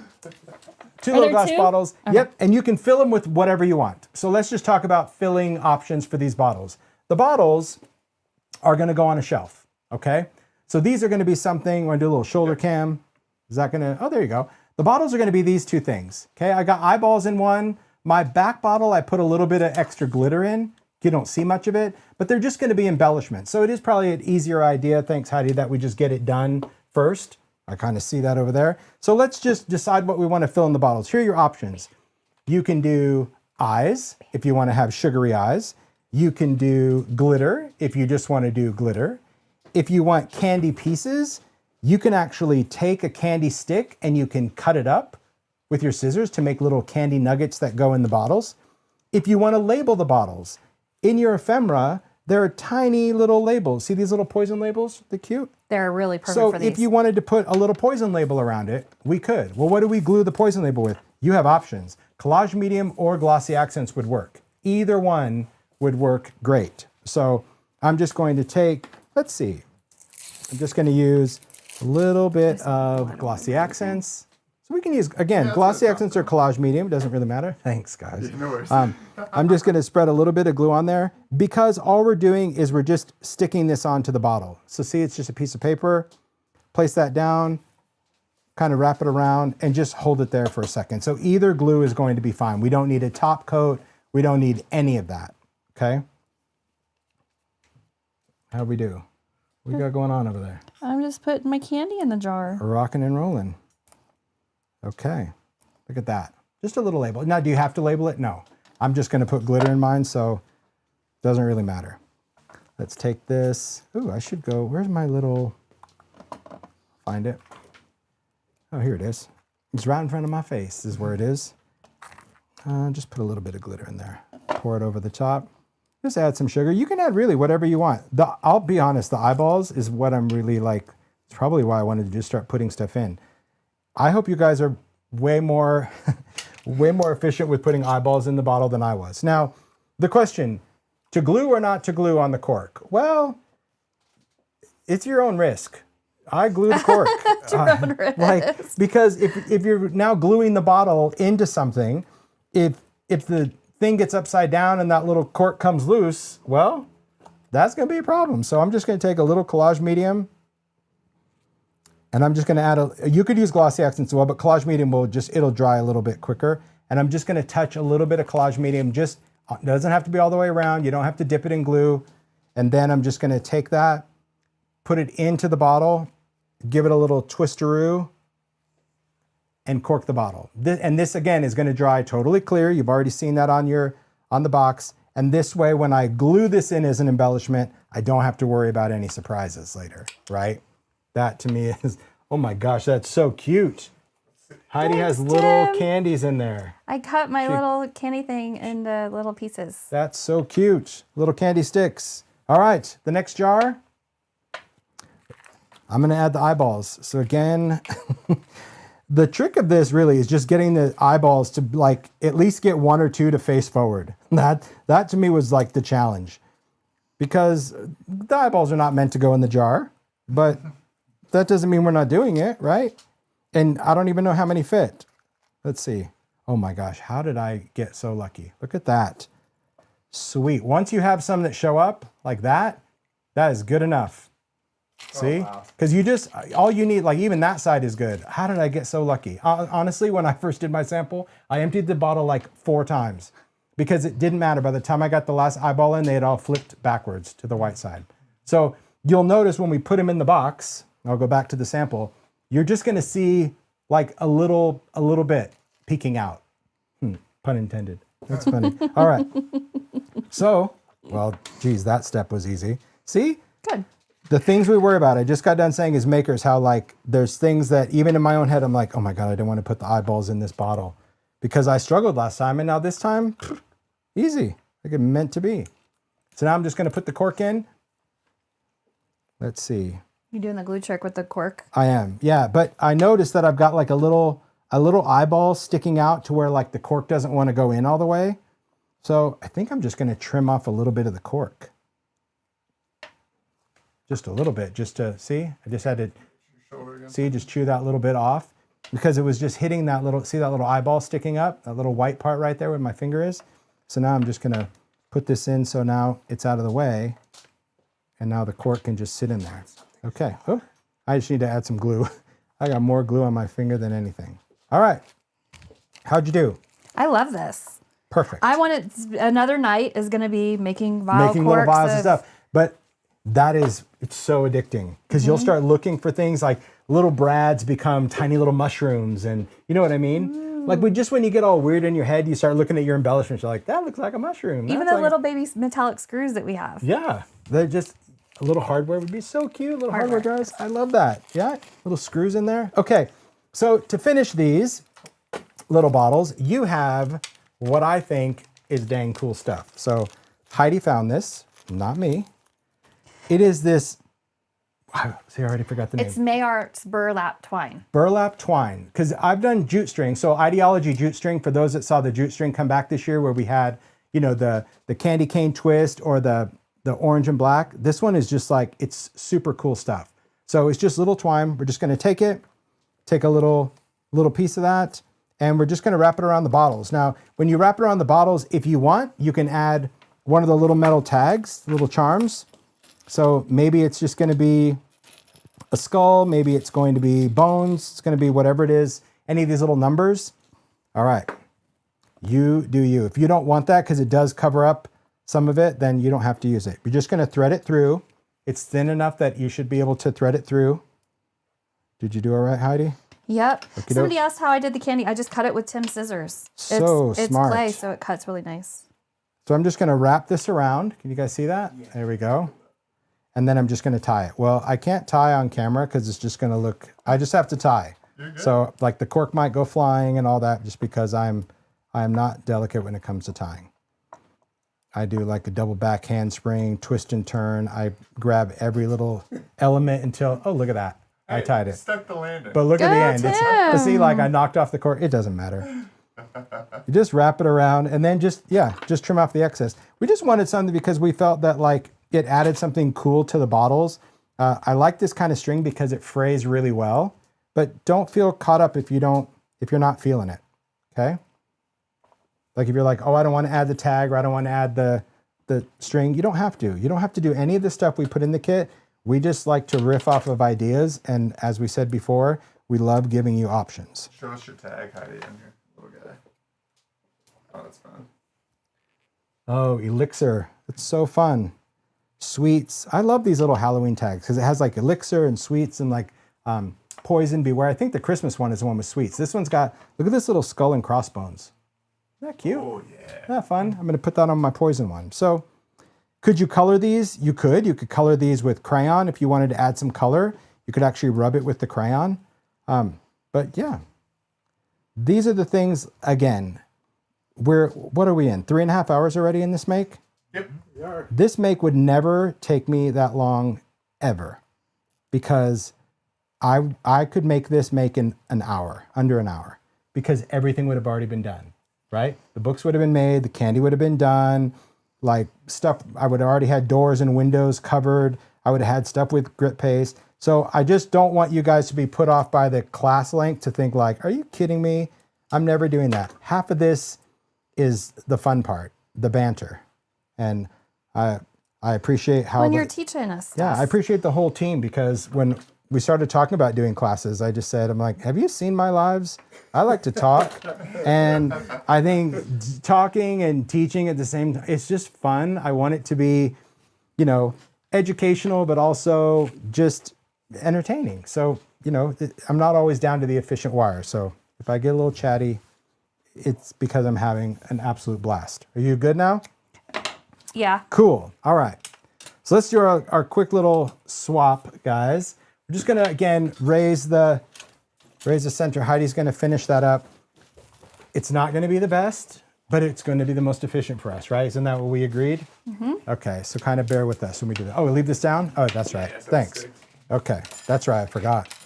Oh, BTS right now. Yeah, this is good. So I'll just explain like what we're doing. I'll take that in. We're just taking baskets and we're raising our work surface up so we can keep building without having to be hunched over all this time. And How'd then you they do? can get a bird's Good. eye view of what you're doing. Yeah, it's just because when you build, really, you want to build into it. So this might just be a tip that you didn't think of if you, because a lot of people craft sitting down, some stand maybe at a craft island. If you're going to do this kind of make and you're ready to build the things, you need to have all of your stuff set up. So let's get all of our little embellishments and bowls, Heidi. Like, let's get us set up too, just so we have stuff. So I'm going to find all my little trinkety bits and put them in bowls. I've got the bubbles. We're just putting stuff on the side. But again, if you work in your own craft space, it is good to just elevate this box so you can actually insert stuff level. Because if you're hunched down the whole time, it's going to be an incredibly uncomfortable moment for you. All right. I want to make sure Heidi is totally set and comfortable with everything that you have. All right. So I've got my cauldron. You want Thanks, all Reed. of your stuff.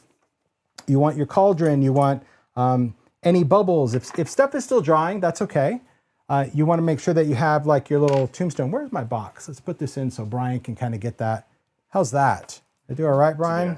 It could be a little crazy. Bear with us. Heidi, look at Heidi and I, we're 5. We're the worst. I was telling you yesterday, I'm like, look, we're not the adults here. Not this weekend. They're the adults. We're the kids. We got onion rings at Red Robin, and I'm like, I can't be trusted to make a decision on how many onion rings I eat. I would eat these till I couldn't walk anymore. I just love their onion rings. But it's like, Tim's like, we can't be trusted. we can't be trusted. We don't have to. We're not the adults this weekend. We're just the kids. We're just doing it. Okay. Everyone good? Let's see. Let me just look around. Oh, some books. I'll bring those over. I'll put those here. Okay. That work? All right. Do you have your stuff? All your little trinkety bowls? Okay. Yep. Are we good? You feel good now, Brian? Almost. All right. So essentially what we're going to do is we're just going to talk about building the box. And this is the home stretch. This is the easiest part of it. All we're doing is decorating the shelves. So when I talked at the beginning of class, which seems so long ago, we had smoke and fires. This is really just about putting things away. Now, again, what glue do you want to use? Whatever you want. If you want to use collage medium, you can. Will it be the most durable? Yes. Will it take the longest to dry? Yes. So when I build, if I'm building for longevity and I have time on my side, I might use collage medium. But if you use hot glue properly, it should be really durable for you as well. So, and I'll talk about little tricks like that. So for the most part, I'm just going to use hot glue. You're going to use hot glue I'm as going to well? use hot glue because I like that it dries really fast. You can just put things in and be really quick about it and don't overthink it. You also have options. I'm going to build the shelves the way the sample was, where I'm going to put like the tombstone at the bottom, the books in the middle, the candy at the top. You as the maker, do you. If you're like, you know what, I want the candy right in the middle, well then that's your candy shelf. So I don't want you to think that if I'm putting something on the bottom shelf, that's where you have to put yours. Put it where you like it, depending on what's kind of pleasing to the eye. If you have your own trinkets, add them. Your own found objects, add them. You have All your right? trick-or-treat cat. Meow. Is that what like you're using? I do. I pulled out my jack-o'-lantern, which I absolutely love, the jack-o'-lantern. This Yeah, is probably one of my that's all-time what I'm favorite using. The ideology cat. pieces that you use, but I want to use the little cat in love mine that. and have his eyes light up. So if you have part of the trick-or-treats, and they're on sale section. You still have if more. You have, well, we didn't have more, but I did was a post the other day where I filled an entire cloche of those trick-or-treats because I loved them. I got Beautiful. from you. Yes, thank you. and we had some that I was saving for future kits. That's so fun. we ended Then you up just like forget it. I forgot about them, and There. so then we put them this week on the website so that people who are going nuts because they were sold out everywhere who wanted them, now people can get them. That's and very I cool. Put them on sale, so You're awesome. I Okay. could talk all day. Sorry. No, I love it. You ready to go? Here we go. So here's going to be our camera angle moving forward. We're going to this side cam, and I have one, Heidi has one. So Heidi's. this And we is the can part show that them like, at the same time, too. yeah, again, there's no judgment on how we build. We might move stuff, you know, if you're like, oh, you're making me dizzy. Well, look away for a little bit. We're going to do our best to try to work where you can see, but it's functional for us. I hope hope that makes sense. Okay. So as far as the build goes, there's really no rules. This is our little crypt gravestone. That's our crypt paste. That's how it dries. But what I like is that I can add color to it. So you can go in with your crayon if you want to add a little moss. So I'll just show you. I can just touch this with a crayon and I can add that little bit of green if I want this to be green. So see how like that immediately turned into moss? Where are you going? In the middle. Yeah, There we go. perfect. So see how that turned into moss versus this side? So this side I dabbed with crayon, this side I didn't. If you want it rusty, use the rusty hinge, but I'm just touching it with the crayon. So the cool thing about that grit paste crypt is that it's so, well, I'll just use the word toothy. It just has so much texture. See how it grabs it? So quick, so easy to add like a grimy little slimy moss. So I've got that. I'm just gonna start the build. I don't know how much I can share with you. I'll do my best to kind of, you know, watching out for the chat, but there is no rules for this. You're just gluing and doing. So I'm gonna glue my little piece in the bottom. So I'm just gonna take the hot glue. When you use hot glue, especially if you're going to do a piece, you have to just work quick. So just put some glue on there. Again, do that little twisty dismount, set this down, put it in position, kind of adjust it. So see, I'm kind of positioning it the way I want it to be and hold it there. Remember, hot glue has to cool. Hot glue has to be cool glue in order for that thing to remain seated. If you have any little gadgety tools, like this happens to be a rub-on tool or a craft pick, sometimes those are really effective if you need to like kind of get in there and hold something or push something down or tuck something in. So you might see this make an appearance. It could be anything. It could be a craft stick if you were good with that. The end of a paintbrush, it doesn't really matter. So just start adding things that we want to add. You don't have to work the way I'm working. You can be all over the place. You'll see, I'm sure when they check in with the Heidi cam, she'll be all over the place as well. Heidi, you ready for us? Because it's every idea. So let me just show the moss real quick. Oh, yeah. On the moss, I'm just going to add a little bit of moss down here. I don't want to add glue to the moss. There is no foundation. If I put hot glue on this moss, it's going right through to my finger. So that's what I said. When using hot glue, you just kind of have to think about where it's going and how you want to apply it. So see how I have some glue right down there? I'm going to take some moss. I'm going to throw it right into the glue. I'm going to take a little pokey tool and I'm just going to push that into the glue. You see? Then I can just build that. How handy is the tool to poke? Well, it just, because sometimes you want to get in there, but there's just certain tools that just kind of let you do it. Yeah. Just hold that in there.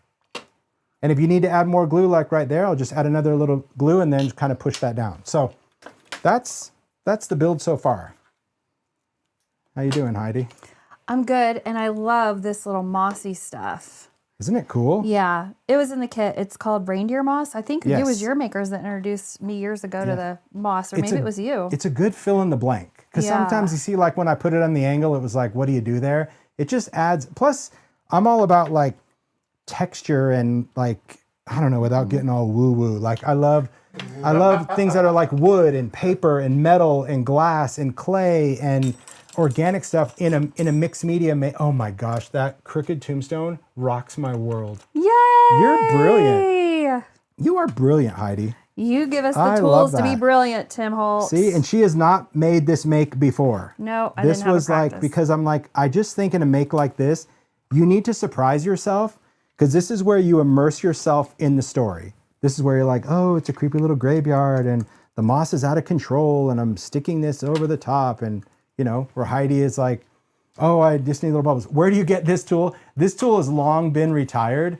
We were talking about it coming back. It's a piece of metal. This was a rub-on tool from Idea-ology. I just love it because it's got this angle. Wouldn't that be cool to bring it back?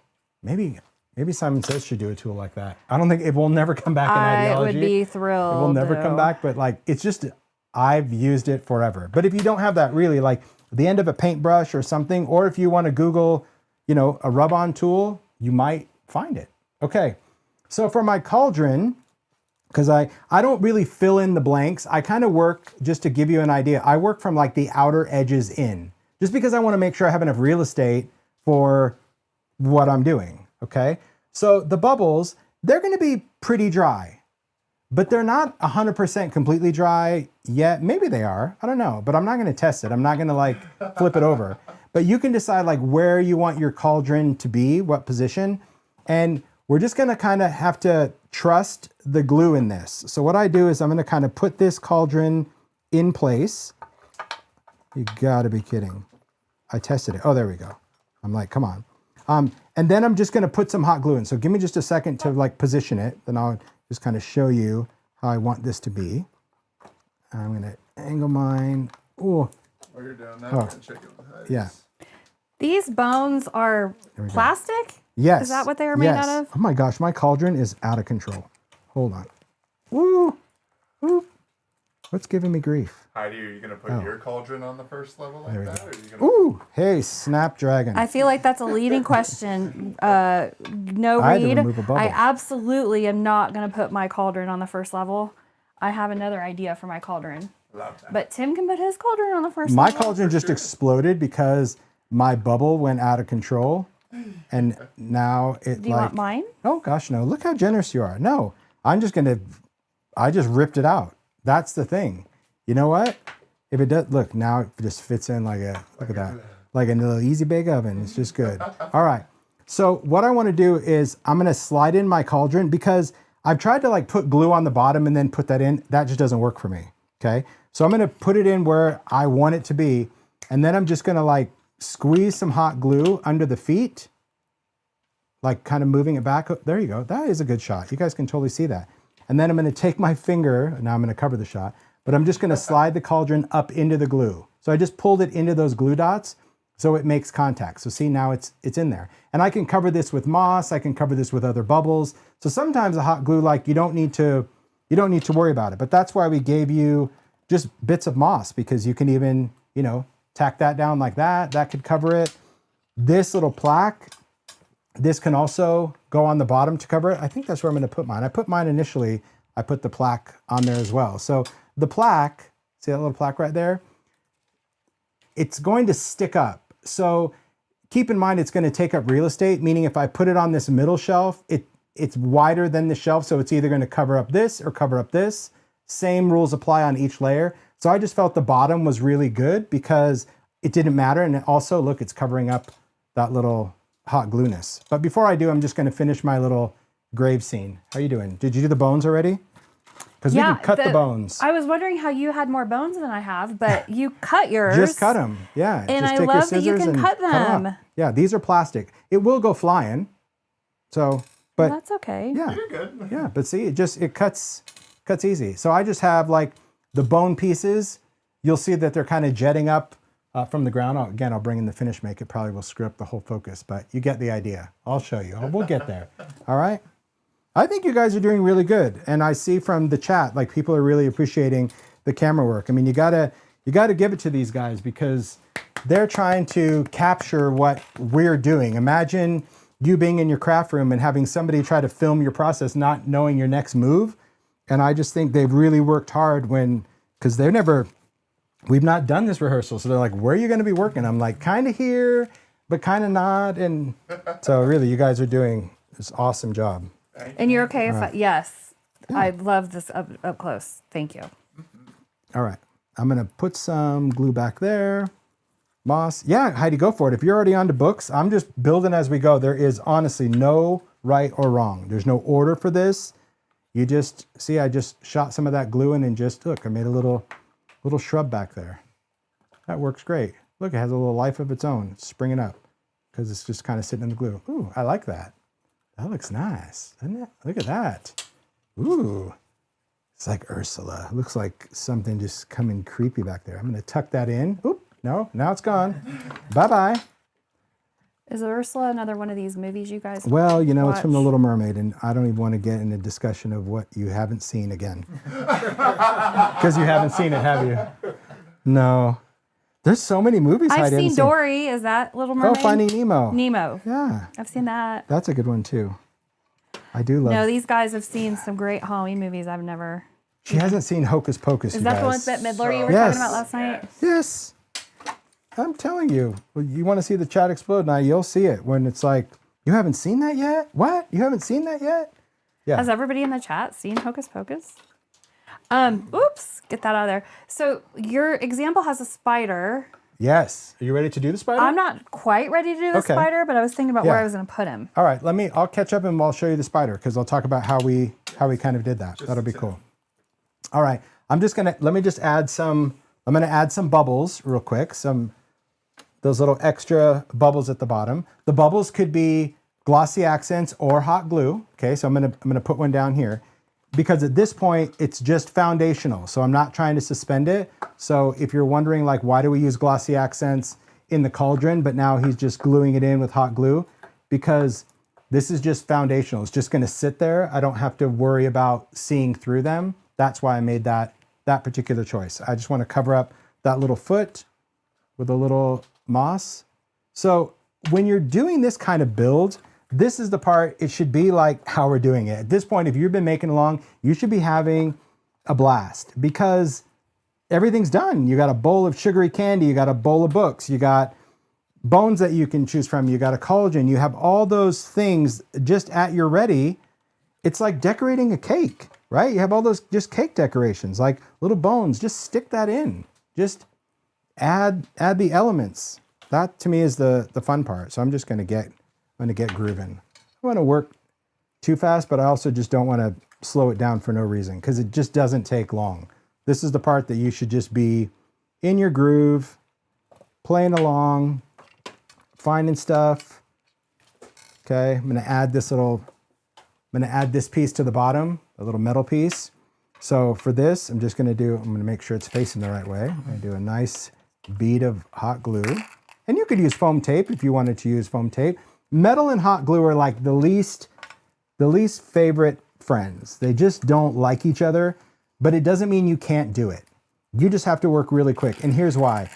Glue is temperature sensitive, right? So as soon as that hot glue touches the metal is cold. Not refrigerator cold, but cold. So that hot glue is like solidifying. So if you don't just like get it on there as quick as possible, chances are it's not going to stick. The other thing is if you touch the tip of your glue on the metal for just a few seconds before you apply the glue, the heat will transfer and get the metal warm enough that it just goes through really quick. So, all right, let's take some books. You're in there for the books? So your books, if you ever want any of your books to be closed instead of open, you can glue them closed. So you can leave them open, you can close them. If you want to close a book, it's pretty simple. You can do collage medium around that book, or we can just glue it together with hot glue. So that's what I'm gonna do. I'm gonna take a book that I want to close. So I'm just gonna take some hot glue. I'm just gonna put some like right inside the pages. There we go. Just putting a little bit in there, and I'm gonna squeeze it closed, okay? Like I said, you can do collage medium as well. So wherever that book is like springing open, I'm just putting in a little hot glue.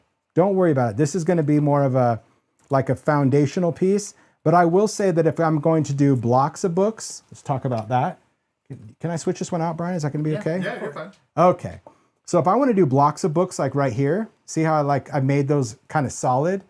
Collage medium is gonna be a little quicker for that. So sometimes when I make books, I do turn them into blocks simply by taking a little bit of collage medium and just rubbing over the covers. So I'll show you what I mean, or the pages. Here we go. I'm just gonna take a little bit, just put some on my finger, and I'm just gonna go right around all those book pages, and it will dry totally matte, but it will also like make this a solid block. It won't even open anymore. Drying time of this, it shouldn't take too long. So see, I just kind of sealed it, and you work it into the page. And then you just go back to that fancy clip that we put in your kit and just clip it on there. I think I'll clip from this end though. I'm just gonna let it dry for a second. We'll come back to it. If I put it in my line of sight, I won't forget about it. Okay, I'm gonna add some other books. We'll go for the spider. Oh my gosh, look at you. You've like decorated your whole apartment already. Yeah, let's take a My gander. word. What's going on over there? My whole apartment. Look at you. She's like, I'm on the next floor, man. I love the cauldron in the middle with the purpley bubbles. Look at you. Well, if you're gonna have a spell book, you gotta have it next to your cauldron. There you go. I'm imagining what's happening See? in my I know, apartment. you're doing the whole little story. I love that. I'm here for it. That to me is the best.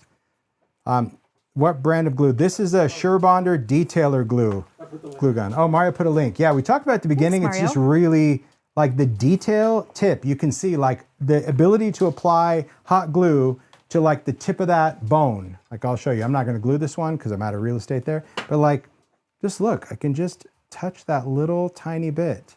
Look at that tiny little bit of glue. I mean, shut up. And it's not like oozing out or anything. It's crazy. It is crazy. I love that. I know, it's like a whole favorite new toy. All right, let me add some books real quick and then we'll get there. So I'm just gonna add books to my next level. So I'm gonna have some books against the wall. So I'm gonna put hot glue on the bottom and the side. I'll place it here. And again, I know my finger's in the way most of the time, but you do. You have to kind of hold it. So we got a little book standing up there. Let's see, what kind of book. Oh, did you see this one said speller? Like a book of spells. That's tempting All now. right. Let's see. I'm going to do this next book. So I don't always close up all the books. I like the books to just look like books versus blocks of wood. So, you know, leaving the pages open is totally fine with me. I just kind of figure out, like, how would that sit on the shelf? Well, is it going to sit? Do I want that to touch? I do. So I want these books to kind of lean into each other. So pull that out. It's totally okay. So now I know I want to make contact here. So I'm going to put some hot glue on that and put that on the bottom. And now I'm going to put it right back in, lean it forward. Here, if I move my hand this way, there you go. See, just putting it in the shelf, but I'm trying to, I'm so sorry, Brian. He's like, You're good. I have a giant close-up of your thumb. I should have put a face or something on it. But you see what I mean? See how you can get that little lean? So that's a little hot glue on the bottom and hot glue on the contact area. So you can just be mindful when you're gluing it of what's making contact where. I'd like to tell you that there's other rules, but I would just be saying it and it's not being true. So there are no rules when it comes to making. You just need to do what works. All right, so this one, I'm gonna put a little hot glue on the bottom of this, just on the edge of that cover. That's gonna go on the other side, because like I said, I like to work from the outsides in, okay? Just put that little book there. So right now I'm just kind of building this little, I don't know, this little library. Let's do a stack. So there you go, that was my collage medium. It's dry enough to create my little book stack. So it's a little solid book. So for this, let's go like this. I'm gonna put some hot glue on the bottom of this book. And you can notice I don't go edge to edge, I just kind of do it. Heidi is over there rocking and I freaking love it. It makes me so happy. So this book, I just wanted it to kind of stick off the edge a little bit. Can you see that? There we go. Perfect. You'll see, like, just from the edge. See, it just gives it a little bit more interest. Then I'm going to put another book cover on top of that. And when I say book cover, I just mean book, but it's like I want to see just the cover. Hot glue. Again, just angle it like as if books were just kind of sitting there. I'm going to push down. There's my little stack of books. Perfect. So far, so good. You are cruising over there. I love it. I don't What's know up? if you guys are ready to see this. What's up? You let me I know. just, no, I'm good. I just cut my candle, which was cool. Yeah? How'd it work? I mean, Did it it work was okay? hard. You got to be careful. Yeah, but the it resin cut. is usually like Dremel tool ability. I Put a just little wanted candle a back there. candle because if I'm in my apartment casting spells with my cauldron, There you go. I'm going to want a candle. That's right. And to be honest, I think I want some incense too, but no more fire. That's right. Not for or smoke, I The guess, for drippy now. candles, like, they're just fun. See that drippy candle? I mean, they're resin. Again, shout out to Tammy B for the whole inspiration of these being part of Idea-ology, but I love them because they're already grunged.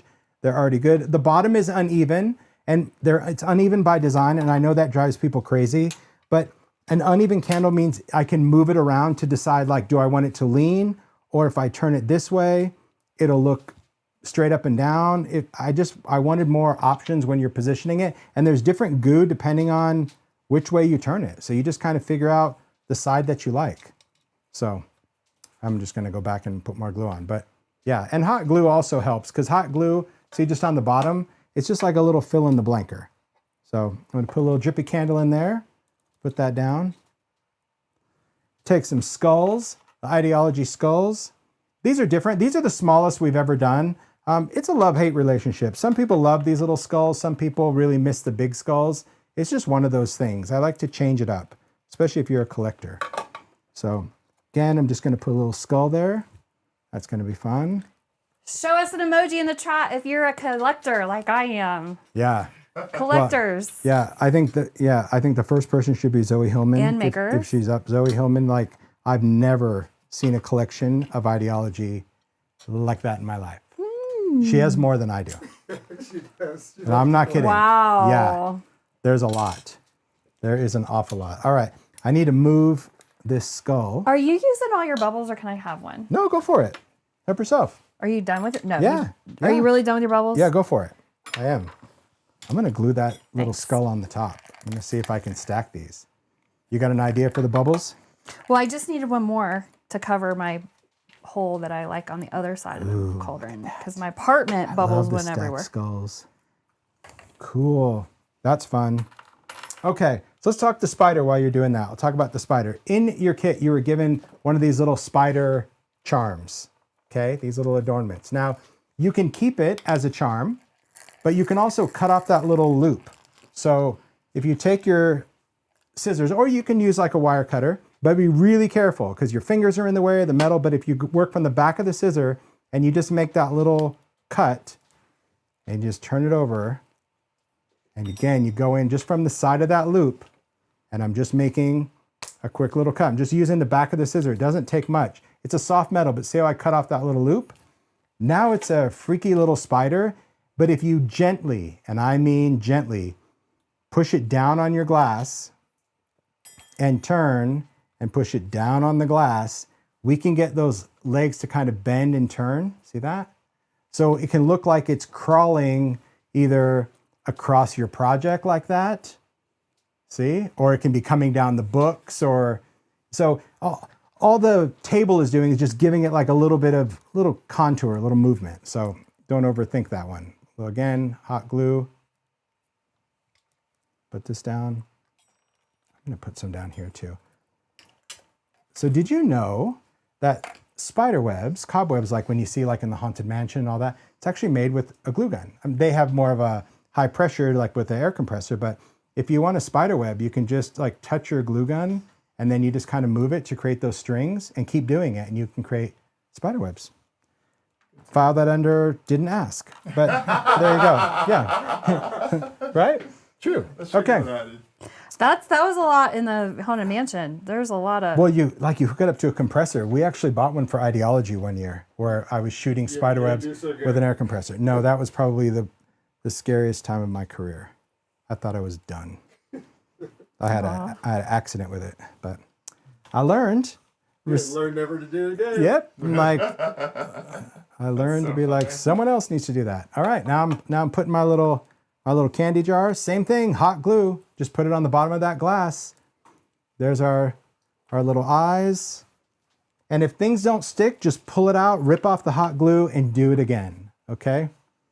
So again, I'm just using the tip of that, getting some glue around there, getting my fingers in there, and just positioning where I want that little bottle to be. I want my label to show. So see, I don't like that, so I'm pulling it out.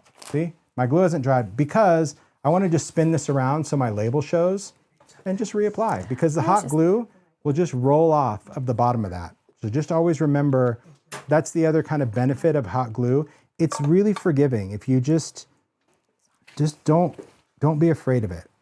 Don't touch it, but don't be afraid of it. So there's our little poison bottle in the back. Focusing, there we go. All right, and that's just my little tags. The camera's trying to focus on 100 little things at once. Okay, now I want to talk about the jack-o'-lantern as we're getting into that space. Look at that little spider web I did, cool. This is something that is not going to be glued in unless you don't want to light it up. So I'm not saying you couldn't do it. If you want to just glue it and forget it, great. But in your kit, you have these tiny little lights. They're actually little balloon lights, okay? And these lights have a tab at the bottom that when you remove the tab, the light turns on. When you insert, and there's a little slot at the bottom, and when you insert this little plastic piece right in, you separate the battery contact and it turns off. Typically, you don't have to turn them on and off, but it is one of those things that when you turn it on, you can just leave it on until the battery goes out in a couple days and replace it, okay? So because I want to light up the jack-o'-lantern, so see, you just drop the light in, and when you put it inside, see how it illuminates? I want to be able to take this in and out so I can add a new light into it and take out the old one.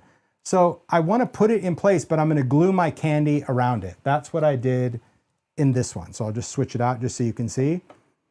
So see, my jack-o'-lantern's not in there right now, but also all my candy is glued. So he's got a place to go. It doesn't mean you have to do it this way. You don't have to glue a candy in the front. You can give yourself an easier in and out, but that's how I did that one, which is really just decided where I wanted to put it and then just start gluing my sugary confections in place.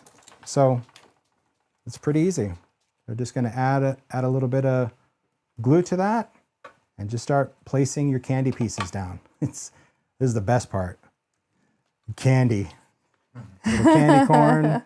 See, a little bit of glue on the bottom. See like how easy it is to control the amount of glue. So I'm going to put that one there just as like a little, I just like that there as like a little stopper. Take that hot glue off, right? Because I can lift this up over that piece of candy. All right, just add the pieces. How you doing, Heidi? Great. See, apartment almost ready to move in. Oh, yeah. You got it all? Look at that. Oh my word, that cat. So cute. Positioning my candy. Yep, adorable. It's just fun. This is honestly, this is the part that's like, if you're not having fun at this point, maybe this is not the craft for you. But I just love the decorating of all this. It's like just decorating the little things with all the little details that you have. See, move things around, give it a little angle. I just like it. You can add your little sugary eyeballs. It's just fun. And for those that are using a hot glue gun, you just know that that's really why it's fun to do, because it's over. Isn't that cat fabulous? I know. Like, my little jealous, a little bit, but you know what? trade you. I can make another one. I have some of those. I saved some. Not only did I fill up that glass cloche, which I know is incredibly irresponsible for me as a maker, but it made me happy. I love it. So I know that I have pieces that I can make another one. All right. A little bit of hot glue on that piece of candy's gonna be like, stack that right on top. Ooh-wee. I love that. Look at these spider webs. Ooh, I wish it would stay. So this little piece is still gonna be able to come out. You can add, like if I wanna add, say, a little candy stick here, just to, see, I wanna do that, but this candy stick is too long, just cut it. It's just clay. Just cuts really simple. So now I can still make it look like it's coming out from the stack, but it's not necessarily coming out from the stack, if that makes sense. All right, here we go. Add that, slide that in, just a little finishing touches. Now, if you don't, see these little cobwebs? I'm loving these, but if you don't like glue cobwebs, really, if you're hot gluing, let's say you're not even doing Halloween, the easiest thing is just take your heat tool, turn it on, take an embossing gun or a heat tool over this for 5 or 10 seconds, and every string that exists will disappear in thin air. It won't go anywhere else. It'll literally just vanish. So don't ever panic about that. If you're like, oh my gosh, this looks like a Halloween make and it's Easter, just use a heat tool and they'll all go away. All right, I'm happy with this. I love the way, Yeah, I love the whole look of this. Look at that. See, it's got candy. I could still add a little, maybe I could add another little skull, because I do have another skull. So if I want to add a little skull, I could. I love his little missing tooth, little smile. Or on the side, you know, maybe I just want to kind of leave it. Maybe I'll find maybe a stick to be a magic wand. I don't know. There's just little options, right? It's fun. Our broom is the finishing touch. Our broom is just something that's going to lean against the door, but I glued mine. So when I pick this up, the glue stays attached to the broom. Let's see yours. Yeah. I want to see yours, because really, look at that. That glowing cat is everything right there. My word. It's so fun. All right. The broom is made out of natural material. So if the bottom of your broom is not the shape you want it to be, like, I don't know, mine looks like some type of paring knife, I'm just going to go in and just give it a little trim. There we go. I like that. I like things just to be a little bit more horrible. Love it. Yeah, I do. Like, it was just too perfect. I'm like, no, I want my broom just to be like horrible. And then the stick is resin, so just be aware of that. It's not actually a stick. Just because I wanted everybody's broom to look the same as far as just the perfect little stick, we did them. And then I wanted them to be all like shiny, like the varnish was coming off, and just cool. So let's just glue that on. Find some contact points. So I'm just going to add some kind of like to the wire here and maybe some to the stick. And then I'm just going to try to make contact in those two areas against the door. There we go. Just lean like that. Yeah. And we'll let it cool. Bam! It's fun. So there we go. Done. Done. Wow, I done. don't want to be done. Isn't Can that we do cool? another? Can we do another? The craziest thing about a project like this is, again, if you take it start to finish the way we did it, where we're doing every little thing, we're doing the box, we're doing all of the things. You want to take these out real quick? Yeah, just we flip can take that them out. around. Thanks. This way we could just go to the front and talk to everybody and just talk like fun little you. teacher people. Thanks. There we go. It's like I'm so grateful that you allowed me to teach such an ambitious project. I'm grateful to all of you that you had any interest in this at all. It's one of those things that honestly for years I've been asked, like, I wish you would do a box of like a configuration from start to finish. And I'm like, I think it puts off a lot of makers because like we've worked on it for 4 hours and you're like, this is ridiculous. I don't have time 4 hours to do a make. But the reality is if all those little details were done any other time, We'll have a bookmaking night, a potion making yeah, night. like go back to this video and see how long it took us to actually glue the stuff in the box. for fun.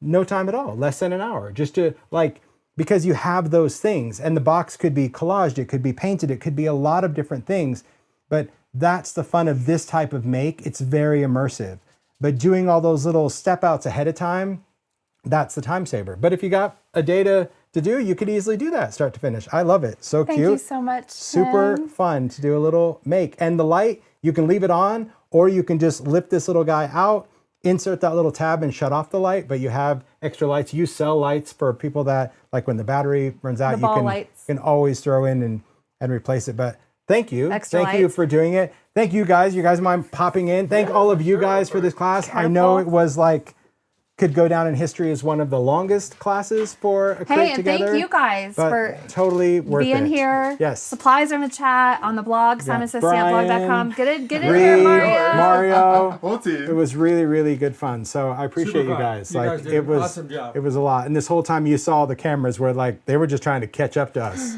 We were like, Heidi and be over there. They're like, I can't even do that camera. I don't even know what she's doing. And then same with me. So you guys did a great job. Thank you Yeah, very absolutely. much. Great Thanks. time. But it was good fun, right? Do you enjoy it? I absolutely I enjoyed loved it, seeing what you did Tim. because This you was did so it for much the first fun. time. It was so fun to just see your ideas, and you have to make those choices in real time. So Well, bravo. I want to see what other people made. That is so much Yes. fun after the last few classes. That's what inspires us to keep doing these classes. The Yes. hashtag SSS Halloween Curio. Yes. Curio is C-U-R-I-O. Some people, C-U-R-I-O. including me, have a hard time CUR. spelling. And so whether you make this C-U-R-I-O. make or not, even if you took some Compartmentalize inspiration, this make. yeah, share it. We want to Show see it, what you yeah. do. It just makes what we do.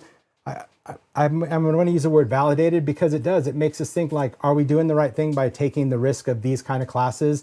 It's immersive. You'll see behind the scenes, like it gets messy and it challenges certain ways of thinking. But I hope that as a maker after this, you have the confidence to be like, okay, maybe you don't want to make this from start to finish, but you're like, you know what? I want to try my hand at like a little glass dome or put something in a little paper mache box. It could be anything, but I think always stretching yourself as a maker is what it is. Are you going to show us your Christmas version?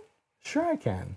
You're okay with it? Is that okay? Sure. So I Okay. can't believe I forgot about that. So I don't think you Tim forgot. did I was this like- also as a Christmas version. Right here. So that you can also turn your vignette drawer into a Christmas. How friggin' adorable is that? And we can do, if you want to do a top down, let's I'll do do top side by side. I did this because I just wanted to show people that if you weren't into Halloween, you could follow these exact steps and do Christmas. So if you look at the collage, it's collaged exactly the same way, but instead of grunge and smut, I used all sorts of little, I did white. I wanted to do picket fence crayon. You could add glitter to this. So you can see on the windows, I chose something different. I used snowfall to add that little bit of sugary bit. If you want to do the side cam, I can show the details too. You got that? Is that still, I can find you. But see all the little details of that where you can have all that little snow in the windows, the icicles, see the sweets, same thing, just peppermint. A Santa mug instead of the jack-o'-lantern. There's Christmas books in the Christmas ephemera kit. There are Christmas books. And drippy candles all year, all season. Pine cones, yeah, the little icicles. These are idea-ology. These are baubles. So these are pearls that you just alcohol ink and they look like vintage ornaments. And then the same Season of Magic, but I just rubbed a little bit of white on there. Look at that little woodland tree with the glitter. But it's the same exact techniques that you guys experience. It's just different ingredients. So the transparencies are new, so they come already printed with the snow. There's just different baseboards. So this one was just kind of an arched window. And I love the arch because I know it wouldn't obviously fit when you close it, but it just looks like the windows are so much bigger than they are. But yeah, it's just a lot of fun. So when you see them side by side, I mean, that to me is the magic of learning something and applying it to what you like, or using those tricks again and again, where you're like, I'm so not into Halloween, make Christmas, do Easter, do Valentine's, do from a trip, travel one. It could be any theme you want to do. They're asking for a Christmas class, and no, I know you're not doing a Christmas class, but We did too. we'll put like, show us I'm the like, Christmas class on that make. I'm not But on wrong. Tim's Christmas Curio cabinet, we'll post the supplies that you used on that on the Yeah. Simon Says Stamp blog, Yeah. and we'll do that in November once the Halloween season has gone with I'll a create picture list. of your make. I'll need to create a list, but sure. Yeah, I think that'd be good, because if you have the ingredients, this is the how-to. Mm-hmm. You don't need the how-to of how this one's done. It's all the same. You know how to make the book. You know how to do the collage. You know how to do the sugaring of the candy. So yeah. we Oh, could and the totally do little that. candies in That's the fun. jars. This was yes. great fun. Thank you guys. Thank you, Heidi. Thank Thank the you, whole team at Tim. Simon Says Stamp. This was like, this is one for the books. This was a Please great show us one. what you make. So good. We have so much fun Yeah. seeing what you guys are making. So Perfect thank fun. you. Happy Halloween, everyone. Happy Halloween. See ya. See you Bye. guys. Bye.